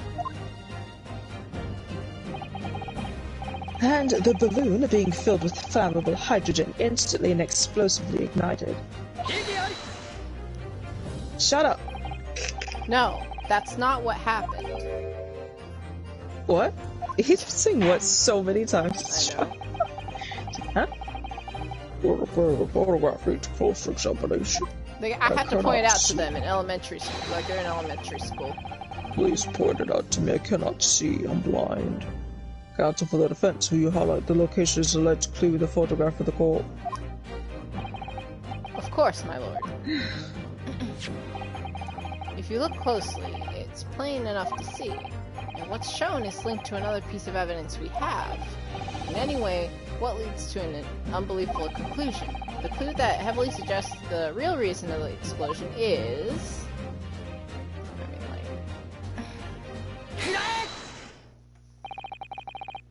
The timing of this photograph can only be described as miraculous.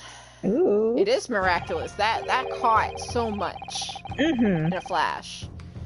If you look, Any you'll second notice later, there's over a there. bright white light that appears to point directly at the balloon. No.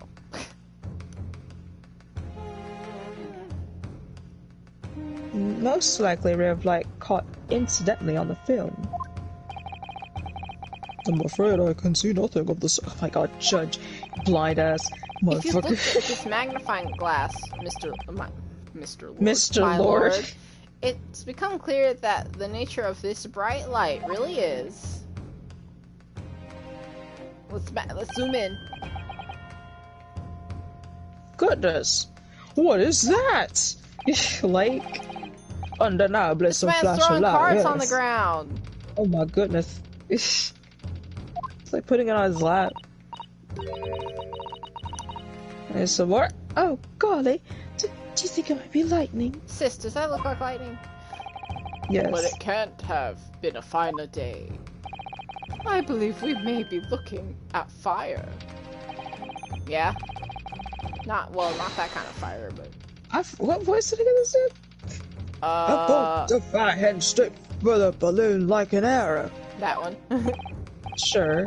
Indeed, even to my aging eyes, it would appear to be a flame of some sort. No, Judge, because you didn't see it the first 5 times it was pointed out to you.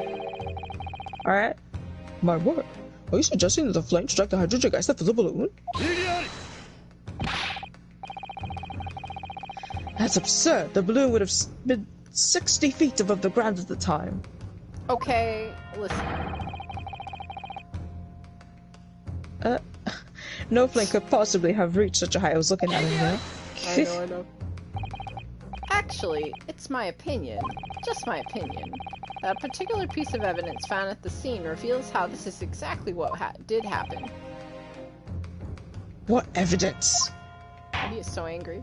He's so... Golly.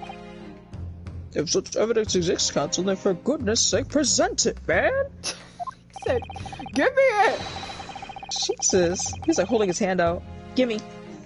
Gimme right now. Which evidence explains this mysterious streak of flame that appears to be headed directly for the balloon? Well, Vicky?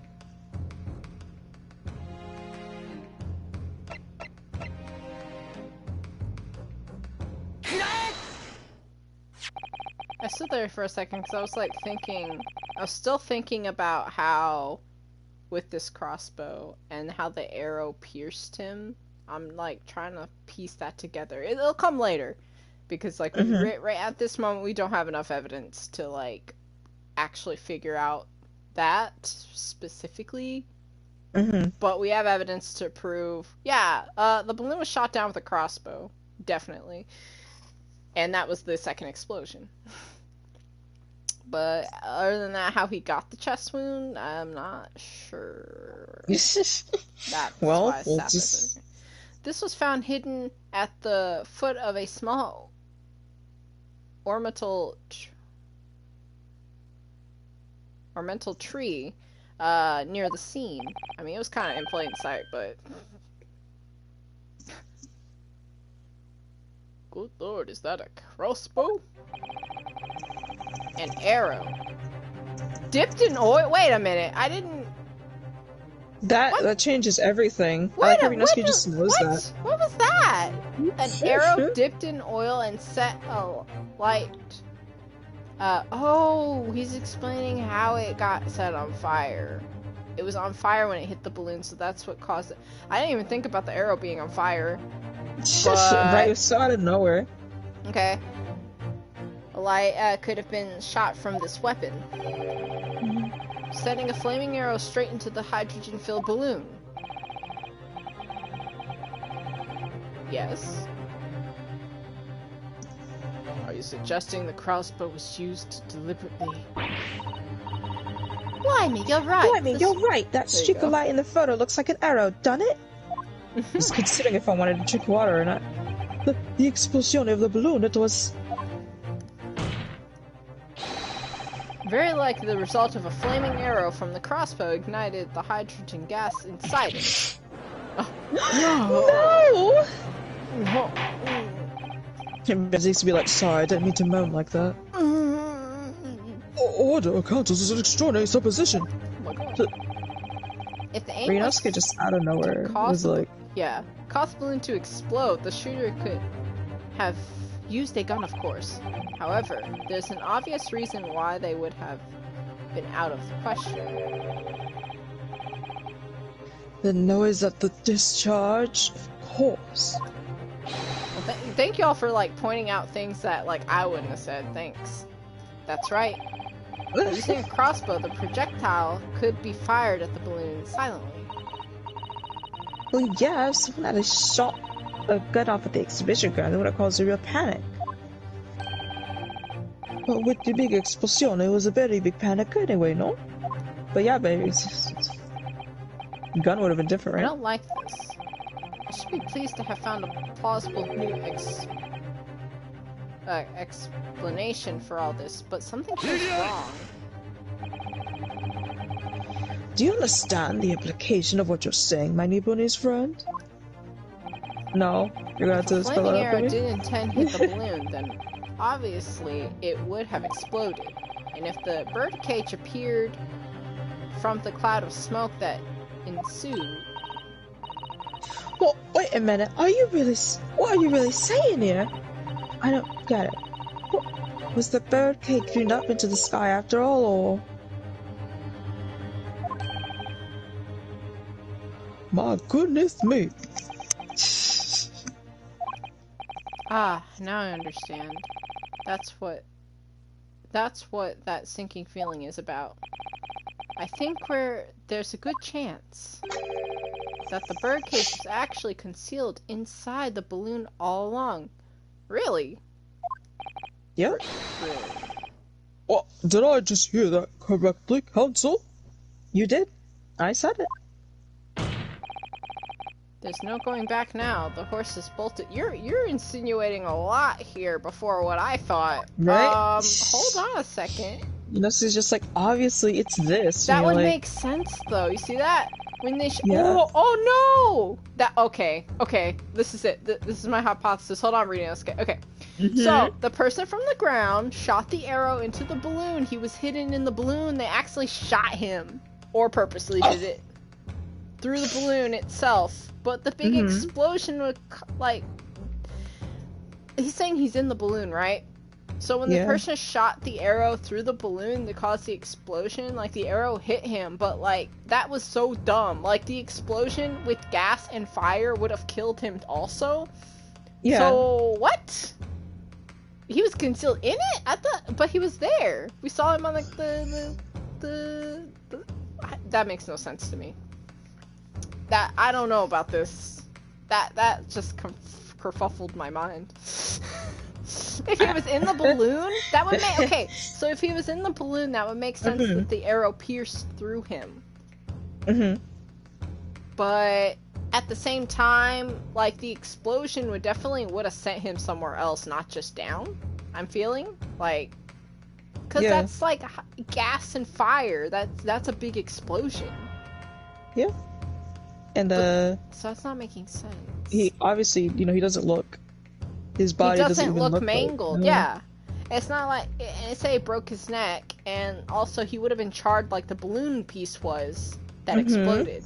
So that doesn't make any sense, Ryunosuke.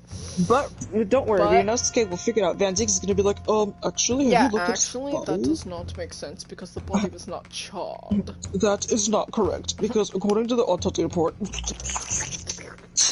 That's him sipping his wine. Let's assume. Oh, he's assuming. I'm sorry. Now I'm reading. Let's assume, Sorry. as I said, that the birdcage was hidden inside the green balloon from the start. Pop. On stage when the experiment was started, the birdcage in the instantaneous kinesis machine disappeared in a cloud of smoke. At that moment, the flaming arrow was fired into from the ground, causing the green balloon to explode and drawing the attention of the spectators in the sky above their heads. From amid the smoke, the hidden birdcage was appearing to fall down and crash onto the crystal tower. I mean, that's a very, very good argument, but it doesn't explain how he got up there in the balloon if he was down there. If you said he just like... Well, it's none of your business. I know. I think you'll all agree in entire applause. Exactly impossible. That what I just described is the real truth behind the miraculous experiment carried out that day. I'm shaking my head. Oh, little boy in the little box. He's a little baby. Oh, here he comes. Here it comes. Alright. Yeah, This it is is ludicrous. What you describe as no science experiment. It's a trick. It's a child's Yeah, play. it's the stage magic. Quantifiable display of stage magic. That's exactly That's... Both Mr. Yep. Solms and Iris said that the experiment was a scientific possibility. In which case, this is the only way to explain what happened that day. And in any case, the victim's body was found inside the birdcage in the crystal tower. If the instantaneous kinesis didn't take place, how do you explain that? Yeah, there we go. Well, Here you it know. comes. How do I explain that? by explaining If I it, of may course. put in yeah. a word, as a man of magic myself, quite apparent discrepancies can easily be explained by some simple deception. Thank you, juror number. What is he? Juror number 4? 3? 3. 3. All that would be needed is a doppelganger. Someone who looked very similar in the victim, Mr. Oz. And having this other man appear on the stage in front of the show as a body double. Yes, of course. So in fact, Mr. Osman must have been inside the birdcage that was concealed inside the balloon right from the start. No, he's not. Balloon would have been filled with hydrogen. Exactly. That's what I was thinking. He would have died. He would have. There you go. Anything hidden inside it would have been scattered to the four winds and exploded. Exactly. Van Zeeks, thank you. I actually agree with you now, Van Zeeks. Like, that is... Right. Yes, yes. Beautiful. No one would have ever embarked on such a risky adventure. Not necessarily the explosive force of the balloon. Gas would very much depend on the mixture ratio. Oh, okay. Alright. We're getting a little scientific here. I'm not scientific. Juror number 4, do I look like I have a degree? Juror number 4? Flying balloons are rarely filled with pure hydrogen, but a mixture of other gases such as helium as well. You still can't breathe? You weren't there during the Hindenburg disaster, were you? Helium on its... it didn't even happen yet. Helium on its own doesn't explode, but by controlling the gas mixture ratio, the explosive force can be altered. Blue. Well, blue? The Van mixture Zeeks, do you ratio. know about mixture ratio? I didn't think so. Haha. Van Zeeks doesn't have a degree in science like this guy. He has a degree in law. That's all he has. Ooh. Obviously, the victim's body would have suffered some There it burns, is. and that would be unavoidable. There it is. No, he didn't have any.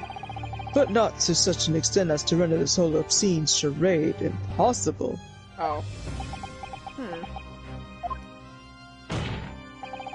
So everything that's happened can be explained, logically and scientifically. The explosion that engulfed the stage at the start of the experiment was no accident. It was all part of an elaborate deception to make it appear that instantaneous kinesis had occurred. Well, Well, goodness me. goodness me. And if we accept that this is what happened, it means that the victim, Mr. Osman, was never presented on the public experimentation stage to begin with. You're insinuating a lot right now. Inosuke's just throwing Short. theories out on the table. He couldn't have been killed by the defendant, who was on stage in full view the entire time. Oh. Inosuke, This would be nice. very hard for the prosecution to counter. He will. Gorfenseeks can't credibly maintain this. Professor Harebrain is a that it's a Who's in suspect here? now. Hello? Oh, you know who it is? It's him. Mr. But my Naruto, I hypothesis- appreciate your efforts. Thank you. Professor? But you can stop now. Just keep your mouth shut, please. I'm defending you! Sorry? What's all this about, Mr. Harebrain?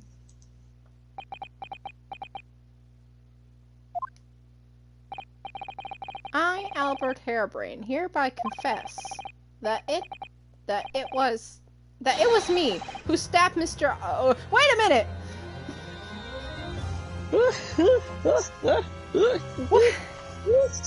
Why? What? Mr. Harebrain, please. Mr. Audi Osmond. Yes, it was Excuse me with my faithfully friend and partner, Andrew and Screwdriver.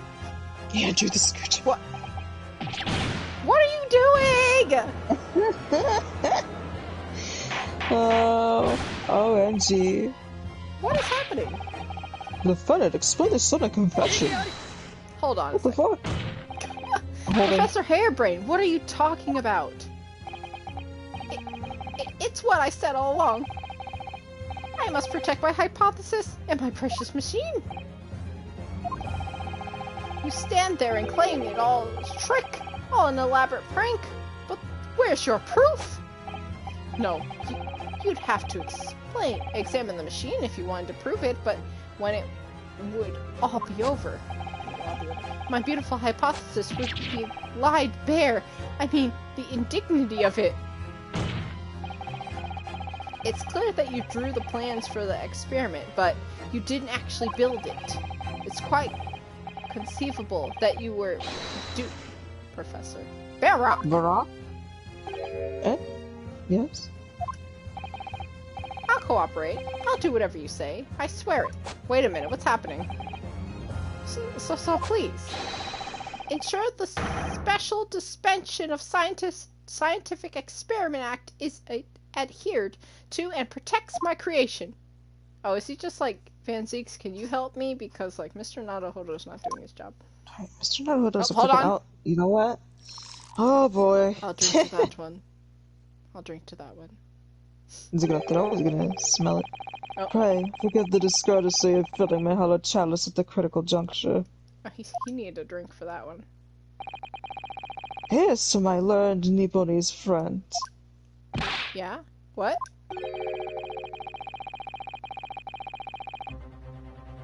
Oh boy. And his upcoming attempt to clarify the defense's position in the light of the accused's confession. Exclamation point! Do you intend to formally assert that experiment was nothing more than a conjuring trick? Might be. I just sit there deciding He's if I threatening want to me. drink water or not. He's threatening me. Because the moment we do, the special suspension of Scientific Equipment Act that protects the professor's invention will cease to apply. As I was saying, my bad. I have to decide if I want to drink water or not. It's fine, I just pick up where you left from. Very good. Thank you, thank you.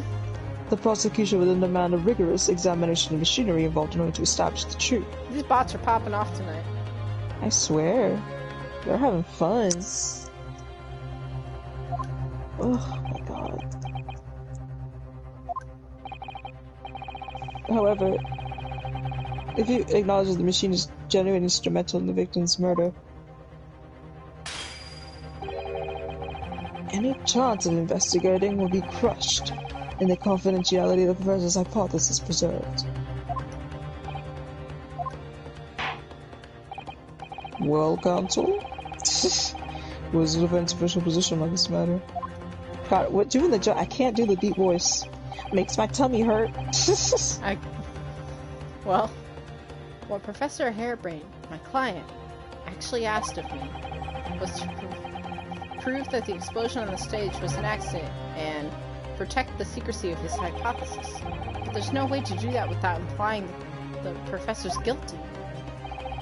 Do I protect my client's life by asserting his innocence, or do I uphold my client's request, but see him condemned? Either way, I can't avoid betraying his trust. That's hard.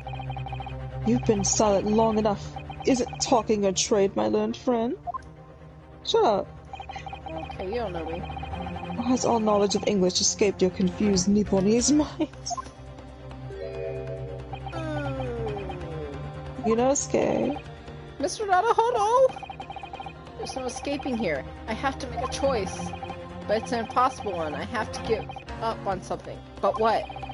The evidence asserts that the defendant's instantaneous kinesis machine was in fact... Oh shit.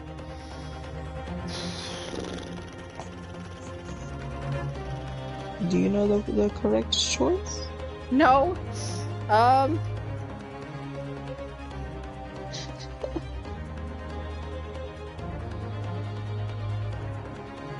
Do you think, based on what you know now, that his science is real? Or do you know that it was probably faked? Like he was duped? That's pretty much what the game's asking you right now. Yeah. I'm just... Why? Okay, so this scientist, he calculated everything. Where that balloon was would have been in the trajectory of the beam. Why would he still conduct his experiment if that were the case? You know, he would have seen that. It's right there in plain view, right? I mean, surely you're not assuming that he knew about that, though. Nah, I'm just saying, like, he would have seen it, wouldn't he? Or maybe he was just really excited to hold out his experiment. Because he was really excited to... He's on camera and everything, and it's like, mine was just on experiment. You know? Mm-hmm.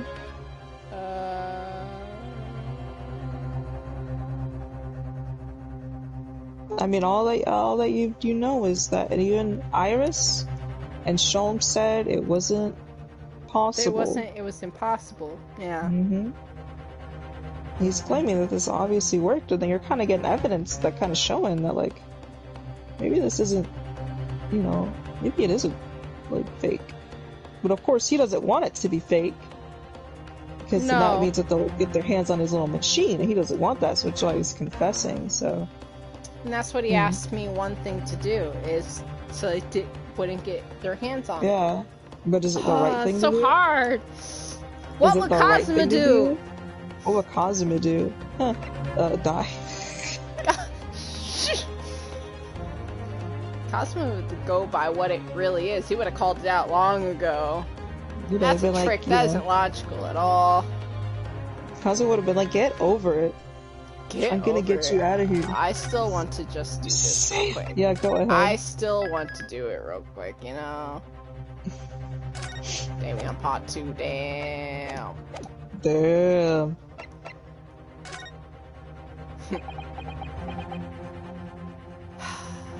Well. Oh. Immediately set his test down. Yeah. He's like, no, I can't say it. My client placed his faith on me. I can't just let him down. What must I give up on? Is not the question you have to ask yourself here. It's what can I protect? There she is. Miss Susato's back at it again. Yay! Girl, I missed you. Hello again, Mr. Naruhodo. It's been far too long. She still got her luggage and everything. Susato-san! But you... Ah! Mercy Sato My takedown. first thought to take down in 6 months. Ah. There'll be no time to talk later. There'll be time to talk later, Mr. Naruhodo. For now, we must concentrate on the task at hand. Which is working out now that I have to give up on, but what? I can protect. Okay, I got it. Hold on. I got it. Professor Hairbrain. Yes? Yesterday you told me that science is the pursuit of truth. Well, my job is to pursue the truth too. Yes, of course. Also, this is good OST. I'm positive that it is. No lie, but... And personally, I believe that you didn't stab Mr. Osman. I think you've come to realize something yourself too, haven't you? That your experiment and the machine you built with the victim was questionable. The truth behind that is what we both pursue now. Stop screaming. Oh. What? Splash Zone. So, you finally opened your eyes. He's like, I knew it all along. I was just waiting for you. What? And as for you, Albert, you can't ignore this any longer. Having heard my learned friend's assertion, don't you have something to say? What's happening here? They're gonna kiss. Baroque! Lord Van Zeeks. Gosh, I've never heard him speak that way before. Oh, well, then that was something. Just got here. In truth, there is one thing, something I've remembered from that's of relevance. What? On the day it happened, just before I began the experiment, I saw a man near the stage. A man holding that crossbow. Oh, shoot. I beg your pardon? Well... Drama? Professor! Did the man have a any distinguished features? What did he look like? Oh, taller than me and thinner than me, with straight hair, straighter and whiter than mine. Sephiroth. Let me see. One less lens than me, two. Monocle and rather stylish black monocle, my bad. But one thing in particular will help to positively identify the man. You see, I know him very well. After all, he's the engineer who built my invention. What? Ooh. Just dox him. What? Yes. He's outing him in the court of law? He built the machine? That's right. Mr. Osman introduced him to me a year ago. He's a man by the name of...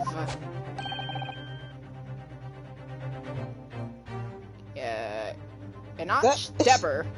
Enoch? Wait, what is it? Enoch? Enoch? Sorry, Enoch. Dreber? Dreber? Yeah, Enoch Dreber. Enoch! Dreber? Uh-oh. Everyone on?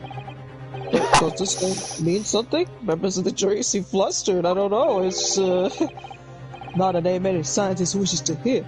That man's an abomination. Not a name any count wishes to hear either. What on earth is he? I'm afraid this isn't the first tale of this nature that I've heard in the scientific circles in connection with that name. Let's talk about the flamboyant experiments that turn out to be nothing but strange trickery in the end. Flamboyant, huh? Obviously, the rascal is after the government research grant money.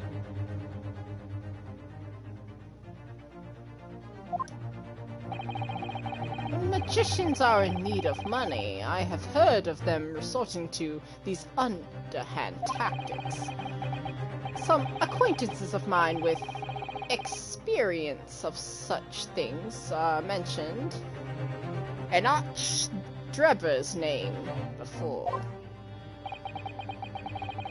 The man is both an engineer and a magician. Yes, we're dealing with an unparalleled confidence trickster here. That's Enoch Drebber for you. Well, now we're all shocked, huh? Interesting. Very interesting. So moving his hand over there. Yeah. Oh. So it's true then. My invention, my great machine, it was just a grand illusion?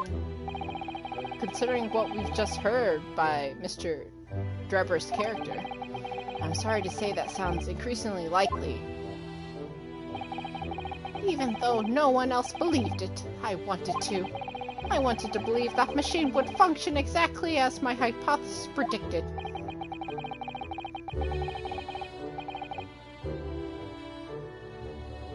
Which is why you were so opposed to it being investigated, I presume. I knew that if the machine was examined in detail, its construction would give away my hypothesis. There are these bots here.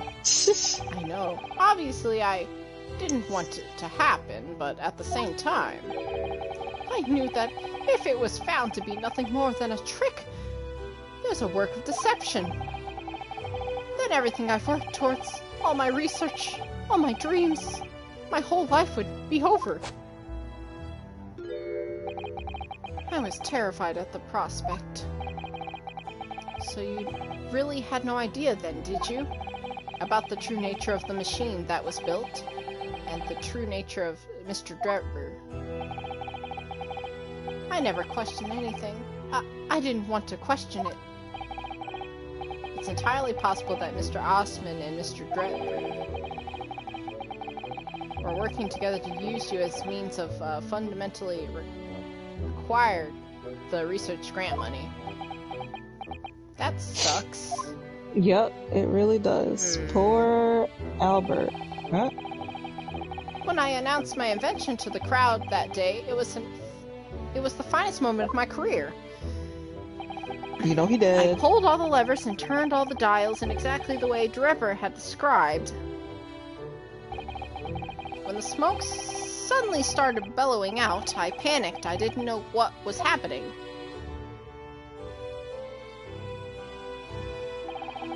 But I really don't know how the whole illusion was made to work. I don't know anything anymore.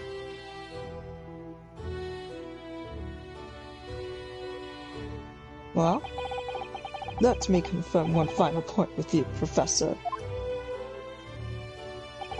Receipts, do you now consent to the prosecution submitting the necessary paperwork to release your invention from the protection afforded by special suspension for scientific equipment Act?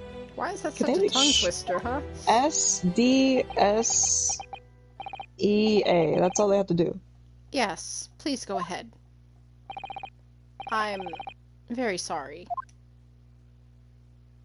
Ooh, that sucks. Well, anyway, it would appear that we shall have to suspend proceedings for the remainder of the day now. Alright! He looked at the clock, he's like, it's 2 p.m. I have to it's go. almost 3. You gotta go. Lord my Van back, Zeeks. oh shoot, oh, my back, oh. Oh. I like stretched, and you know how you get your body stuck in one position? Oh yeah, oh my god, I hate that. I was like, oh my god, what's wrong with me?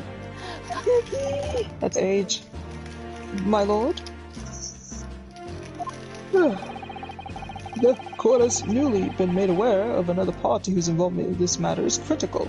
Looks like we have to go find that person. Yes, Mr. Drebber. Oh shoot, it's 5 a.m.? Oh my god. It is. Gather information about the matter possible, I should like him served with a subpoena. A peanut. A peanut. Yes, I shall Dang, serve him do a I keep peanut going or immediately. save it? I would like you to speak to Susato. You can end it off after if you so desire. That'll be. How are you it's feeling? up to you. How am I feeling? I'm fine. It's just sometimes when I do the deep voice, my tummy hurts sometimes. So Van Zeeks is kind of starting to sound like a little too feminine because I don't want to do the deep voice. Now, counsel for the defense. I'm good though. Yes, I'm my not lord. like I mean, I'm good too. I slept till like 8. you did. Well, keep going. I don't On care. and off. Okay, I'm just gonna end my part here. Oh, yeah, that's Start it fine. up afterwards. Yeah. Yeah, we reconvene. I shall be looking for one thing and one thing alone for you. Evidence that the Oh. defendant is innocent of the crime for which he is presently accused. I That understand. makes sense. Good. In that case, this court is adjourned until tomorrow morning. Get out! Get out! Leave! Wait, I want to see what time it is. Watch them not, like, watch it be like, to be continued and not tell me what time it is. No, it's about to be that time. What time is it? What time is it? Oh, wow. This man ended it before, too. He said, I'm out. I ain't staying. I ain't staying, bro. I have stuff to do. Miss Susato! Oh my I'm gosh, so happy Susie. I get to see her. She's here. I'll also, when you Mr. cut stream, I'll get a Tums, Oh, yeah. and then I'll pee. Those are 2 things I gotta do. yes. I'm so sorry. I was wrong. You were right. I tricked you. You trusted me. I dragged you into my mess. Oh, how did it ever come to this? I'm so sorry. Did Manzik's really like lock have no his idea, apprentice in his Professor? office? He did. He's like, you stay here. I'll be home, my kitty. Like, stay home. Like, stay Sit. here. Okay. Stay here. Do not mess with anything like before. I do not want to see my chalices on the ground broken because you decided to knock them over. Anyways. Listen, when he comes back, like, he stands outside his office, he's gonna hear, like, the little, like, scratching. He's gonna see his little fingers beneath the door. Oh my god, Shadow? Yeah, just like Shadow. Oh my god. Like, I hear my door make a noise, I look, his paws, like, under the door, like, just trying to, like, get in. See? It's like, it's funny. Exactly what's gonna happen. But what Mr. Drebber was really up to, I mean. About what he was really constructing. Naturally! That machine was the embodiment of my hypothesis, of all my hopes and dreams. I have complete faith in it. Alright, in that case, I wouldn't say any more. Now, sadly, the murder accusation against you still stands, so we must do as much investigation as we can before the trial resumes tomorrow. 2 times. Well, thank you for doing so much for me. What a dork. He's a dork. I love him. He's so cute. Yeah. Girl. Susato! I'm so sorry for arriving late this morning, Mr. Naruhodo. Arriving late? Didn't you receive my postcard? I wanted to let you know when I'd arrive. Postcard? What postcard? I hid it from you, Runo, so it would be a surprise. Thank you, Iris. Well, did it work? I was surprised, alright, especially when she threw me to the ground. Oh dear, I'm so sorry. I was just so happy to see you again that it sort of slipped out. She just throws Maybe him on we could command. stick to more traditional displays of emotion in the future? Susie's train was late in London, Victoria, this morning, you see? But we made the coachman really whip the horse hard so she didn't miss the whole trial. I was watching from the gallery for a while, but in the end, I'm afraid I couldn't contain myself. Susato, were you in the splash zone? Well, I'm glad you didn't. Oh! Having you at my side in court gives me the strength I need to win. So, Nosuke! delighted to see you, back in London. Oh, you're too kind, Mr. Naruhodo. I'm delighted to be here. I hope I can continue to be of service to you. Of course. So, what's brought you back? Did Professor Mikotoba not protest? Did he not present as an alpha yet? Let's save all the conversation for when we're back at home, shall we? Iris said, can we not talk about this I right made now? some of my most special blends ever for this special occasion. Oh, Iris, how wonderful! I can't wait! Aww. I'm so happy to see Susato. Susato-sama's back in London. It's hard to describe how happy that made me feel at the time, but despite my elation, our tale was about to take yet another extraordinary turn. Ryunosuke's life is full of too many surprises. Wow. He can't have a narration who's just like, my day was pretty okay. My day Nothing was happened. great, but something else is going to happen. I had a good day today, but I had no idea that tomorrow would be the worst day of my life. Like, okay. Dun, dun, dun.